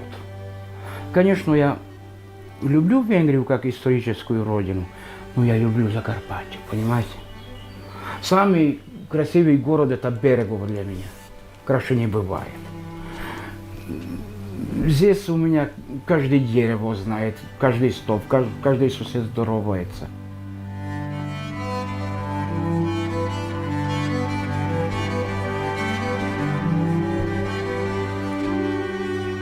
Закарпаття завжди було багатонаціональним. Коли, скажімо, євреї... А ти за якую назву трагедія ці рызаніна? Я за назву рызаніна, тому що я лічу, що экстэрмінацыя палякаў была мэтанакіраваная. Як гэта можна трагедыяй ты назваць? Не вельмі ясна. Гэта як назваць Халакост трагедыяй. Абсалютна неадэкватны падыход. То бок, вядома, украінцы будуць называць гэта трагедыяй, таму што яны не хочуць, каб пра іх казалі, што яны, блядь, забілі 40 000 палякаў падчас другой сусветнай вайны, просто каб вызваліць месца пад сваю этнадзяржаву. Ну, так. Калі б я быў украінцам, я б высіраўся, просто кіпеў бы, і увесь шыварат на выварат выкручваўся, каб давесці вам, што гэта была трагедыя, што насамрэч немцы і саветы стравілі брацкія народы, але з пункту гледжання што паляка, што беларуса, гэта мэтанакіраваная акцыя украінскіх нацыяналістаў супраць палякаў. Чаму гэта трагедыя, а не рызаніна? По-моему, акурат рызаніна найбольш адлюстроўвае характар акцыі і найбольш адлюстроўвае тое месца, якое павінна гэтая акцыя заняць у памяці палякаў. Так, я пра бытавых забойцаў, мордарс, ці гэтае слово па-іншаму ўжываеш? Бытавых забойцаў? Я не ебу, блядь. Якіх нахуй яшчэ бытавых А, ты маеш на ўвазе, калі які-небудзь беларус забівае чалавека і потым трапляе ў турму, ці могуць яго дэпартаваць, я не ведаю, шчыра кажучы, не спецыяліст. Гэта, мабыць, вось трэба ў Міраславу запытаць. Мабыць, ён арыентуецца больш-менш. Я не шару. Мне ў ліцэі сказалі, што да 200 ляхаў забілі украінцы. Вось тыдзень таму была лекцыя. Лічбы розныя ёсць. Палякі робяць правільна, то бок палякам не даюць магчымасць эксгумаваць целы з украінскай тэрыторыі. Таму яны проста выдумляюць, што ў гэтых ахвяраў было 200к. І правільна робяць. Я б на іх месцы казаў пра 1 мільён, потым пра 5 мільёнаў, пра 10, блядь. Да той пары, пакуль украінцы б не дазволілі правесці археалагічныя працы па эксгумацыі на тэрыторыі Валыні. Так жа сама, як я падтрымліваю ўвесь піздзёж у бок саветаў, у бок таго, што яны насамрэч палілі ўсе беларускія вёскі да тых пор, пакуль яны не адчыняць архівы і не дазволяць праводзіць даследаванні на тэрыторыі Беларусі. Трэба піздзець, што ўсе вёскі палілі саветы насамрэч, і што калі б немцы перамаглі ў другой сусветнай, то мы пілі баварскай і елі каўбаскі. Гэта моя пазіцыя, таму што пазіцыя апанентаў, яна ўвогуле не абапіраецца на ніякія факты, а толькі на ідэалагічны поінт, што трэба піздзець аб тым, што савецкі бок заўсёды меў рацыю. Ну, значыць, нам трэба рабіць тое ж самае, піздзець наконт таго, што беларускі бок заўсёды меў рацыю, нават калі ён калябараваў з немцамі, з нямецкімі нацыстамі. падчас другой сусветнай. Такая ж самая логіка павінна дзейнічаць у палякаў у дачыненні да ўкраінцаў, якія хочуць сабе далей наступаць на ногі і страляць у калені, замест таго, каб даўно ўжо памірыцца з палякамі, даць ім эксгумацыю на сваёй тэрыторыі і тым самым пазбегнуць руснявых укідаў ва ўжо існуючы польска-украінскі канфлікт. Так, не 200. Я ўжо патлумачыў сваю пазіцыю па лічбах. І памятаеце, Валынь, трагедыя, Буча, генацыд. Так. Гэта вось літаральна, дарэчы. Калі б расейцы называлі Бучу трагедыяй, а украінцы генацыдам і расейцы бомбілі ад таго, што украінцы лічаць, што Буча гэта мэтанакіраваны генацыд, а не проста, скажам, такія несістэмныя вайсковыя учынак на месцы, тыя самыя перагібы на месцах. Вось. Гэта сітуацыя не ідэнтычная, як па лічбе ахвяраў, так і па абставінах, але у прынцыпе, каб зразумець погляд палякаў на гэтую сітуацыю, украінцы могуць паглядзець вось на Бучу і, скажам, уявіць сабе, што які-небудзь расеец сказаў бы, што Буча гэта не мэтанакіраванае знішчэнне украінцаў, а проста такі перагіб на месцы. Вось. Смактаць. Там столькі палякаў не было, похуй, адмянілі б каўгасы. Каўгасы хутчэй за ўсё пакінулі, калі мы кажам пра немцаў. Мяне бесіць польскі бамбёж наконт Валыню. Увесь канфлікт быў справакаваны і эскаляванымі польскімі ўладамі другой РП. Прадпасылкі канфлікту ляхамі ігнаруюцца. Ахуенна. У нас у чаце з'явіўся прыхільнік украінскага боку гістарыяграфіі. Зараз будзем раз'ёбваць па пунктах табою напісанае, таму што такія людзі ўжо ў мяне з'яўляліся. Значыцца, што такое эскаляваны канфлікт уладамі другой Рэчы Паспалітай? Пачнем з гэтага. Скажы, калі ласка, колькі украінцаў забілі ўлады другой Рэчы Паспалітай на тэрыторыі так званых крэсаў усходніх? Я, напрыклад, ведаю пра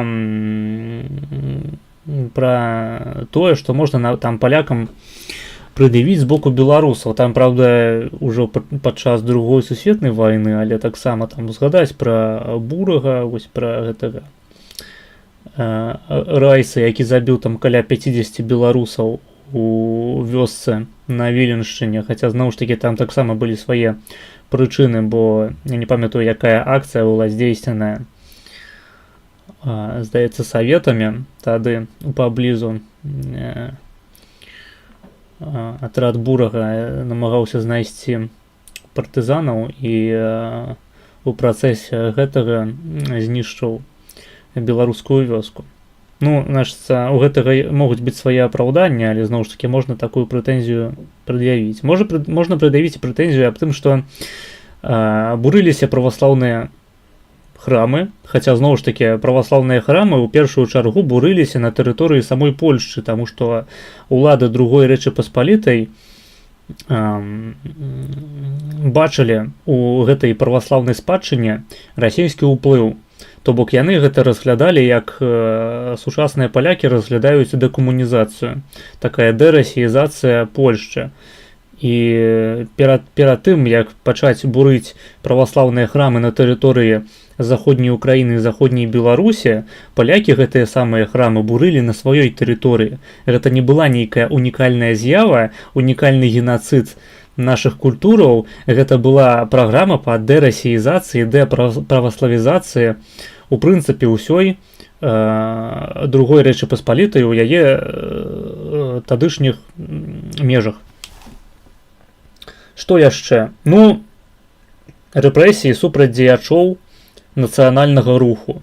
Давайте узгадаем, кім былі гэтыя дзеячы нацыянальнага руху на пачатак 20-го стагоддзя і які адсотак гэтых дзеячоў быў проста наўпростава бальшавіцкай агентурай, якая ратавала за тое, каб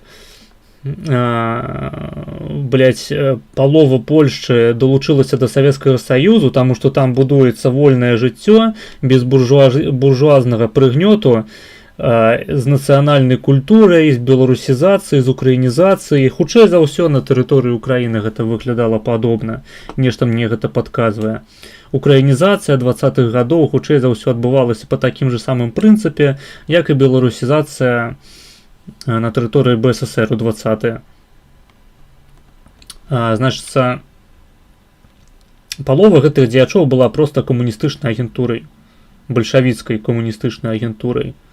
Скажем, я не ведаю просто, як выглядала сітуацыя з Украінай. Сітуацыя з Беларуссю выглядала так, што, напрыклад, вядомы беларускі дзеяч Тарашкевіч проста быў агентурай, блядь, якую, канешне, потым забілі нахуй, але чалавек выступаў з прабальшавіцкіх пазіцыяў на тэрыторыі Польшы, то бок фактычна выступаў за знішчэнне другой Рэчы Паспалітай. Быў пятай калёнай і сядзеў у польскай турме абсалютна апраўдана. Якія яшчэ рэпрэсіі можна ўзгадаць-то супраць беларусаў? Ну, супраць беларусаў, таму што пра украінцаў я, ў прынцыпе, ніхуя не ведаю. Што там... Вядома, можна знайсці розныя прыклады знішчэння архітэктурных каштоўнасцяў, гістарычных помнікаў, але, калі ласка, узгадайце, колькі украінцаў было забіта польскімі ўладамі падчас так званай акупацыі другой Рэчы Паспалітай. Спойлер, блядь, гэтых украінцаў было забіта проста неймаверна, непараўнальна менш, чым лічба забітых палякаў падчас валынскай рызаніны. Гэта першы момант. Другі момант. Я магу яшчэ зразумець тэрарыстычную актыўнасць УПА супраць дзеячоў менавіта што другой Рэчы Паспалітай, калі яны там, здаецца, міністра эканомікі падарвалі ці суддзю нейкага, я ўжо не памятаю.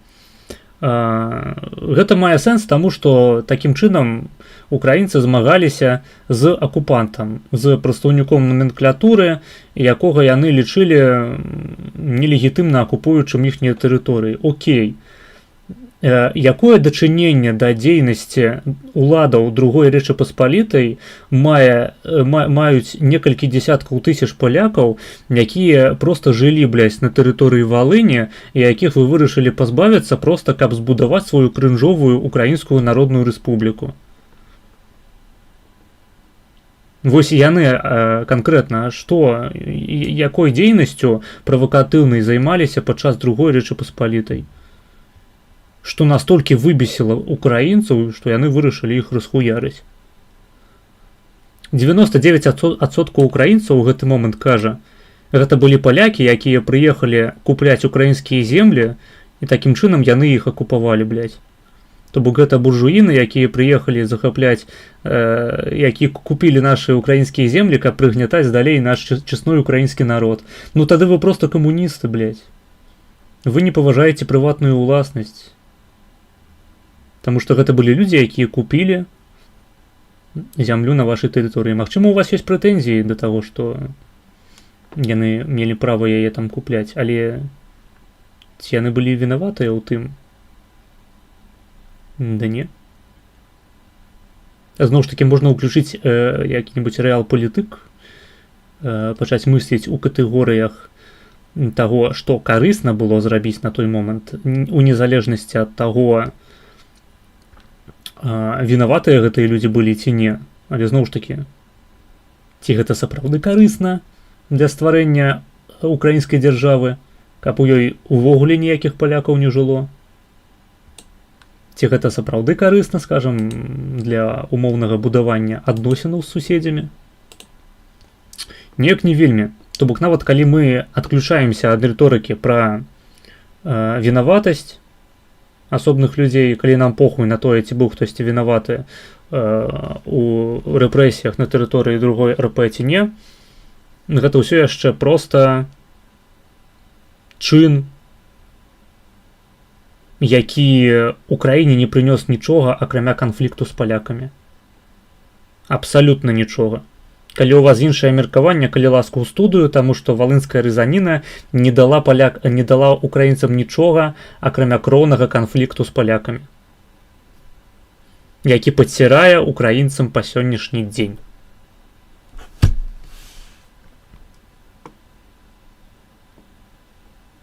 Вас бесіць бамбёж палякаў наконт Валыні, а расейцаў, напрыклад, бесіць ваш бамбёж пра Катынь, пра Курапаты. Ну вы справакавалі, вы ж змагаліся супраць савецкай улады. Ну ўсё, і пиздец вам. Такі быў закон, усё. Анекдот пра Сталіна нельга, а вы пиздзіце. Давайте на салоўкі. Чаму у вас бомбіць ад таго, што бальшавікі расстрэльвалі беларусаў? Чаму вы азначаеце ноч расстраляных паэтаў? Чаму вы пра гэта памятаеце?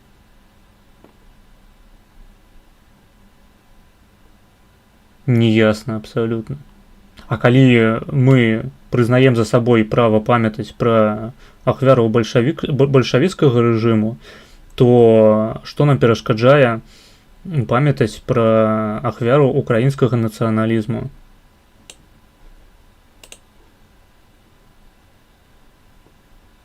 Рашуча неясна.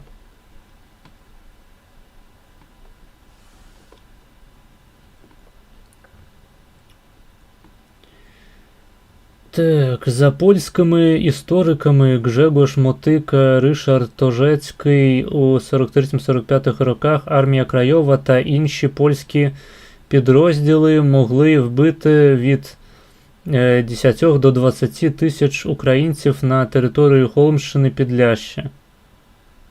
Могли? Ці забили? І Галичини? Неясно.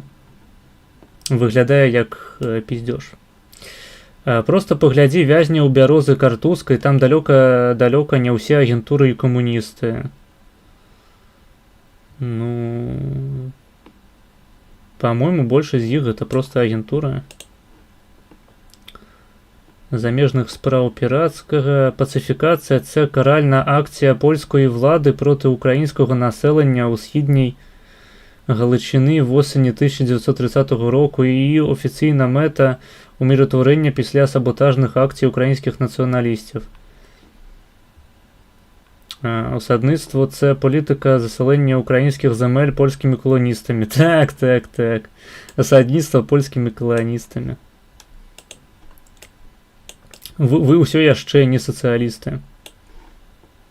У вас усё яшчэ не рэсентымент. То бок прыехалі людзі купляць зямлю на вашай тэрыторыі, а вы вырашылі іх забіць нахуй. Ну, я вас віншую. Менавіта таму вашыя гарады выглядаюць як крынж. А калі прыязджаюць немцы ва Ўкраіну, яны будуюць цукерку. Таму што ў іх ёсць павага да прыватнай уласнасці. А вы будуеце крынж. Раз за разом. Украінскі брат Замоскага мог бы паласнуць. За 20 межвоенных лет в регионе было выделено 80 тысяч гектаров земли, из них только 25% было позволено купить украинцам, и то для предотвращения обвинений в дискриминации. Так, и вы тому вырашили просто расхуярить чужую приватную властность. Круто. А чому тоді в поляків ресентимент щодо Волині? У поляків нема ресентименту щодо Волині. Іначай прэтэнзіі украінцаў да бальшавікоў, напрыклад, гэта таксама рэсентымент. А ў чым розніца прынцыповая? Скажыце, калі ласка. Ну, калі вы гатовыя прызнаць рэсентыментам вашыя прэтэнзіі да бальшавікоў, то на здароўе. Тады рэсентыментам з'яўляецца ўсё, што заўгодна. Любое негатыўнае стаўленне аднаго, там, скажем, народу да гістарычных падзеяў не з'яўляюцца рэсентыментам, які б гэтыя падзеі не былі. Лютовера зноў бухі пачаў па-рапсейску размаўляць. Да ладно. Зноў ж такі, я прызнаю, што былі рэпрэсіі супраць украінцаў, супраць беларусаў падчас другой Рэчы Паспалітай. Урэшце рэшт, Рэч Паспалітая гэтая самая была сацыялістычнай краінай. Яе будавалі польскія сацыялісты з адпаведнымі негатыўнымі экстэрналіямі. Але гэта ні ў якім разе не апраўдвае валынскай рызаніны. Вы проста выразалі некалькі дзесяткаў тысяч палякаў. І гэта вам у выніку нават нічога не дало. Абсалютна. Нахуя так высірацца за гэта, я не разумею. Вашыя прэтэнзіі да арміі краёвай, да другой Рэчы Паспалітай мелі б сэнс, калі б вы даўным-даўно дазволілі эксгумацыю целаў з тэрыторыі Валыні для палякаў і перапахавання іх па каталіцкаму абраду. Але зараз гэта выглядае проста як вотабаутызм. То бок вам згадваюць пра валынскую рызаніну, а вы пачынаеце піздзець пра тое, што палякі калісьці ў вас пабурылі нейкія храмы і пасадзілі вашых бальшавікоў, блядь, агентуру. Ну, хуй ведае.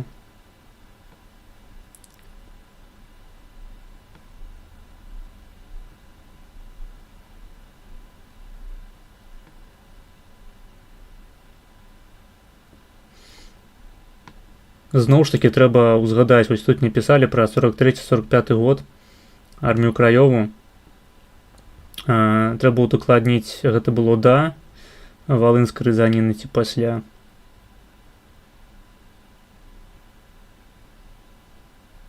Неясна. То бок спачатку прэтэнзіі ёсць да другой Рэчы Паспалітай і потым да падзеяў другой сусветнай вайны. Неясна. Кім былі гэтыя украінцы 10-20 тысяч?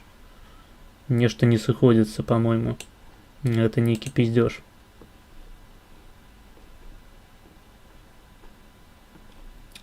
Маргінес, мне здаецца, ніхто не апраўдвае валысынк рызаніны, але проца трэба разумець, чаму так здарылася і віну польскага ўрада ў гэтым.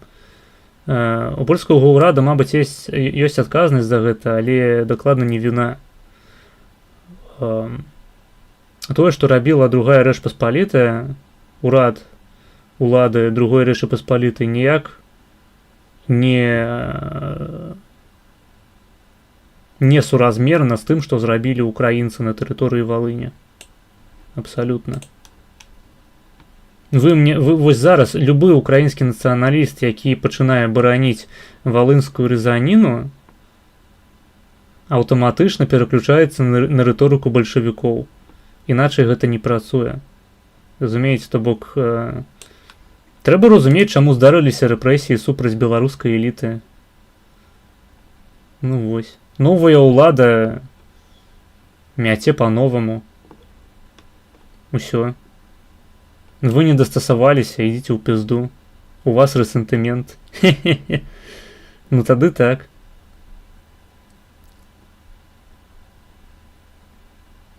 Потым яшчэ пачынаюцца казкі пра тое, што людзей прыгняталі ў расійскай імперыі, таму трэба было шляхту і памешчыкаў расхуярыць, забраць іхні маёнтак і зарэзаць усіх іхніх дзяцей, блядь, пры гэтым яшчэ, а іх саміх даслаць на салоўкі.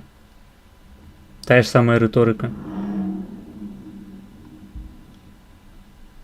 Да нас прыйшлі каланізатары, выкупілі нашу зямлю, давайце ўсіх іх заб'ем. І ахуительную краіну пабудуем на такім фундаменце. Просто пиздец. Нацыяналісты гэта левакі, блядь.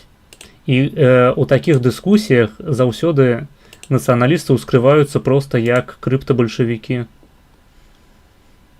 Без павагі да чалавечага жыцця, да чалавечай маёмасці, да закону. Просто левацкая тэрарыстычная групоўка, якая гатовая апраўдаць сваёй крынжовай левацкай ідэалогіяй абсалютна любыя злачынствы, якія ёй могуць прыйсці ў галаву. Іначай я гэта не бачу. А праз рэсентымент апанентаў цяпер можна апраўдаць любы крыж. Любы крыж, не ведаю. Я не хрысціянін. А віна палякаў ігнаруецца ляхамі поўнасцю. Ну таму што ў валынскай рызаніны няма віны палякаў. Паўтаруся. Палякі здзяйснялі валынскую рызаніну, ці што? Вітаю, а якая твоя думка наконт сучасных канфліктаў паміж UK і ПЛ? UK гэта маецца на ўвазе Великабрытанія ці Украіна? Таму што, наколькі я ведаю, Украіна скарачаецца як UA, а UK гэта United Kingdom. Удакладні, калі ласка, сваё пытанне. Таму што канфлікту паміж UK і ПЛ я не бачу ніякага.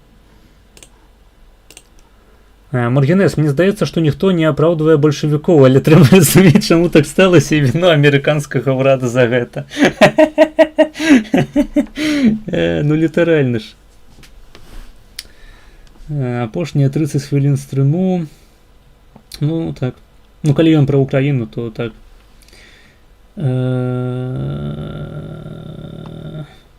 Обидві країни хотіли побудувати моноетнічне суспільство, і от тому сталася Волинь. Частково так. Хаця праект Пілсудскага хутчэй быў федэратыўны. Шмат украінцаў і беларусаў уваходзілі ў польскі сойм.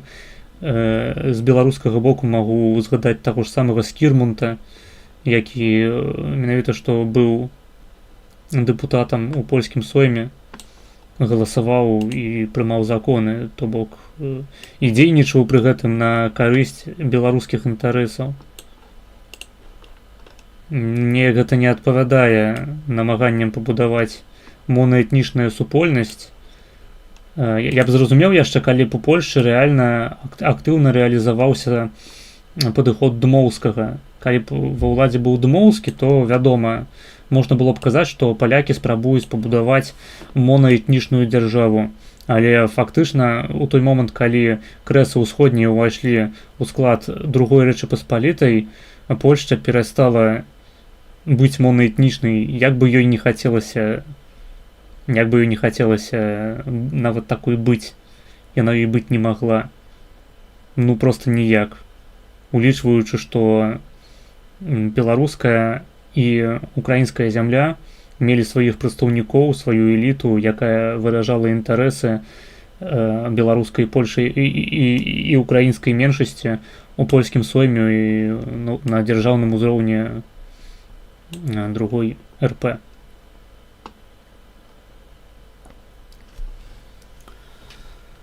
Але так, у прынцыпе, нацыяналістычны ўплыў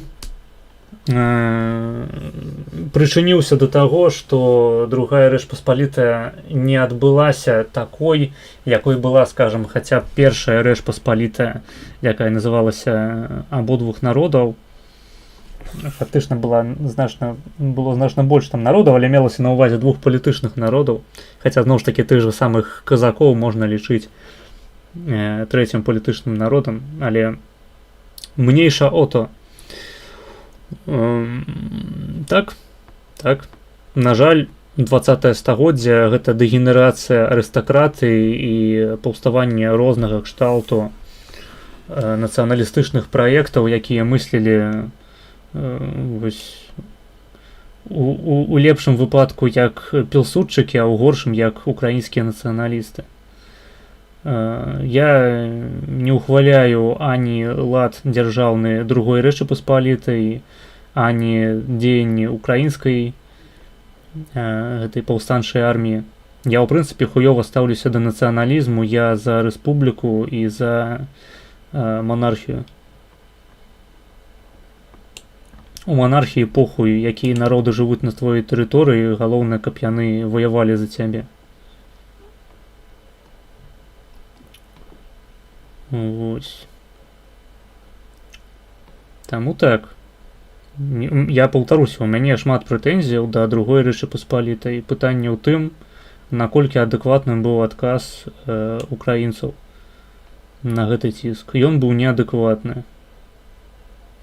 І гэта трэба адрэфлексаваць, іначай Украіна будзе раз за разам будаваць сацыялістычную памыйку, у якой не шануецца чалавечае жыццё, чалавечая маёмасць, не шануюцца грошы, не шануецца аўтарытэт, не шануецца добрасуседства з іншымі народамі.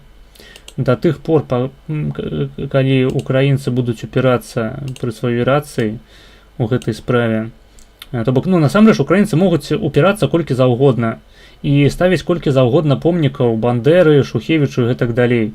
На здароўе. Самае галоўнае, што украінцы не дазваляюць эксгумацыю. Падпісваюць чарговыя дамоўленасці, з якіх нічога не вынікае. Эксгумацыі да гэтай пары не адбылося. Пакуль не адбудзецца эксгумацыі, стасункаў добрых паміж Польшчай і Украінай не будзе.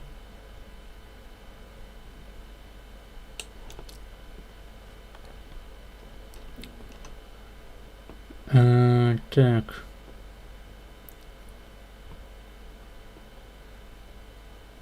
Украіна. Пра Украіну я кажу, зноў ж такі, я паўтаруся. Асноўная праблема заключаецца ў тым, што украінцы не хочуць дазволіць эксгумацыю на Валыні. І любы расійскі прапагандыст можа на гэта спасылацца. І далей падліваць алею ў гэтае полымя украіна-польскага канфлікту. Палякі не забудуць, я хачу вас пераканаць, палякі гэта не той народ, які можа проста ўзяць і забыць, што украінцы забілі некалькі дзесяткаў тысяч іхніх продкаў. Не будзе гэтага. Вы можаце колькі заўгодна казаць, што гэта была трагедыя. Можаце колькі заўгодна ўсірацца пра тое, што зараз вайна і не на часе такія дзеянні, як эксгумацыя. Палякам похуй, таму што палякі гэта народ з памяццю. Вось, яны ўсё памятаюць.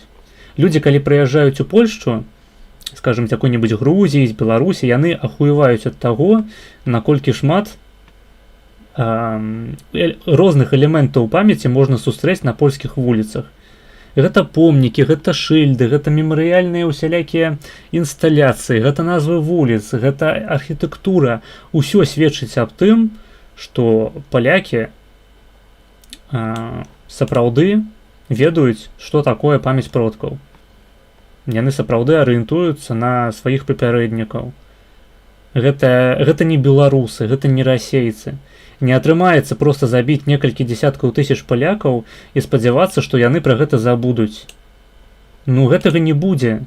Не будзе. Проста ніколі. Разумееце? Яшчэ адзін варыянт для Украіны гэта проста зрабіцца гіга-пауэрхаусам тыпу Нямецчыны, на якія Польшча глядзела б з такой, апаскай, магчыма, з сімпатыяй, каб, напрыклад, палякі ездзілі да вас на заробкі і сапраўды мелі схільнасць да таго. Вось ведаеце, як стаўленне палякаў да Нямецчыны. Яны не любяць немцаў, але, ў прынцыпе, не грэбуюць тым, каб ездзіць туды на заробкі, рабіць бізнес, уваходзіць у тыя самыя альянсы. Але, зноў ж такі, сітуацыя з Нямецчынай трошкі іншая. Нямецчына не спасылаецца на гістарычную памяць аб Трэцім рэйху, а украінцы спасылаюцца на досвед украінскіх нацыяналістаў. УНР, УПА, ОУН, УПА.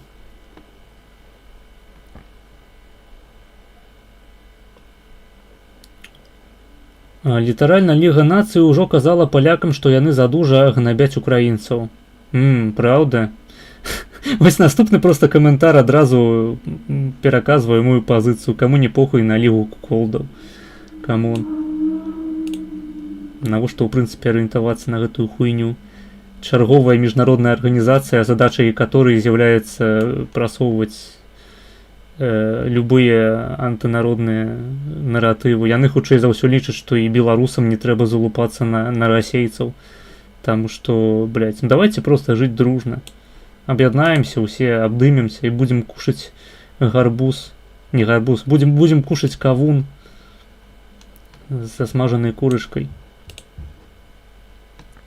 Нахуя тоді Польщі були ті креси, краще б вони не входили в склад РП. Я повторюся, у Пілсудскага быў праект федератыўнай Рэчы Паспалітай. Калі б ва ўладзе быў Дмоўскі, ён бы вас нахуй паслаў і сам бы аддаў вам вашыя тэрыторыі.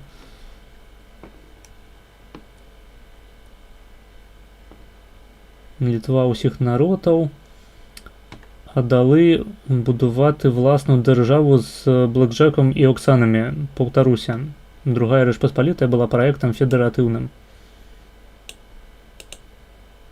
які просто не здзейсніўся, на жаль. І, до речі, спочатку Галичини обіцяли автономію в складі, але потім передумали чогось. Ну, мабуть, це ніяк зв'язано з тим, що ви забивали польських політиків, ні? Не приходило ніколи гэта ў галаву вам?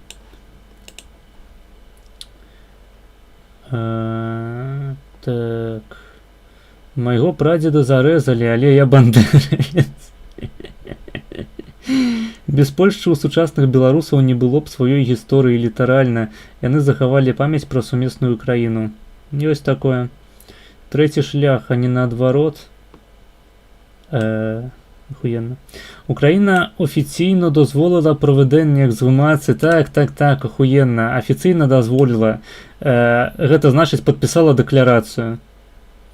Тады я хочу сказать, что ЗША офіційно уже у вас давно падтрымала у змаганні супраць России. Давно вам дала усе гэтыя гарантыі міру, блядь, вы ўжо давно перамаглі, я вас з гэтым віншую. Давайте там на дэкларацыях далей ляціце ў космас.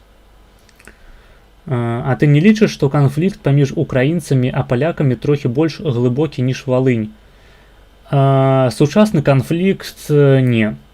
Я лічу, што не. Я лічу, што людзям насамрэч похуй на казаччыну, на ўсе справы, звязаныя з першай Рэчы Паспалітай. Людзям баліць тое, што іхнія бабулі і дзядулі ім распавядалі пра страшных украінцаў, якія прыйшлі іх забіваць. Тое ж самае, як сучасны канфлікт паміж Беларусю, скажем, Украінай і Рашкай палягае не ў тым, што была такая расійская імперыя, яна прыгнятала беларусаў, не дазваляла друк на беларускай і украінскай мовах, захапіла, ў прынцыпе, Вялікае княства Літоўскае і чыніла там свае парадкі. Галоўным чынам не. Галоўным чынам канфлікт палягае ў тым, што сучасная Расійская Федэрацыя гэта проста працяг саўку. А савок гэта машына па забойству годных людзей. Вось. І не толькі годных людзей, у прынцыпе, ўсіх людзей, якія не былі абоссаныя аглоблі, блядь, як сказаў бы Максім Ленін Шабуцкі. Бальшавікі забівалі беларусаў, бальшавікі забівалі украінцаў проста за тое, што яны былі трошкі больш заможнымі за усялякую галечу, быдла, блядь, альбо калі ў іх была шляхетная кроў. Тое, чым занімаліся бальшавікі, тое, чым займаецца сённяшняя РФ, і галоўным чынам у гэтым палягае асноўны канфлікт. Так жа сама крыніцай канфлікту паміж украінцамі і палякамі ляжыць у 20 стагоддзі, не трэба занадта далёка капаць. Занадта глыбока. Не.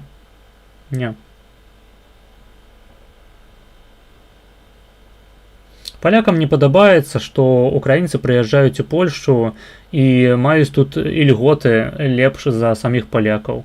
Гэта таксама трэба пазносіць у пізду. Палякам не падабаецца, што украінцы прыязджаюць у Польшчу і пачынаюць тут наёбваць людзей проста, каб зарабляць грошы. То бок украінцы прывозяць з сабою Польшчу руснявую музыку, культуру наёбу, культуру, не только культуру наёбу, бізнес наёбу яны прывозяць у Польшчу. Гэта людзям не падабаецца.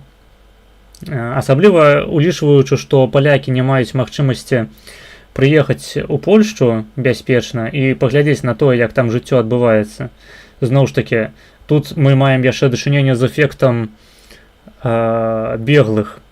Хто такія беглыя украінцы ў параўнанні, скажам, з беглымі беларусамі?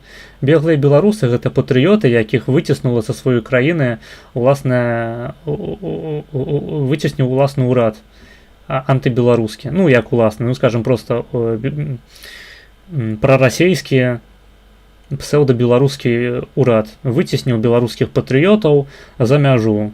Таму што калі ты беларускі патрыёт, ты не можаш жыць у Беларусі. Ніяк. Якія украінцы прыязджаюць у Польшчу? У Польшчу прыязджаюць украінцы, якія баяліся ваяваць за ўласную краіну. То бок гэта антыпатрыёты. Збольшага.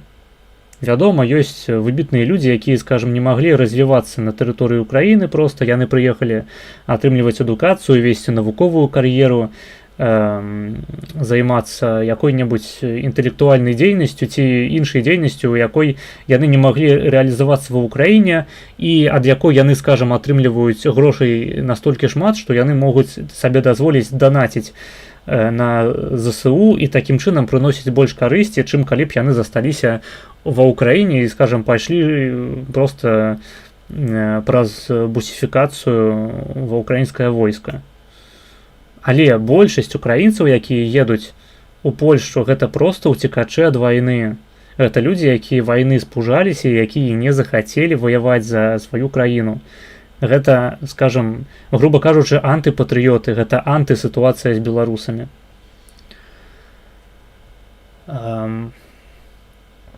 Адпаведна, палякі, яны нават не з украінскай культурай сутыкнуліся, калі прынялі гэтых украінцаў, яны сутыкнуліся з рахульскай культурай, ці як гэта у вас называецца, з культурай донбасяўнаў усялякіх і іншых підарасаў, якія проста там у 50% чакаюць, пакуль рашка Украіну захопіць, каб туды вярнуцца, блядь.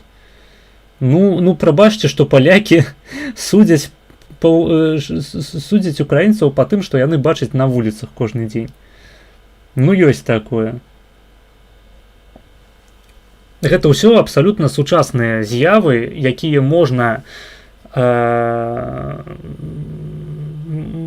зарэзаць проста на каране адразу вось зараз, як яны адбываюцца.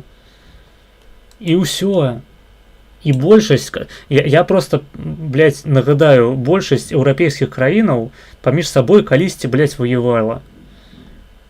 І можа мець такія прэтэнзіі адно да аднога, але неяк яны, блядь, жывуць разам. І не канфліктуюць так, як украінцы з палякамі.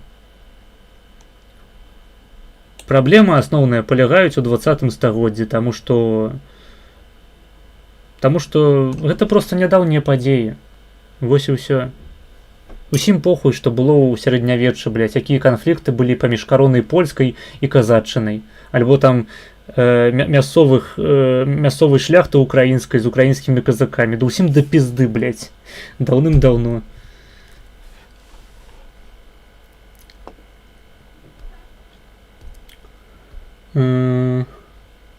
А зараз как лихо ярить Польщу дронами, так. Ти заїбав, ми сьогодні мадярів подивимось. Ну, поглядім. Тут же, блядь, засталося 3 хвилини, успокойся. Ты хочаш штосьці яшчэ глядзець актыўна, данаць. Таму што я, размаўляючы з чатам, я ведаю, што я вось перастану размаўляць з чатам, пайду глядзець відэа. А відэа я дагляджу, і людзі з чату, яны перастануць пісаць, таму што яны пабачаць, што я з імі не размаўляю. А далей ніхто не будзе ніхуя замаўляць, мы будзем сядзець маўчаць. Мне такі расклад не падабаецца. Мне падабаецца бачыць перспектыву стрыму. Я ведаю, што калі я гэты відос дагляджу, у мяне яшчэ некалькі відосаў наперадзе. А так-то нахуя мне? Вось у мяне зараз відэа і стрым як бы актыўны з усіх бакоў. Нагадаю, дарэчы, усім, хто ў чаце, дасылайце свае паведамленні, дасылайце свае донаты, можна замаўляць відэа. Калі вы ўпершыню апынуліся на гэтым стрыме, усе спасылкі ў апісанні. Вось. Расцэнкі я лічу дэмакратычныя досыць. Так, таму што я спатыкаўся з рознымі палякамі, але яны ніколі не гралі валынскай карты. Ну не ведаю, мабыць, ты спатыкаўся проста з якімі-небудзь гісторыкамі, блядь. Звычайным людзям похуй.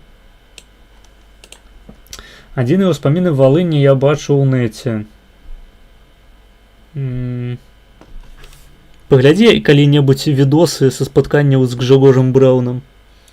Я думаю, гэта цябе здзівіць.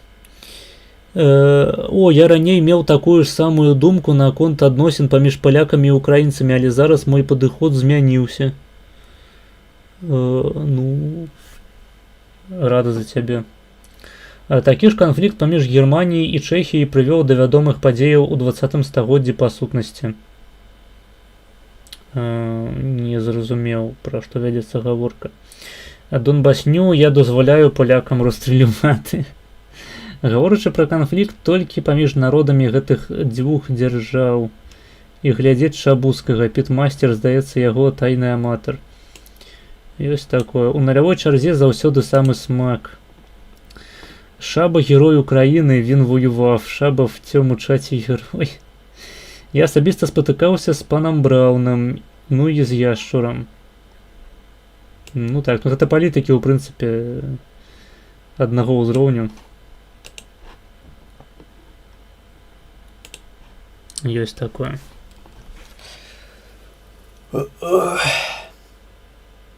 А хто ў гэтай аналогіі Чэхія, а хто Нямецчына? Вось я таксама не ебу.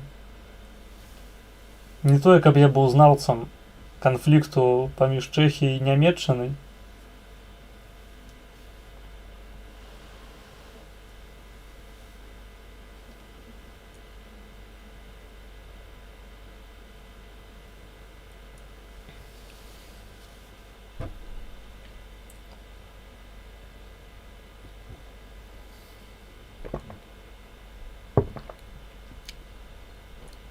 Ну я пад Сеймам жыву, таму выпадкова спатыкаю. Цікава. О, Гжегош Браун, о, Гжегош Браун. Кто... Як там было?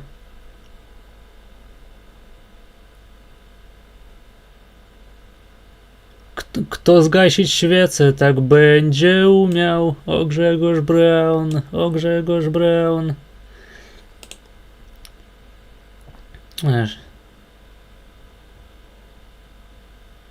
Щось там Польська і цała Унія.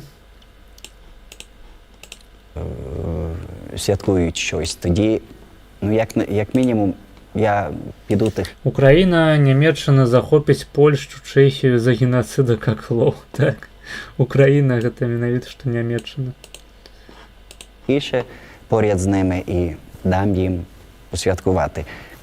Коли я святкую, тоді, ну, якось чекається від інших, що дайте спокій на півдня чи на день. Я лічу, што нацыяналізм – гэта ідэалогія, якую трэба пераадольваць.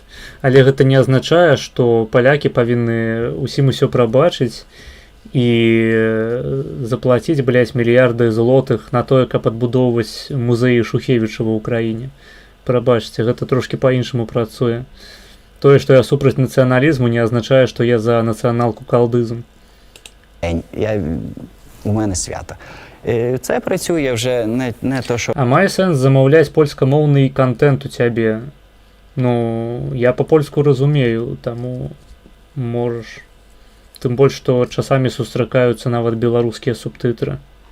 Роками, а десятками років, якщо і не більше, у нас тут на Закарпатті 2 Різдва.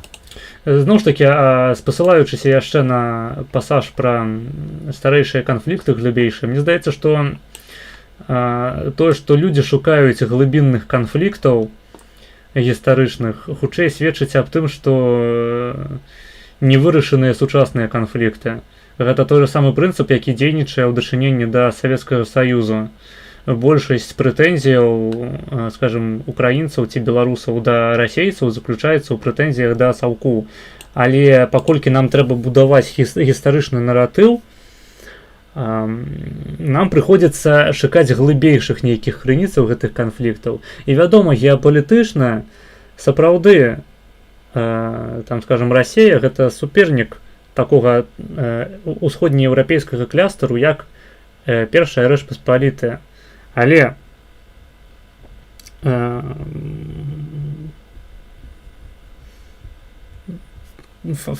фактычна, большасць краінаў у свеце гэта, супернікі геапалітычныя, таму гэта просто не мае сэнсу. Нам трэба знайсці менавіта такую нейкі ген варожасці расейцаў да беларусаў, ген варожасці расейцаў да украінцаў. Нам недастаткова, тым больш калі мы левакі, мы ж не можам просто сказаць, ну, сацыялісты дарваліся да ўлады і пачалі здзяйсняць літаральна камуністычную праграму па знішчэнню найлепшых людзей у краіне. Не, нам так нельга сказаць. Нам трэба сказаць, што гэта расейцы просто такія педарасы, якія гістарычна нас ненавідзяць.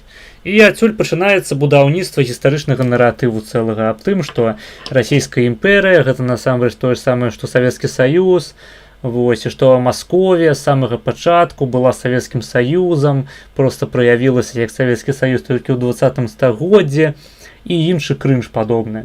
Потым яшчэ падвязаць гэта па тое, што расейцы гэта насамрэч нашчадкі Арды, блядь. Што просто поўны нонсенс. Падобны механізм дзейнічае ў выпадку канфлікту украінцаў з палякамі. Канфлікт насамрэч палягае у тым, што адбывалася ў 20 стагоддзі, але праз... Гэта не нацыянальныя людзі, гэта агентура, гэта людзі, якія скампраметавалі сябе, гэта маргінез, якія зайшлі ў тупік.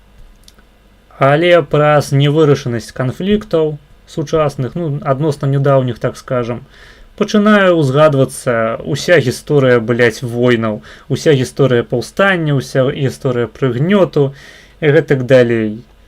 Там аж да таго, што, не ведаю, там, палякі гэта хомо сапіенсы, якія прыгняталі шчырых неандертальцаў украінцаў. І не давалі ім выкапаць Чорнае мора.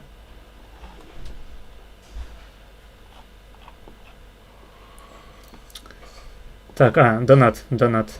Трэба прачытаць донат.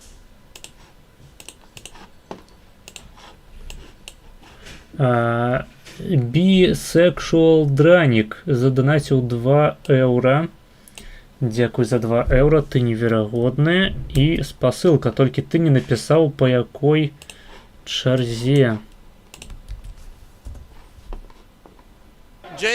Так. Ага. Бля, у мяне гэты відос, я яго праглядаў такімі перамоткамі. І, магчыма, у мяне тайм-код рандомна зараз уставіўся. Я бачу ўжо гэтае відэа. Ты хочаш, каб я яго спачатку глядзеў?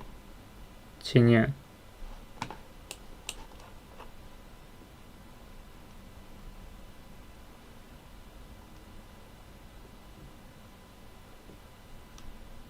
Не разумею.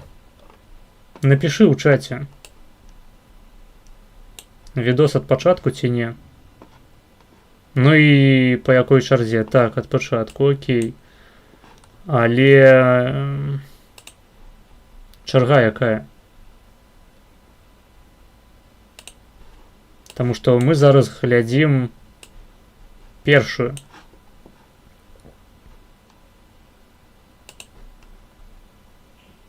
І мы не даглядзелі відос.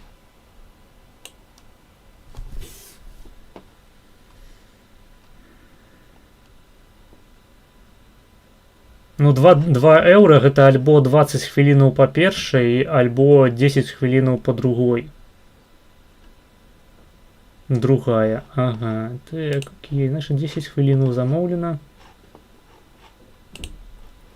Такс. Так, што вы тут пісалі, дарэчы? Гэта ідэалогія, якую трэба адпярдольваць. Калі не нацыяналізм, то што? Адразу бачна чалавека з руху беларускіх нацыяналістаў. Я монархіст, чел. Я за арыстакратычную рэспубліку, за шляхецкую рэспубліку. Тое, што часамі называецца шляхецкай дэмакратыяй. Нацыяналізмам гэта можа з'яўляцца толькі ў нейкіх вільготных фантазіях вас. Не тады зараз... не тады... окей. Трэба будувати корпоратывізм. Ген варожасці расейцаў — гэта рэсентымент адносна маленькіх чэлісаў расейцаў. Ну вось. Яшчэ адзін гістарычны наратыў. А гэтыя маленькія чэлісы ў іх засталіся ад арды. Трэба разумець. Так, я спадзяюся, там шапчык. Не, там не шапчык. Ну, то бок, расійская імперыя — гэта база. Я не казаў, што расійская імперыя — гэта база. Але расійская імперыя — гэта не Савецкі Саюз, і яна не абавязкова павінна была скончыць як Савецкі Саюз. Палітыка Савецкага Саюзу і імперскай Расіі адрознівалася. Не прызнаваць гэта, проста быць крынжовым нацыяналістычным клоунам. Так. Дык Лука монарх кэк. Ты долбаёб кэк.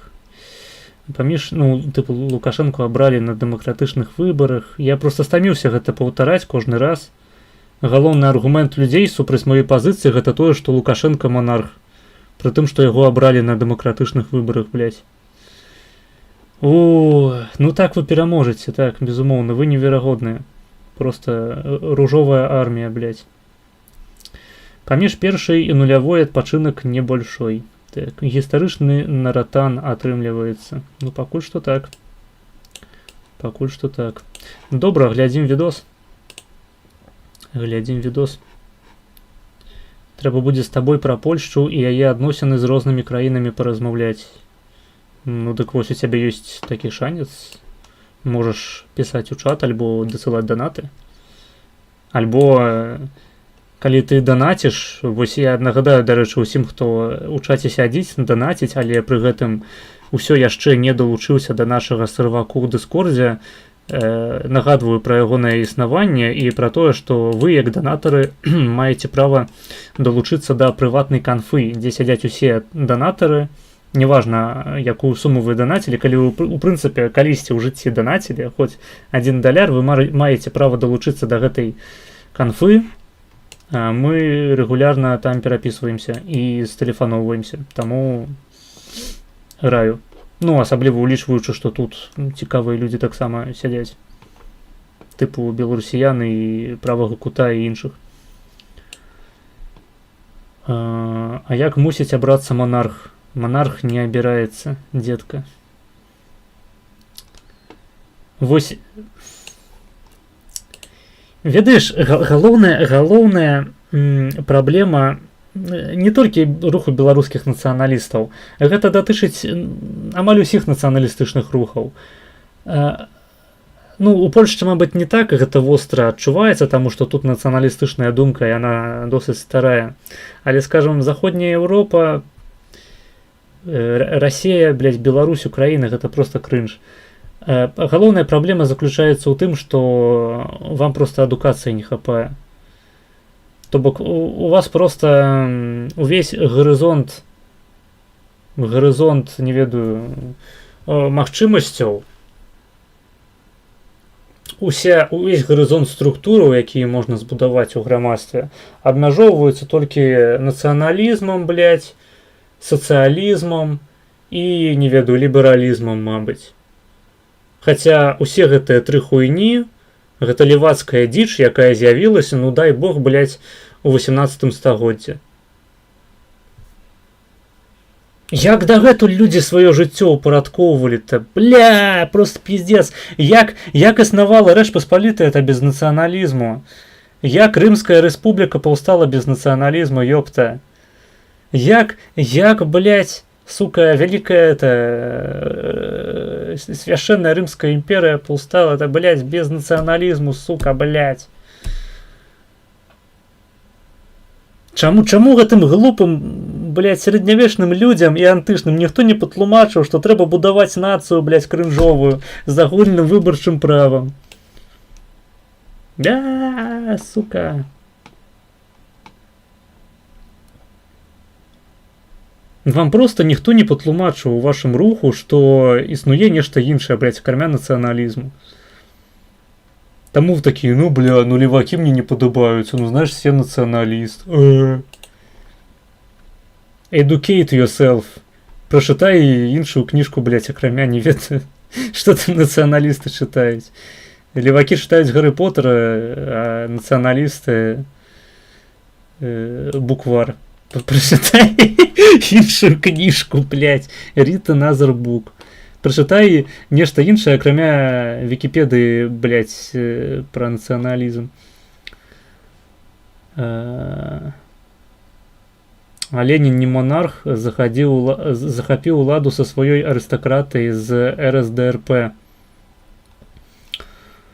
Ну, Ленін не монарх, таму што ён не перадаў уладу ў спадчыну. Монархія гэта дзяржаўны лад, калі ўлада перадаецца ў спадчыну. А ўлада ў Савецкім Саюзе перадавалася рандомным чынам. У асноўным простое, што адзін хуесмокт забіваў іншага хуесмокта і садзіўся на ягонае месца. Гэта не монархія. Вітаю адукаваных чэлесаў струменя. Броні, судзі цэлы рух па мне, калі ласка. Ну, я не бачу сярод вас нейкіх ахуіцельных інтэлектуалаў, шчыра кажучы, без негатыву, але... Я реально без негатыву да руху беларускіх нацыяналістаў, але вам просто не хапае адукацыі, вам не хапае інтэлекту у вашай арганізацыі. Паглядзіце хаця б на вольную Беларусь. Хаця б вось на Пазняка, там на Усава. Хаця яны таксама часамі называюць сябе нацыяналістамі, але Пазняк тое же самае. Як мне часамі прыпісваюць, што я пазнякоўскі нацыяналіст, але па Пазняку, блядь, у Новай Беларусі будучыні трэба аднаўляць інстытут шляхецтва, калі што. Такі вось нацыяналізм. А нацыяналісты чытаюць Таню Гротар, так. Яны чытаюць гэтага, блядь, злога брата-блізняка, Ноня Заранніка. КНДР монархія. Ну, дарэчы, КНДР больш падпадае пад вызначэнне монархіі, чым лукашэнкаўская Беларусь. Беларусіяны інтэлектуал. Ну так. Я, дарэчы, даведаўся аб тваім існаванні пасля таго, як мой знаёмы X-Men выслаў да мяне твой стрым з маргіналам. Секундачку, мне здавалася, што хайлайту нашага стрыму з маргіналам не існуе. То бок ёсць выразкі, але стрыму, па-мойму, няма. Ну, хіба што ў маргінала недзе на Бусці ці на Патрыёне, дзе ён там выкладае свае запісы. Так. А добра, давайте глядзець відэа. Замовілі 10 хвілінаў. Відэа з каналу pyta.pl называецца «Марш неподлеглосці і контра 2025». Глядзім. Гэта, калі што, відос з маршу, які адбыўся ў аўторак. Ён у запісе на Бусці ёсць. Ну вось. Тогда вопрос, что, по-твоему, может сплотить людей лучше, чем национализм? Я сказал уже, блядь, я монархист. Ничто так не сплачае людей, як крепкая рука монарха, які просто володае державой, як некой такой великой корпорацией. Policja inwigiluje młodzież, przeszukuje plecaki. Я, дарэчы, лічу, што адна з галоўных праблемаў Рэчы Паспалітай была ў слабой ролі монарха. Я за павелічэнне ролі монарха, я лічу, што монарха нельга абіраць нават на нейкім шляхецкім сходзе. Я лічу, што тытул монарха павінен пераходзіць проста ў спадчыну старэйшаму сыну. Вось. Правильна база, ну так. Аллах можа згуртаваць. Як варыянт. Гэта ведаеш, гэта украінскі монархізм. Так бы wyglądał. Nie wiem po co, ale robią to. karetek dzisiaj. Mam nadzieję, że się nie będą przydawały jakoś zbyt gęsto, ale zabezpieczenie medyczne, jak widzicie, srogie. А, так, стоп, тут есть какие-нибудь субтитры? Не, есть только польские. Dzień dobry. Dzień dobry. Dzień dobry. Dzień dobry. Witam. Można Co? zdjęcie z Można, jasne. A właśnie się tak śmieję z kolegą, że pytę spotkamy. Uwaga, tutaj wśród... Я, до речі, бачив його. І я спеціально шукав на гэтым відэа сябе, але паходу мы не патрапілі туды. Прычым я знайшоў той момант, як мне здаецца, дзе ён праходзіў каля нас блізка. Ён там пытаў пра фашыстаў. І я гэта прама чуў. Гэта побач са мной было. Але неяк так апынулася, што ракурс нас не захапіў. І наколькі я магу судзіць, мяне на гэтым відосе няма.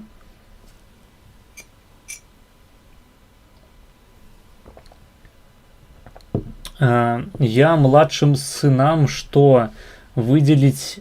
младшим сынам что выделить им какое-то село, чтобы они там доживали срок?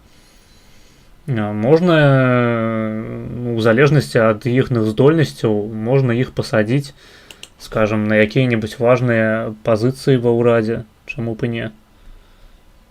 А калі яны ні на што не здольныя, то хай ідуць у пізду, блядь, і смокчуць гак. Гэта адказная справа, нельга проста нейкаму мудаку, блядь, даць кіраваць паловай краіны, калі ён гэтага рабіць не ўмее.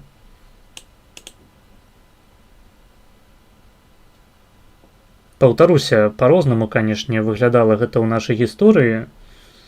І менавіта таму пазіцыя манарха павінна быць мацнейшай, чым яна была. Я, дарэчы, маю фотку з панам Пытай з папярэдняга маршу. Рады за цябе. А што рабіць з манархам, калі ён стане тыранам кшталту АГЛ? Што яго будзе абмяжоўваць? Залежыць ад канкрэтнага выпадку монархіі. Калі у нас канстытуцыйная монархія, скажем, то монарха абмяжоўвае урад, монарха абмяжоўвае сойм, монарха абмяжоўвае увесь палітычны кляс, які, арыстакратыя, груба кажучы, монарха абмяжоўвае падзел улады. Калі мы кажам пра выпадак, не ведаю, абсалютнай монархіі, то монарха абмяжоўвае фактычна ягоныя ўсе набліжаныя людзі, якія ў выпадку хуёвасці кіравання монарха проста прыходзяць і яго ў пізду забіваюць. Яго разам з ягонымі дзяцьмі. Паглядзіце на тое, што адбылося з Калігулай. Вось. Гэта ўсё досыць проста адбываецца. Калі монарх хуёвы, то яго проста забіваюць. Такі палацавы пераварот адбываецца. Дык і растлумач рухаўцам, навошта нацбудова, калі гэта левая ідэя. Я тлумачу толькі тым людзям, якія да мяне на стрым прыходзяць. У мяне няма задачы асвятляць людзей, тлумачыць ім нешта. Я проста піжджу пра тое, што мне цікава.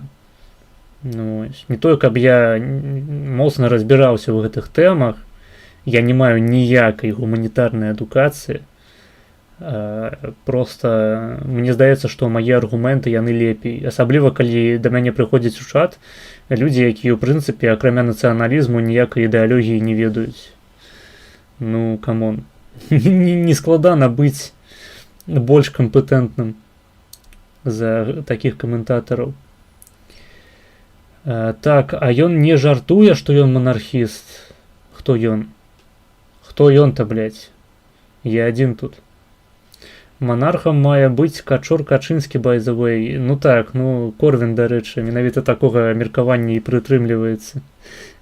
Прынамсі, прытрымліваўся, што Качынскага трэба проста шчыра зрабіць монархам, таму што ў такім выпадку яму не прыйдзецца праводзіць левацкую сацыяльную палітыку, каб на выбарах перамагаць. З пункту гледжання Корвіна, у такім выпадку Качынскі больш адказна ставіўся б да таго, каб кіраваць краінай. Так, ты не такуся, ёсць такое. Демонстранти Zobaczcie panowie z PKPL. To jest zupełnie bez sensu. Rozmawiać z nimi, rozmawiać z nimi. Witam Was kochani, tutaj Pyta.pl, ja z tej strony jako snajper Grzesiu Barański. Witamy serdecznie, Marsz Niepodległości 11 listopada to już tradycja, tej niepodległości tak trochę jakby mniej, ale marsz wielki przyciąga do Warszawy wszystkich zgromadzonych, za nami tłum sanitariuszy, miejmy nadzieję, że зbyt się nie będą przydawali, że będzie cicho i spokojnie. До речі, чоловік пише, що я жартую про монархізм. Допустим, що я жартую. Допустим, що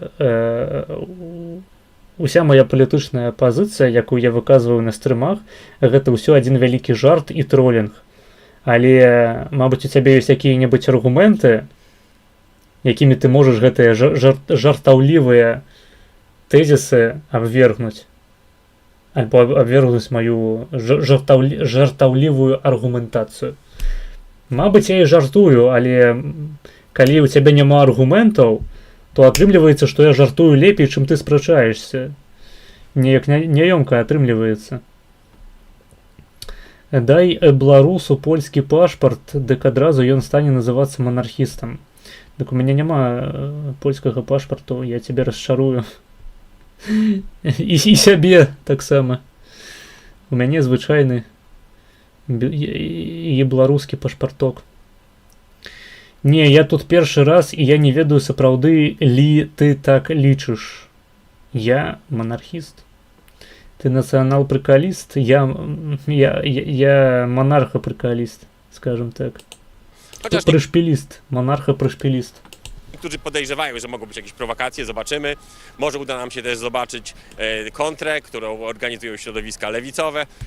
Так, калі хто не ведае, адначасова з маршам незалежнасці ў Польшчы, велізарнейшай дэманстрацыяй, на якую прыязджаюць не толькі палякі, але і людзі умоўна правых поглядаў з самых розных краінаў Еўропы, ладзіцца марш антыфашыстаў. І мы на яго таксама сёння, так разумею, паглядзім. Ну, калі паспеем, канешне, і калі у донатарах хопіць грошаў на працяг гэтага відэа. Калі твая ідэя такая крутая, то чаму ў свеце няма арыстакратычных монархіяў, а тыя, што ёсць, гэта шытхолы, напрыклад, КНДР? Ну, як сказаць, ёсць, скажам, Великабрытанія, гэта монархія ўсё яшчэ. Ёсць Японія, гэта монархія ўсё яшчэ. Ёсць Арабскія Эміраты, гэта монархія. Ну, канешне, гэта проста амерыканская такая, амерыканскі сатэліт, але ўсё ж такі гэта монархія. КНДР таксама можна разглядаць як прыклад монархіі, проста гэта хуёвая монархія. I cóż, zapraszamy, zobaczymy, co się będzie działo i co się będzie armata. Zostańcie z nami. Я думаю, у шматлікіх афрыканскіх краінах таксама існуе монархія, але жывецца там хуёва. Здагадайся, чаму. Przepraszam, taka ogromna ilość ratowników. Не, блядь, это белая хуета. Дзякуй Богу, што я яе не бачыў.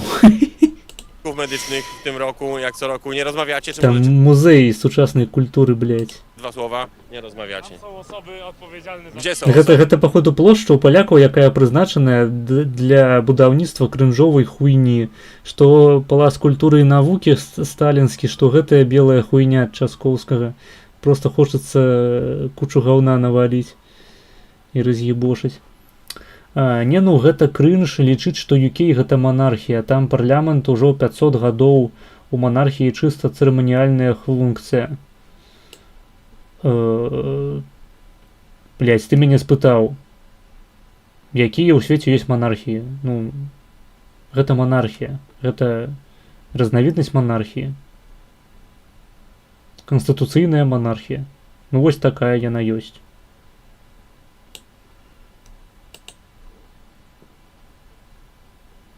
Больш за тое, той факт, што у свеце не распаўсюджаны арыстакратычны лад, не сведчыць аб тым, што гэты лад лепшы. Вось новы зараз, які існуе цяпер. Эвалюцыя, яна працуе па-іншаму трошкі. То бок, ты сапраўды можаш быць упэўнены ў тым, што якая-небудзь дэмакратычная Нямецчына пратрымаецца даўжэй за вялікую за свяшчэнную рымскую імперыю, скажем. Ты сапраўды лічыш, што дэмакратычная Польшча праіснуе даўжэй за карону польскую ці за Рэч Паспалітую, за Вялікае княства Літоўскае.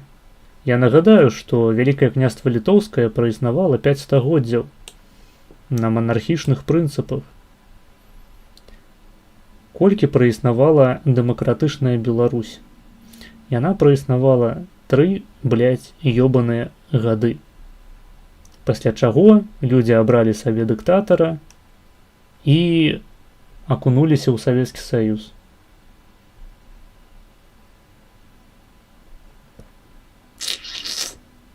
Не. Гэта не нацыянальныя людзі, гэта агентура, гэта людзі, якія скампраметавалі сябе, гэта маргінез, якія зайшлі ў тупік. Донат.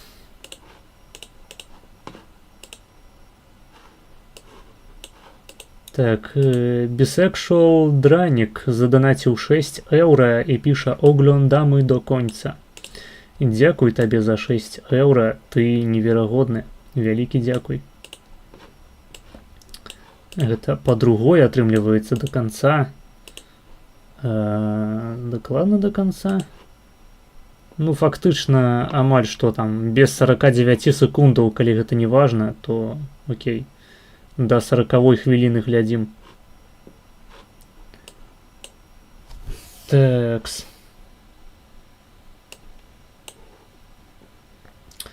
Смактаю пляшку Мілослава і аддаю астатнія грошы цябе. Табе. А бронзавы век ведаеш, колькі праіснаваў? Ахуя, на бронзавы век гэта нейкі лад дзяржаўны ці што? Ты лічыш, што бронзавы век гэта дзяржаўнае фармаванне такое? Ці што? Які твой аргумент? Я нават зразумець не магу.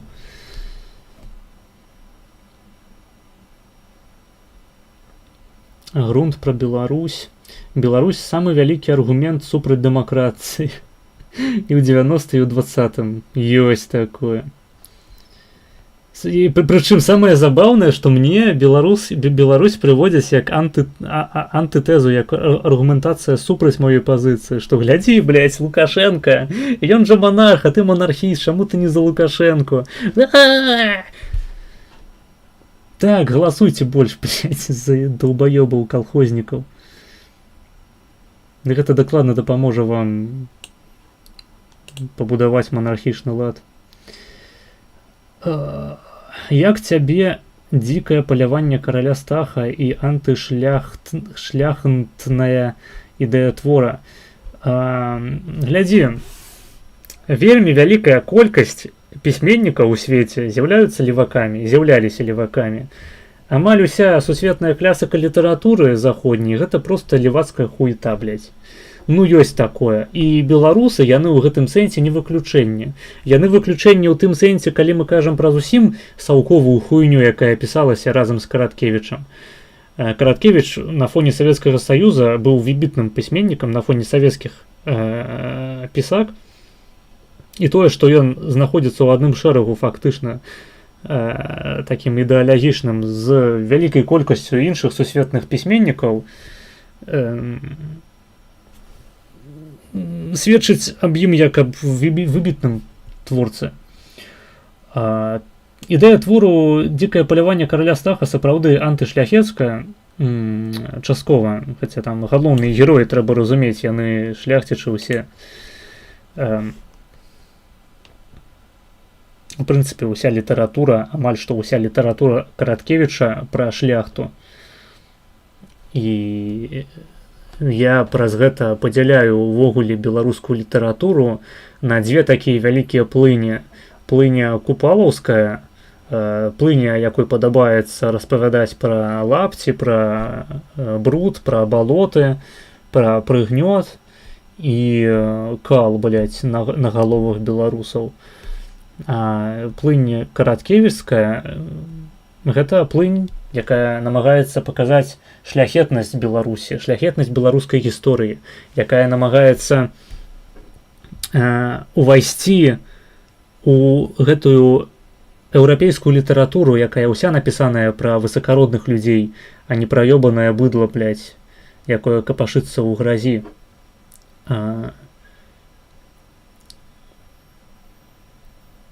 Уся савецкая літаратура левацкая, няма выключэнняў абсалютна. Караткевіч, гэта такі, ведаеш, гэта калі мы размаўлялі б пра беларускую літаратуру у рамках палітычных каардынатаў, то ён бы знаходзіўся у нейкім правым куту левага спектру. І мне падаецца, што хутчэй людзі, якія чытаюць гэтыя творы, яны сільна натхніцца шляхецкасцю нашай гісторыі і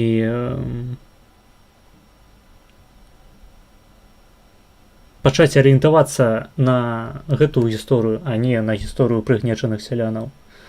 Чым вось сапраўды прыйсці да думкі пасля прачытання гэтага твору аб тым, што, блядь, сапраўды якая скаціна была гэтая шляхта? Ну, не. Ну, не так проста. Нягледзячы на тое, што у твор відавочна закладзеная левацкая топіка, гэты твор, наадварот, нас накіроўвае ў бок традыцыйных беларускіх каштоўнасцяў, у бок традыцыйнага ладу жыцця, дзе ёсць шляхта, ёсць сяляне. І, скажам, у такім менш антышляхецкім творы, як «Каласы пад сярпом тваім», Караткевічу ўдаецца паказаць рамантыку і не толькі сялянскага жыцця, але і шляхты. Альбо, можна сказаць па-іншаму, не толькі шляхта, але і сялянства. Ён менавіта што апісвае у такім фармаце энцыклапедыі пэўнай жыццё беларускага грамадства на ўсіх яго ўзроўнях. Тое, што адрознівае літаратуру, прозу Караткевіча ад прозы Сенкевіча, напрыклад. І ў прынцыпе польскай літаратуры, якая збольшага засяроджана на тым, каб апісаць жыццё шляхты, а сяляне проста з'яўляюцца пэўным фонам. Для Караткевіча гэта не так. У гэтым ёсць лявацтва, але не тое, каб вельмі кашмарнае. Гэта такое лявацтва, як у хрысціянаў. Нагадаю, што Караткевіч таксама аўтар твору «Христос прызямліўся ў гародні», у якім Езус гэта таксама барацьбіт супраць клятой буржуазіі, супраць усялякіх аўтарытарных папоў, ксяндзоў і гэтак далей. Ну так, хрысціяне левыя. То бок пасыл «Христос прызямліўся ў гародні», ён не вельмі-то адрозніваецца ад пасылу Евангелля. На такім узроўні Караткевіч левак і супраць шляхты. Але, блядь, на такім узроўні левакі супраць шляхты, блядь, амаль усе еўрапейскія пісьменнікі. Гэта не страшна.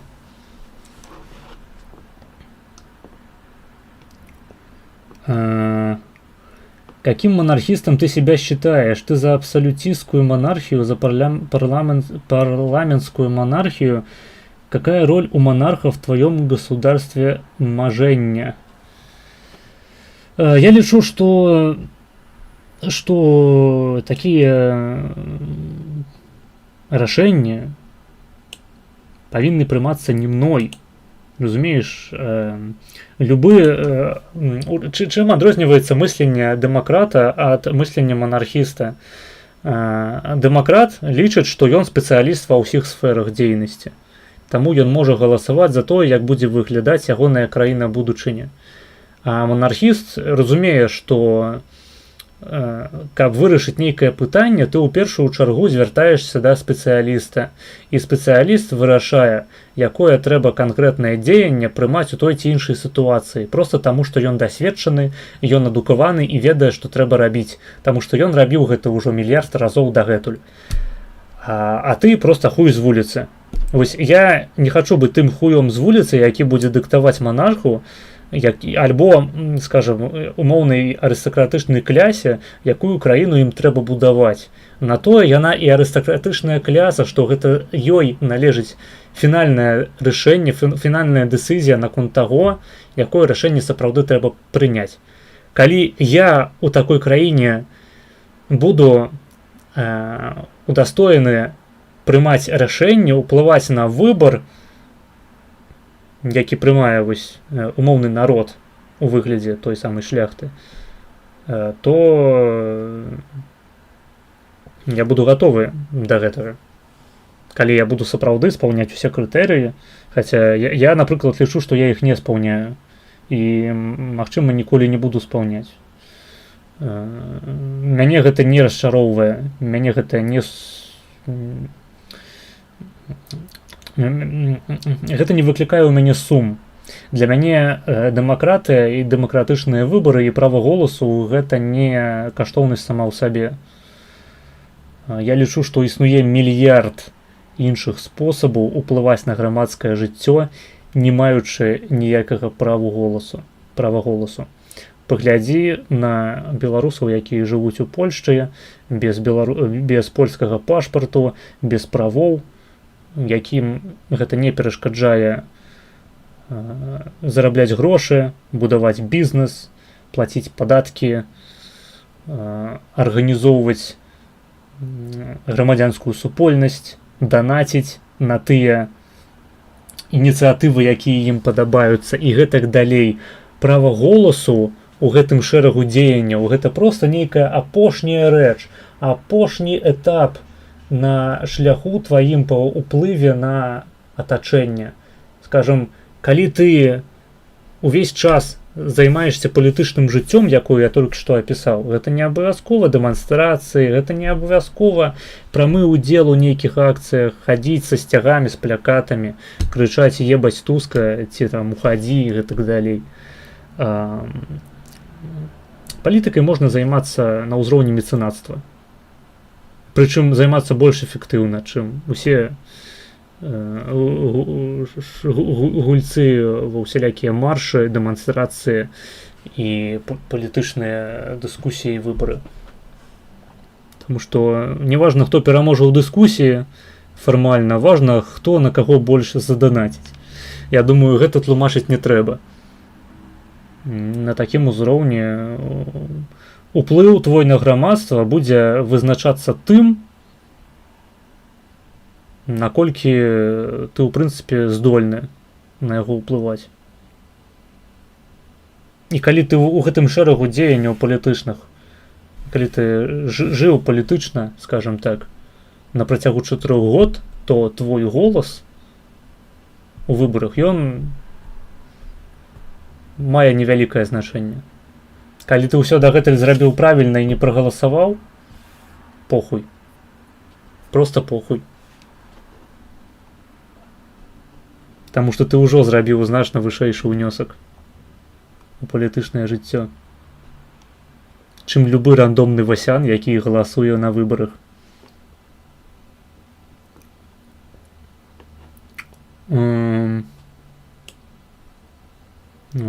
Так, мой улюбленный политичный строй неолит. Так. Почему монархия, по-твоему, лучшая форма правления?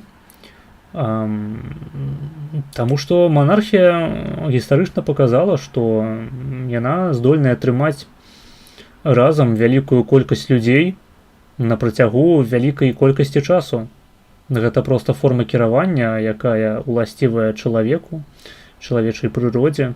Чалавек так збудаваны, і усе сучасныя дэмакратычныя ўрады знікнуць хутчэй за ўрады монархічныя. Гэта проста непазбежна, і яны ўжо знікалі неаднакротна. Скажам, тая самая Польшча існавала на працягу некалькі стагоддзяў, як там, скажем, спачатку карона польская. Я не вялікі знаўца польскай гісторыі, там у іх таксама быў пэўны перыяд яднання польскіх земляў, так скажем, Але, ну, я думаю, стагоддзяў 7 дакладна існаваў. Колькі праіснавала міжваенная Польшча? Яна праіснавала, ну, 21 год. Колькі існуе сучасная Польшча? Ну, залежыць ад таго, ад якога часу мы лічым. Скажем, можна лічыць ад 45-го, можна лічыць ад 89-го. Я за тое, каб лічыць ад 89-го, атрымліваецца гэта, ну, каля 36 год.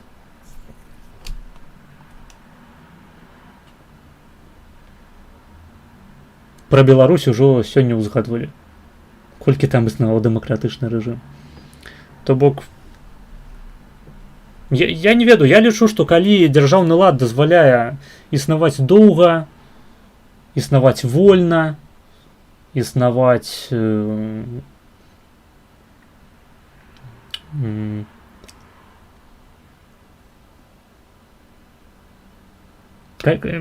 паўтаруся, нешта на зубы патрапіў арэх, які выпаў з нейкага з маіх зубоў. Значыцца, лад. Прычым манархія, яна пастаянна розная паўсюль. То бок параўнаць манархію ў расійскай імперыі з манархіяй у вялікім княстве літоўскім, ну, абсалютна розныя рэчы. Проста манархія гэта ўлада, якая паўстае натуральным чынам у рамках той ці іншай папуляцыі на той ці іншай тэрыторыі. Вось. Гэта аўтэнтычны лад, які дазваляе гэтай папуляцыі трываць на працягу некалькі стагоддзяў. А ўсе левацкія дэмакратычныя змены прыводзяць, па-першае, да вынішчэння вялікіх колькасцяў людзей, якія часта ніякага, у прынцыпе, ніякай ролі ў палітычным жыцці краіны не прымаюць, а іх забіваюць проста, ну, таму што, ну, ахулі яны. Ахулі яны не падтрымліваюць нашу ахуительную сацыялістычную рэвалюцыю альбо буржуазную рэвалюцыю, похуй. Ну. Так, любы арыстакратычны рэжым рана ці позна памірае, як і любы жывы арганізм. Але гэта не сведчыць аб тым, што дэмакратычны рэжым, які прыходзіць на ягоную змену, у нейкім сэнсе лепей. Вось так.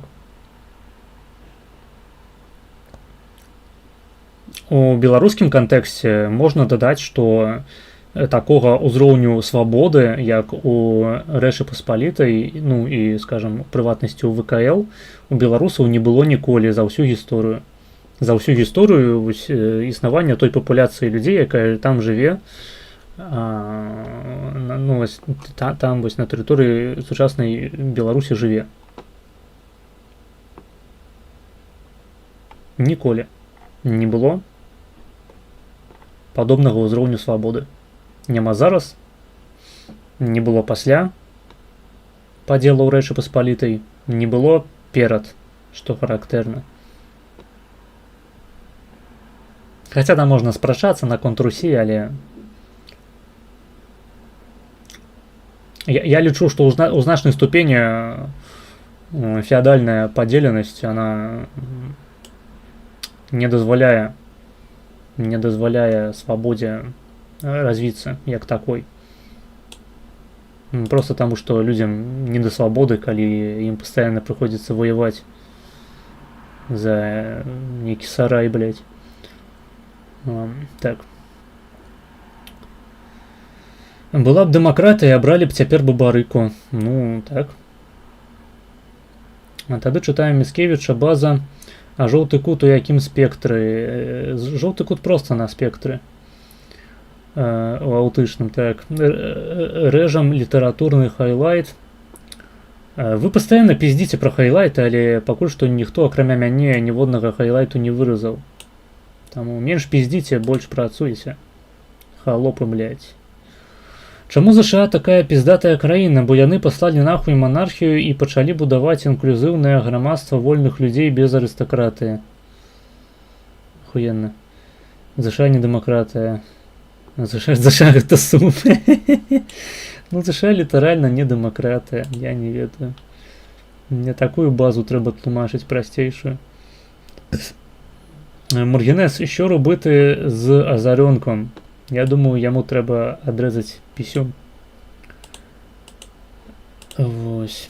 Але хто я такий, щоб приймати рішення? Я все ж таки не демократ. Моргенес, якщо Закарпаття захоче відділитися, що треба зробити? Від кого? Від України, коли захоче відділитися? Я лишу, що треба підтримати, тому що, мені здається, у їх узровень життя і узровень культури нашмат вищийший. То ёсць ты просто за монархію, а якая яна будзе абсалютная, канстытуцыйная і гэтак далей для цябе не прынцыпова. Так? Ну, зноў ж таки, калі я кажу, што я за монархію, гэта азначае, што я просто за... што я паслядоўна пашыраю рыначную рыторыку на палітычную ўладу. Вось. Таму што я лічу, што калі краіна камусьці належыць, калі краіна гэта не проста агульная ўласнасць, а калі яна да кагосьці належыць, то пра яе гэты самы уладальнік будзе дбаць. А калі яна агульная, то ўсім на яе да пізды. Усе будуць проста красці грошы і з'ёбваць за мяжу. Разумееце, фішка монархіі ў тым, што у монарха усё ягонае жыццё абмежавана ягонай зямлёй, ягонай дзяржавай. У яго, акрамя гэтай дзяржавы, у жыцці нічога няма. Нават калі б ён узяў проста ўсе гэтыя грошы і здрыснуў кудысьці за мяжу, ён бы там жыць не змог, яго б там проста захуярылі адразу. Таму што монарх, сіла монарха заключаецца ў тым, што ён монарх, блядь. Ён прывязаны да сваёй тэрыторыі.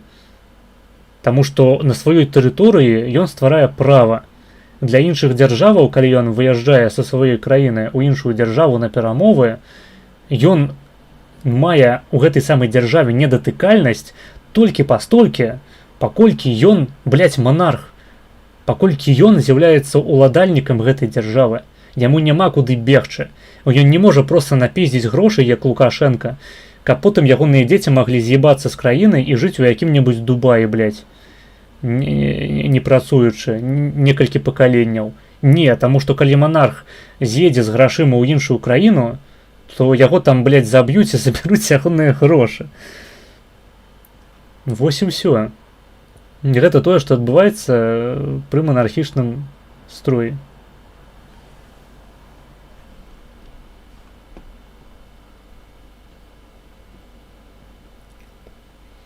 Я так разумею, нават варыянт UK гэта монархія, бо там дзед у палацы сядзіць нейкі, а тое, што краіна кіруецца парламентам стагоддзямі, то похуй. Якімі, блядь, стагоддзямі? Ну, зусім-то піздзець не трэба. То бок стагоддзямі, па-твойму, парламент гэта выбарчы орган кіравання. У Великобритании. Ну, цікавы ты чалавек, конечно. США такая ахуенная краіна, таму што яе пабудавалі лепшыя людзі ў свеце. Адкуль усе гэтыя людзі ў чаце? Ну, гэта мае падпісчыкі, знаёмся. А яка будзе твоя учасць пры монархічнаму устрою? Ну, гэта будзе вырашацца на месцы проста. У монархічным строі кожны атрымлівае столькі, колькі ён заслугоўвае, і атрымоўвае тыя пасады, якія ён заслугоўвае. Адпаведна, я буду мець такую учасць, якую я буду заслугоўваць. Рыначак павырашае. Літаральна адзін знаёмы нік. Да тут шмат ёсць знаёмых нікаў, не ведаю. Па-мойму, ты на стрымах даўненька не быў. Моргенес будзе монархам, я буду за яго галасаваць. Дзякуй, дзякуй. Хлопчык здароў, а коли бурбони втікали під час французької революції? Ну, дык то ж выбару не было асабліва. Ну і паглядзі, што з гэтымі бурбонамі зрабілася за мяжой. Забяры Эсрэна назад. Не-не, ён цяпер твой донатар. Гэта не абмяркоўваецца. Вы паціснулі адзін аднаму рукі. Я лічу, што гэта прызнанне маёй рацыі. Дык аргумент ЗША праігнараваны, ці я так разумею, што ЗША не дэмакратыя, бо там быў цэнз на выбарах. Ну, ЗША гэта літаральна не дэмакратыя. Там пастаянна, блядь, на выбарах перамагаюць людзі, якія набралі менш галасоў, чым іхні контркандыдат. Просто таму, што у ЗША іншая сістэма працуе. Там галасуюць выбаршчыкі, якіх ёсць адпаведная колькасць ад кожнага штату, якія галасуюць адзінагалосна. Просто глядзяць, як прагаласавалі людзі, і галасуюць усе так же сама. Вось хто, умоўна кажучы, 51% прагаласаваў, хаця, стоп. По-моему, я правильно зараз распавядаю. 51% прагаласаваў за дэмакратаў, значыць, усе галасы выбаршчыкаў ідуць за дэмакратаў. Ну, якая ж гэта дэмакратыя?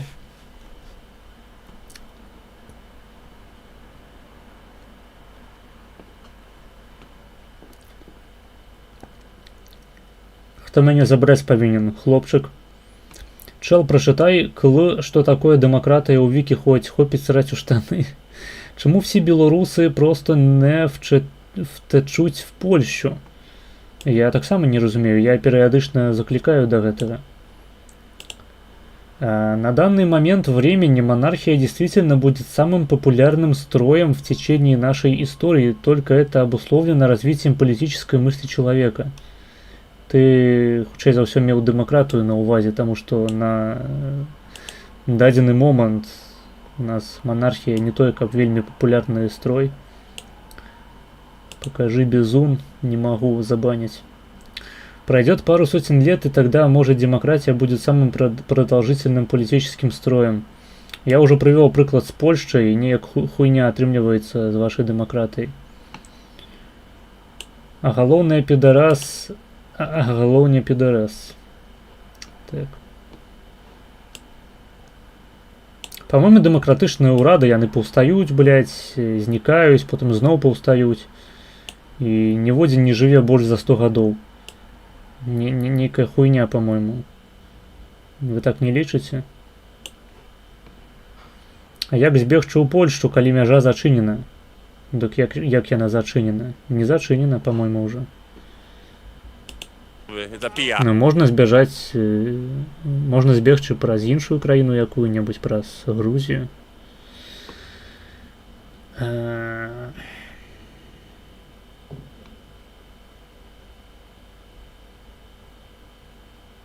Мне нават не трэба глядзець на тое, колькі вашыя дэмакратыі будуць існаваць. Вы будуеце крынж.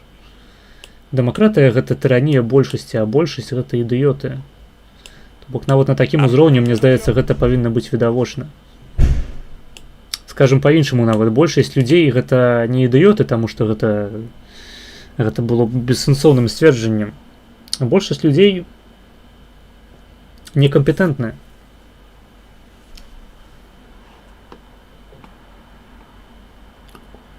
Про соляныя шахты Солигорска.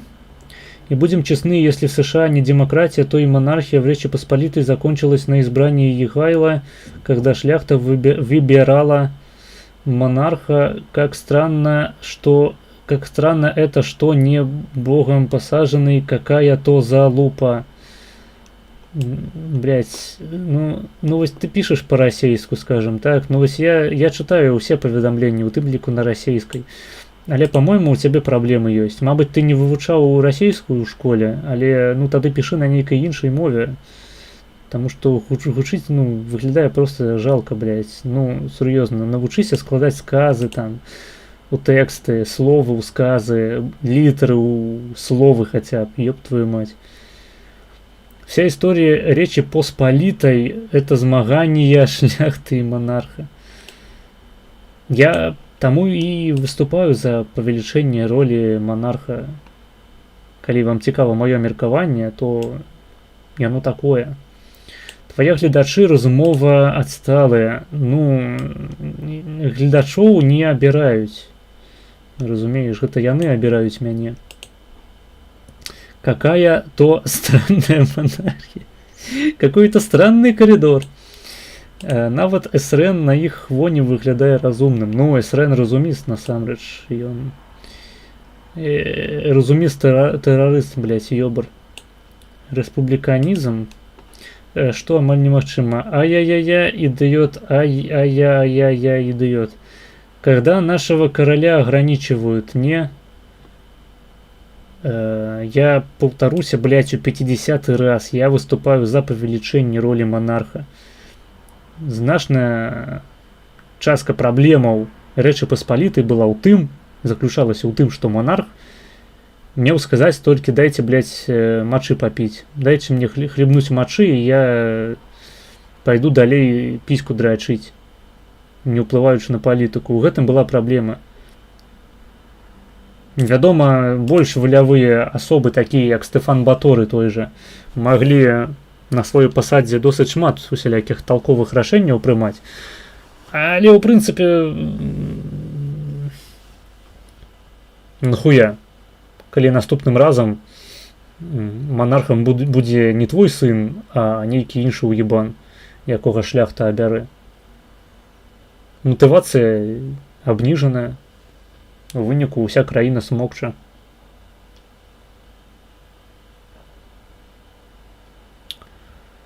Вучыся дзекаць насупраць люстра. Навучыся пісаць, калі ласка. Всі мы тут діты цыксы. Гэты чат лепшы аргумент супраць дэмакраты. А хто буде королем Білорусі? Блять, я все. Я карацей. Я папярэджваў. У мяне настрой добры сёння. Таму я табе даю... Блять, як гэта зрабіць? По ідэі, вось. Таймач на 5 хвілін. Я паўтаруся, тролінг тупасцю забаронены. Не трэба, не гуляйцеся з полымем, дзеці. 5 хвілінаў, таму што ў мяне добры настрой. Я 1000 разоў сказаў, што Лукашенко перамог на дэмакратычных выбарах. Калі вы тупыя альбо глухія, вы будзеце баніцца, блядь. Перастаньце троліць тупасцю. Гэта забаронена на маіх стрымах. Ладно, калі вы просто тупыя, гэта адна справа, гэта можна яшчэ цярпець. Але калі вы пачынаеце троліць, блядь, мяне тупасцю сваёй, я дастаю свой томіган і пачынаю ебошыць. Ну так, у США прадстаўнічая дэмакратыя з федэральнай формай дзяржаўнага ладу, дзе маланаселеныя штаты маюць больш дэпутатаў, гэта не робіць сістэму недэмакратычнай. Робіць.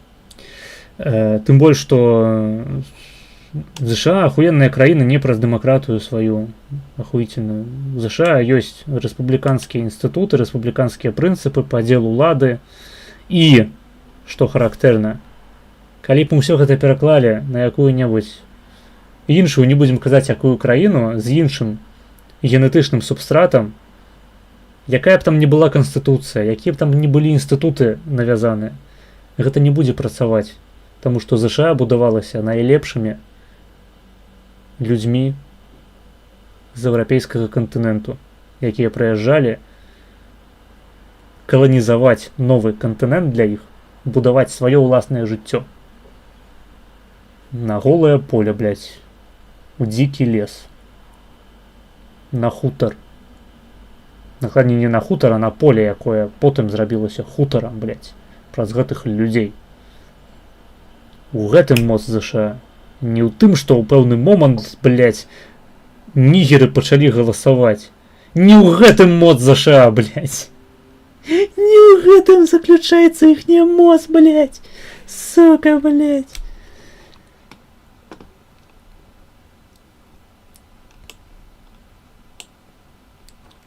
Путин будзе прэзідэнтам РФ і царом Рэспублікі Беларусі. За шо? Я ўжо сказаў за шо. За тролінг тупасцю, так. Так, паведамленне адклікалі. Вось и маргинальный безун. Не-не-не, ты приводишь в пример Польшу как крутую страну из-за монархии, напомню, в которой у тебя роль монарха выборная с 14 века, вроде как не. Спасибо за то, что поправляешь мою грамматику, Дэдди. Я приводжу приклад Польшу, монархію Польшчы, тому што, блядь, монархія ў Польшчы існавала на тэрыторыі Польшчы. Было б дзіўна, калі б я прыводзіў прыклад монархію, якой не існавала, якая існуе толькі ў маёй галаве. Табе так не здаецца? Чат GPT навучыўся папраўна пісаць. Не, чал, я с тобой не згодны абсолютно про монархію. Твой поинт про тое, што монарх сцеражэ ды дбае пра сваю краіну, тэарэтычна слушны, але гісторыя показала, што такія сістэмы няўстойлівыя. Круто, круто. Гісторыя показала, што монархіі доўга не стаяць, я цябе пачуў. Ты неверагодны. Усе монархіі сышлі ў нябыт уже вельмі даўно, яшчэ ў 17-18 стагоддзях на карысць парламентаў. Так, і яны перад гэтым праіснавалі, некаторыя, напрыклад, па, блядь, 1500 год.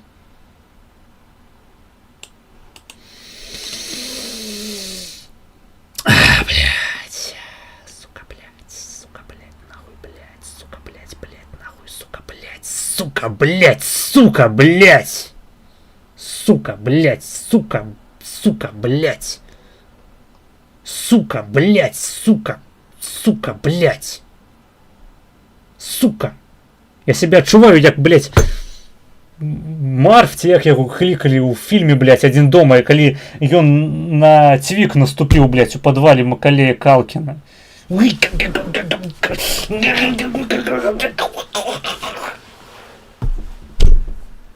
Пиздец. Аб каралях, блядь, аб мачы, блядь, давай аб ведзьмарах паразмаўляем. Ну я не шару ў ведзьмарах. Я нават у гульню не гуляў. Як жа хораша стала жыць ад гэтага. Давайте відэа глядзець. O, dobra, idziemy do odprawy, do osób odpowiedzialnych za PR. O, osoby odpowiedzialne za PR są podobno. Siema, siema. Dobra, normalnie. Jak sytuacja? Jest was strasznie dużo. Czy aż tylu sanitariuszy jest potrzebnych? Czy są przewidywane jakieś dymy? Staramy się, żeby nie byli potrzebni, ale zgłosiło się tyle, ile się zgłosiło, więc miejmy nadzieję, że się nie przydadzą. Ważne, żeby byli. To są wolontariusze, czy oni dostają kasę za to? Nie, to są wszystko wolontariusze. Aha. Wszyscy są przyjechali z całej Polski wolontariusze. To Grzesiu największy wolontariusz. Największy wolontariusz, jak nastroje? Słuchajcie, pośród tutaj protestantów przechadzają się panowie z pyta.pl. Z nimi można rozmawiać. To jest zupełnie poważne. Ramówka mówi nie rozmawiać z nimi. Tak jest. Dokładnie tak, my przełamujemy tą tradycję. Sami protestanci, nie katolicy? U nas jednak rozmawiać. Jeszcze raz? Nie katolicy, tylko protestanci? Znaczy protestują z wami, protestujemy przeciwko tym, co nie chcą z wami rozmawiać. Oj, miejmy nadzieję, że dzisiaj każdy z nami będzie chciał rozmawiać. Dziękujemy bardzo, życzymy małej ilości interwencji. Jeszcze zdjęcie oczywiście. Ну так, нагадаю, што ў гэтым годзе паліцыя зарэгістравала 0 парушэнняў на маршы, то бок гэта быў па некаторых ацэнках найбольш спакойны марш за ўсю гісторыю маршу незалежнасці. Ну, калі выключыць ужыванне фаераў, якое фармальна было забароненае, але паліцыя на гэта закрыла вочы. За што можна ім сказаць дзякуй. Słuchajcie, bo generalnie tak, najważniejsza kwestia. Bez wolności nie ma niepodległości. Tak jest. А без niepodległości nie ma wolności. A bez niepodległej pyty również nie ma niepodległości. Tak jest. I tutaj pokaż, to jest bardzo ładne. Zjem wrogów ojczyzny sami. A nie jesteś to jak... Бля, Team 4025, не хочешь sobie takie naszywki kupić? Mówić na was. Nie sanitariusze, tylko ratownicy. Siostra bez osierdzia najlepiej. Dobrze, siostro. Nieźleście nas urządziły, siostry. Парламентский свет перемог. Сялюк оказался мацней.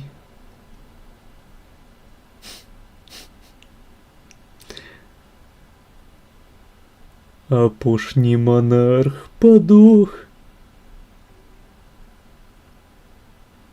Цяпер галасуе.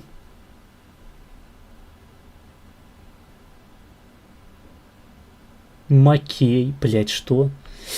А яшчэ калёнка з 50к в'етнамскай дыяспоры дословне з'е. Яка доля Калінінграду?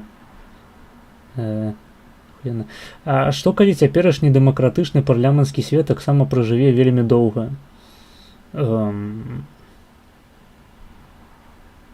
Ну, тады і пагаворым. Цяпер галасуе народ. Так. Макеевский родничок, так. Я просто кажу, у нас ёсць прыклады, скажем, тэрыторыяў, на якіх існавалі манархічныя дзяржавы і дзяржавы дэмакратычныя. Ужо ёсць тыя.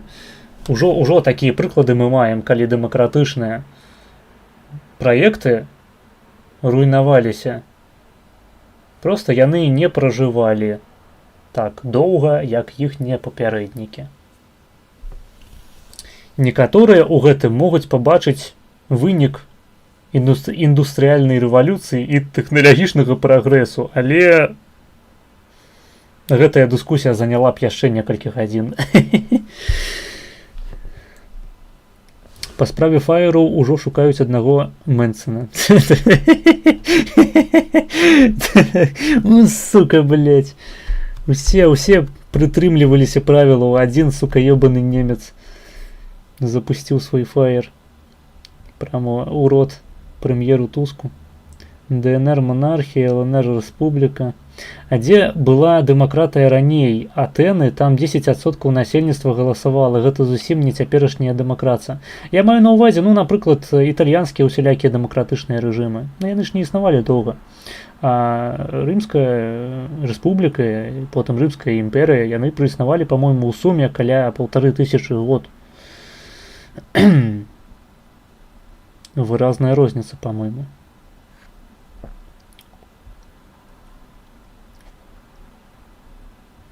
Насамрэч прышпіл у тым, што грамадствы цягам часу станавіліся ўсё больш складанымі, і гэта запатрабавала ўвядзенне прадстаўніцтва, парламентаў і агулам дэмакратыі.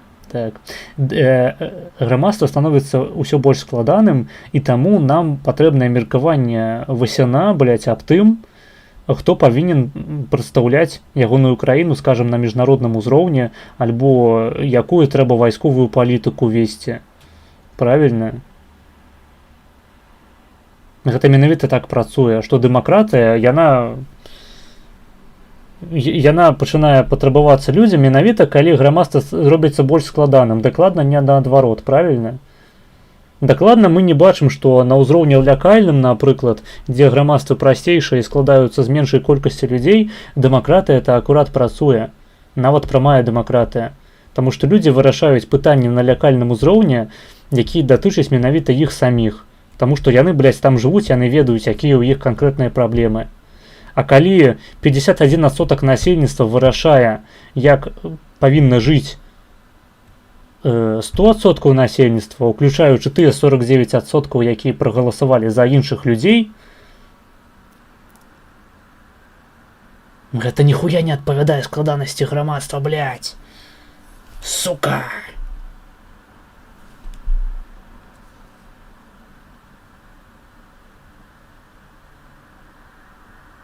Чуеш, Маргінес, як думаєш, а КГБ, РБ сидить в тебе на стрімах, як думаєш? Ну, была ўжо выразка з майго стріму, аднаго з першых з беларусіянай, здаецца, на жоўтых слівах, таму я б не здзівіўся. Вось Трампыня і Лукапыня возьмуць шлюб, і ў іх нарадзіцца жоўты кут, вось так. Так, дарэчы, мы глядзелі відос, дзе павук тлумачыў Саладухе хібы дэмакраты. Вось Hello World, я лічу, што ты павінен прыслухацца, ўсё ж такі, як дэмакрат, і арыентавацца на такіх мыслантаў егыслі, як Саладуха, на якія выступаюць за дэмакратыю, таму што народ так рашыў. Народ павінен усё рашыць на дэмакратычных выбарах, на рэферэндуме. А рэспубліка гэта нейкая хуйня, блядь. Фу, блядь. Калі грамадства складанае, трэба просто зрабіць так, каб ягоная адна частка вырашала за другую. І тады заебісь, блядь.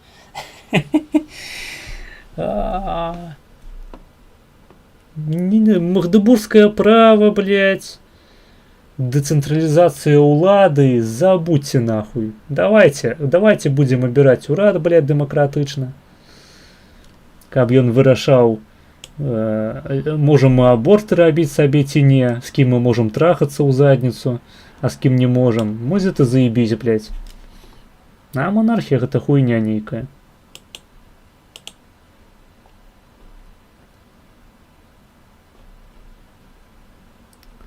Хтосьці памятае ў чаце, што такое МНР?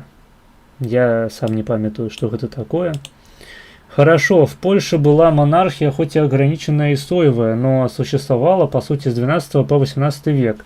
Я так понимаю, именно такая долгая продолжительность, главный твой тейк в пиздатости монархии. Правильно себя понимаю? Это основный тейк. На ўзроўні асабістых перавагаў я яшчэ просто як беларус бачу нейкія перавагі ў праекце Рэчы Паспалітай над праектам расійскай імперыі альбо якога-небудзь з нямецкіх праектаў, будь то пруская імперыя, аўстра-венгерская, аўстра-вугорская і так далей. Таму што, на мой погляд, адной з галоўных каштоўнасцяў у Рэчы Паспалітай была свабода. А я люблю свабоду. І паўтаруся, такой свабоды, як у Рэчы Паспалітай, беларусы не бачылі на працягу ўсёй сваёй гісторыі.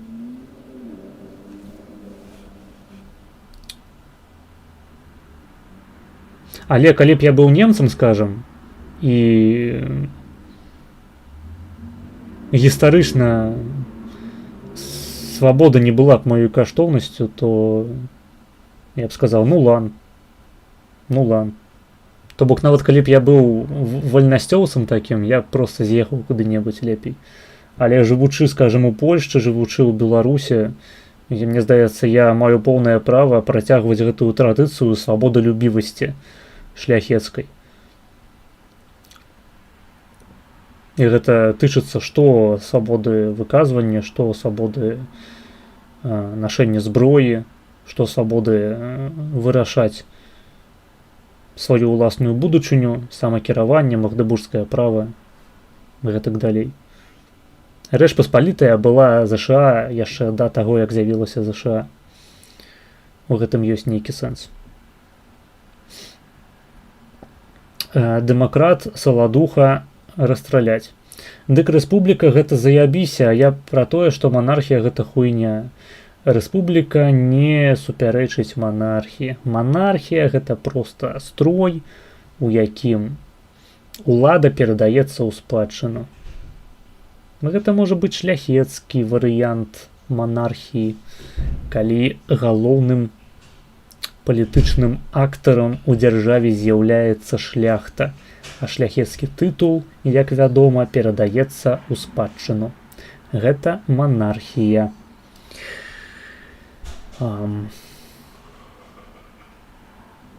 Вось. Рэспубліканскія інстытуты монархіі не перашкаджаюць. Яны яе умацоўваюць, на мой погляд. Рэспубліканскім інстытутам не з'яўляецца агульнае выбарчае права. Такая хуйня. Вот это заебись, когда монарх решает тебя повесить на воротах по приколу. Не, лучше, чем долбиться в жопу. Так, охуенно. Монарх постоянно только гэтым и займаўся. Ходил, просто усіх на воротах вешал. Блясь, наконт борцікаў. Под домом была калісьці крама з алкаголем, якая працавала праз усю дабу. Але зараз на яе месцу знаходзіцца цэнтр дапамогі з аборцікамі. Вось гэта расчараванне ў жыцці. Да, мне похуй. Моя пазіцыя по абортах такая. Я за постнатальныя аборты. Я лічу, што дзеці гэта ўласнасць бацькоў, і адпаведна бацькі павінны мець права распараджацца сваёй уласнасцю так, як ім гэтага захочацца. І калі хтосьці дастаткова дэгенерат, каб забіваць сваіх уласных дзяцей, то трэба даць яму гэтае права.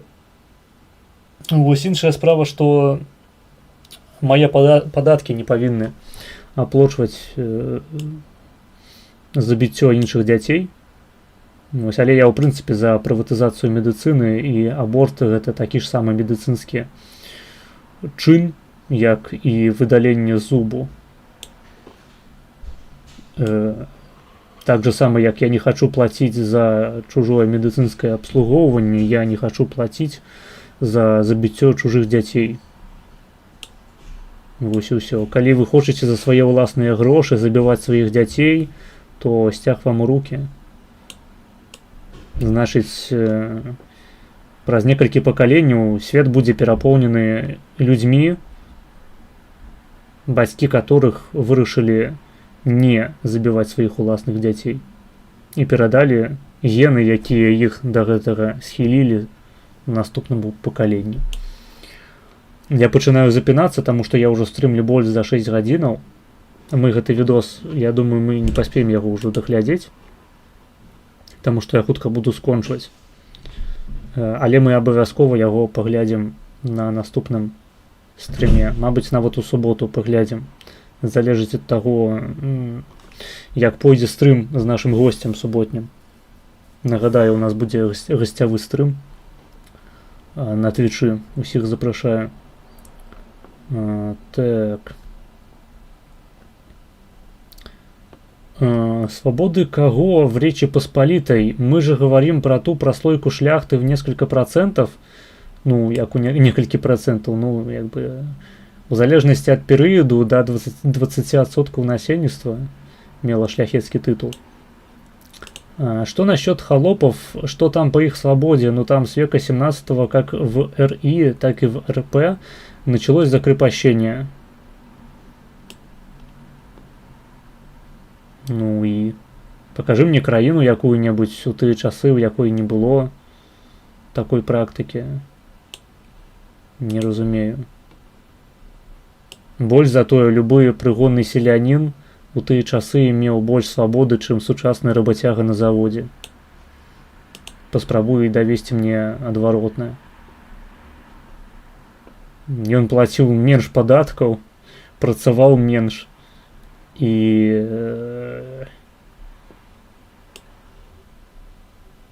не ведаю, больш ебаўся і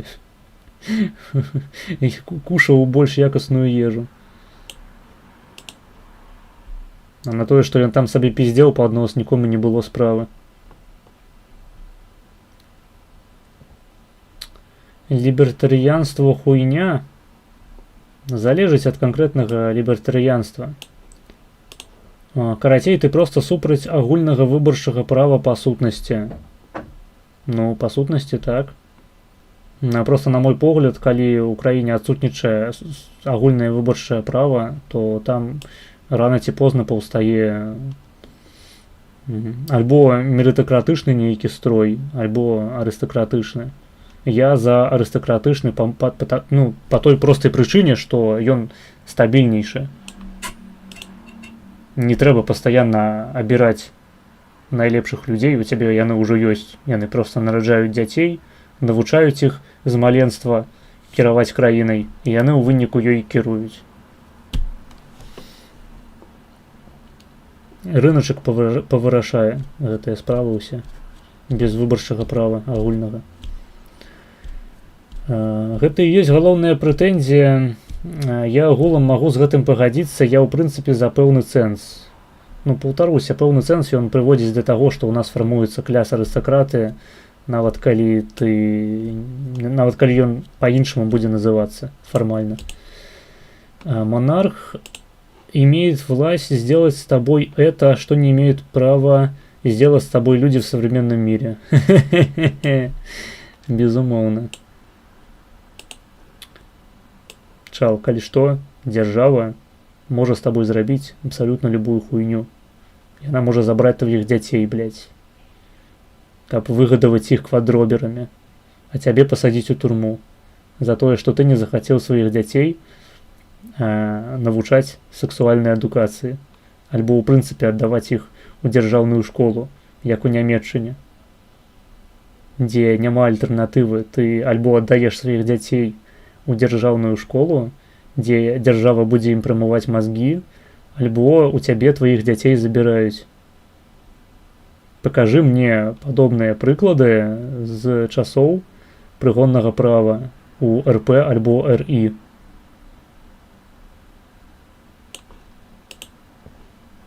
Сучасная дзяржава мае над вамі больш улады, чым любы монарх. Таму што монарх, ён да ўсіх сваёй рукой, нават калі б хацеў, не мог бы дацягнуцца. А сучасная дзяржава гэта велізарнейшы апарат, які заточаны на тое, каб вас ебаць у сраку. Нагадваю.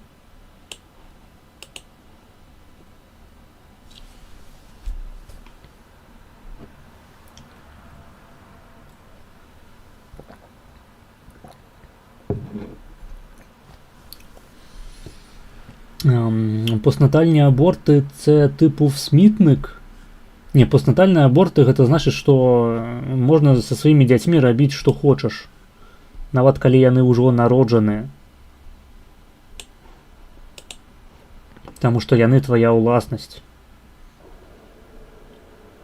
Аборт гэта забойства, і нічога дрэннага ў гэтым няма. Ну, так. Так. Калі яно адбываецца на грошы асобы, якая гэтае самае забойства хоча здзейсніць над сваімі дзецьмі.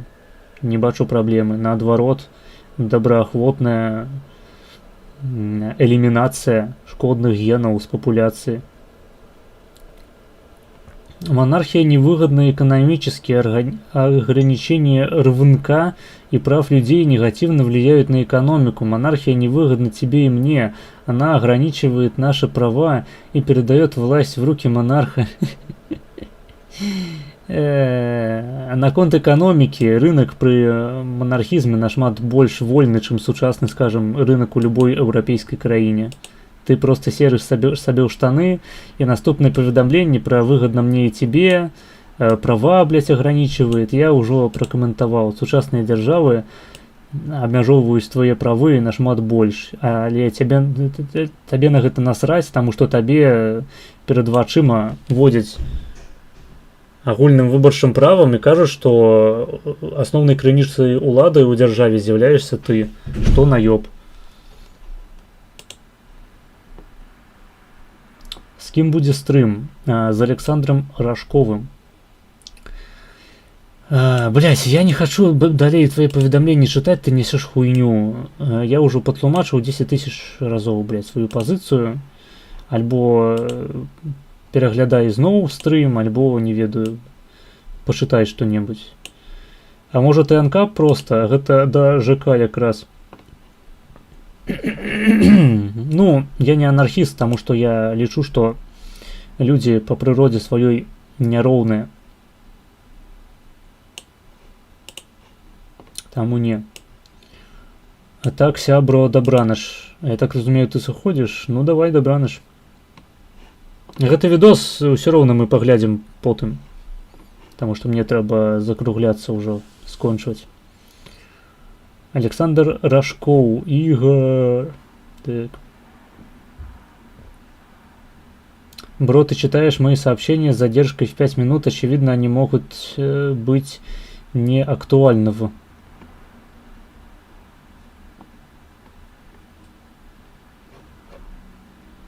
По-моему, я и 10 хвилинаў тому, и 20 сказал то же самое. Домовились. Давай.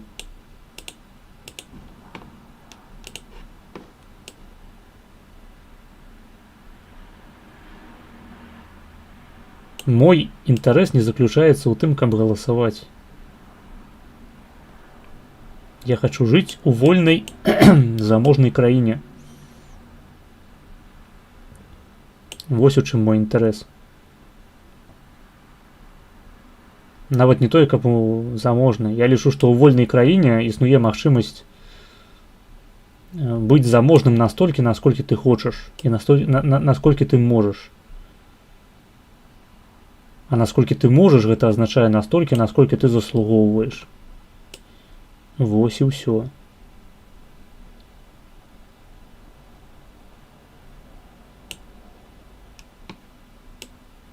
Я не ведаю, по-моему, сучасная дзяржава больш абмяжоўвае рынок. Нельга, напрыклад, займацца работаргоўляй, гандлем рабамі. На гэта забаронена. Чаму?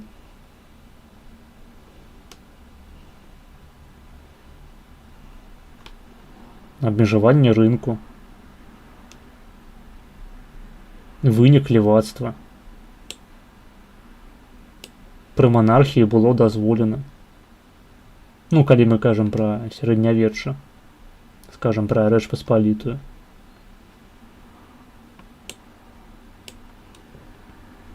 Я просто паслядоўны рыначнік, а вы корчы, блядь, сацыялісты.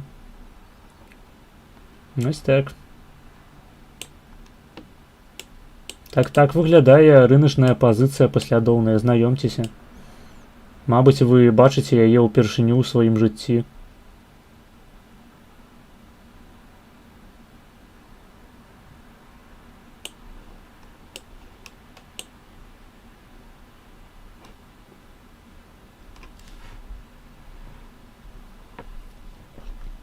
Ладно, я буду завершаць ужо трансляцыю. Зараз паспрабую знайсці якую-нибудь композицию на завершение. Главная проблема у тебя, монарх, может ограничить рынок, ты ему даешь на это права. Так, дзяржава таксама сучасная можа абмежаваць рынок, і яна гэта робіць нашмат больш, чым любы монарх.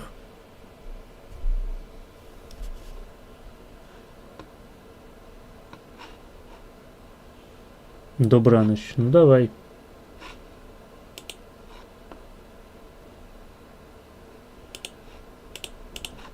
Так, зараз, штосьці вам поставить, штосьці вам поставить.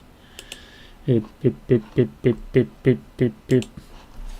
Не-не-не-не-не-не-не-не-не. Би-би-би-би-би-би-би-би. Бу-бу-бу-бу-бу-бу-бу.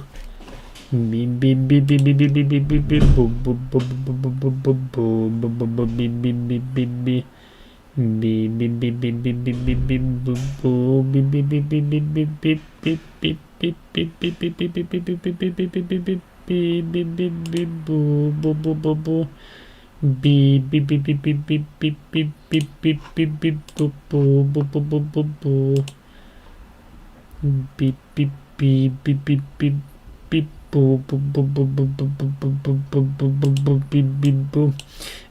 Вось, знайшоў вам кампазіцыю. Просто такие эмоции, так, литерально. Такі вайб зараз. Блядь, вы ўсё гэта бачылі на экране, ахуенна. Вы не павінны былі гэта бачыць.